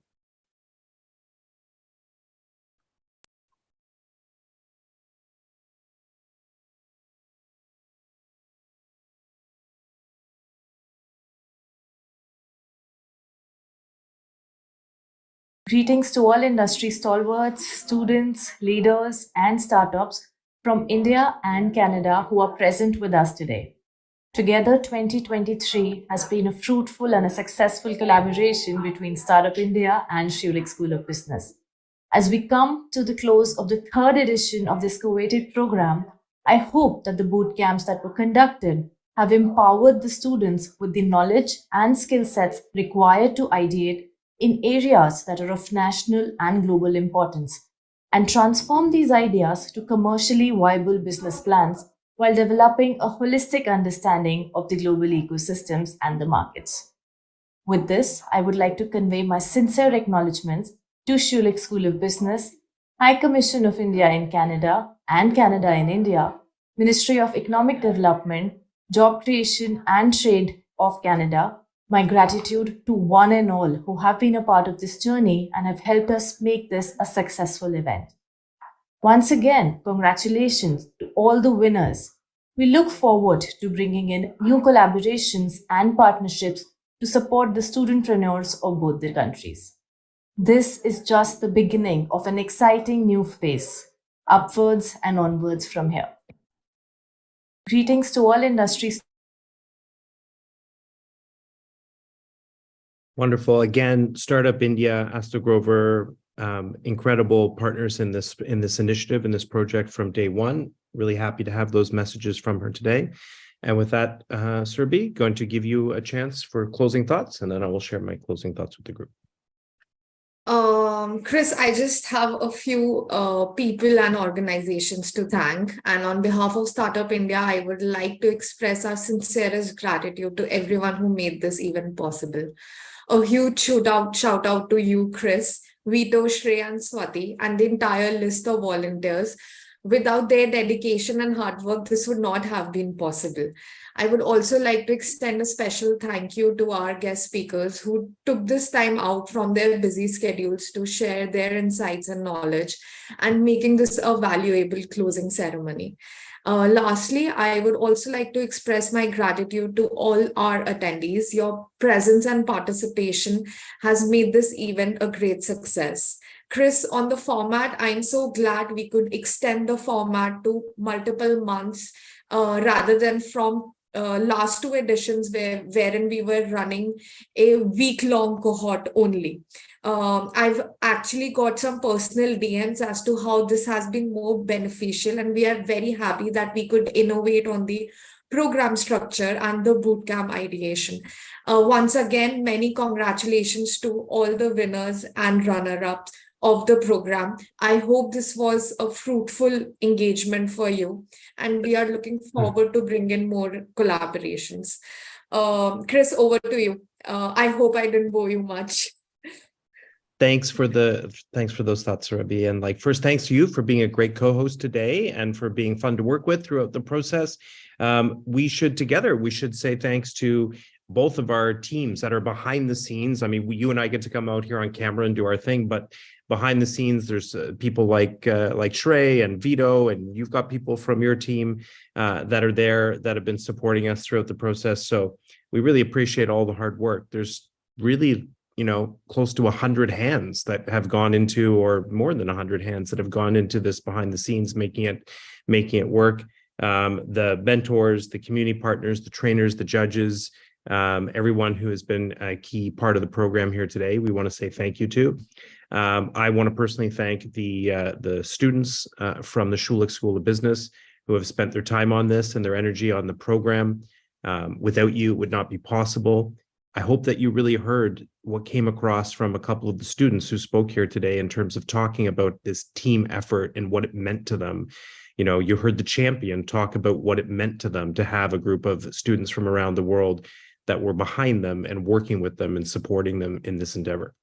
And I hope you also take this opportunity to stay connected to them, stay connected to your mentors. All these teams have the opportunity to unlock some lifetime relationships here. And with many of the past years, we've seen the students still working and collaborating together in the years that follow on the companies. We'll look forward to having those of you who were in the final two, our champions, those of you who were in our top six, and some surprises from beyond the top six, go on to do some amazing things, stay connected, and hopefully bring you back in the future to speak and lecture and guide future waves of students who are working on this exciting path. You've heard me say this before, some of you, but I'm going to say it for the wider audience here today, is that when you come into a competition like this, what matters is what happens the day after you win, the day after you don't win, the day after. How do you pick yourself up, continue, and what do you do with the opportunity that you have? Many of the championships that I've been involved in, or the external competitions that I've been involved in, it is the second place team, the third place team, the 8th place team, the 20th place team that rises to have the greatest finish in the end. So I hope that all of you will take the experience, the insights, and the energy that you have from this experience, apply it to your great dream and your great idea, and continue forward to do amazing things. We've loved working with you. We've loved the care that you have for changing the world, the way you've rallied around the social purpose, the sustainability concepts that are embedded in the heart of this program. And on behalf of the Schulich School of Business, York University, Startup India, I give you my final congratulations and thanks, and look forward to seeing you online in the future as you continue to build your ventures. Thank you, everyone, and have a great evening in India and a great rest of your day in Canada.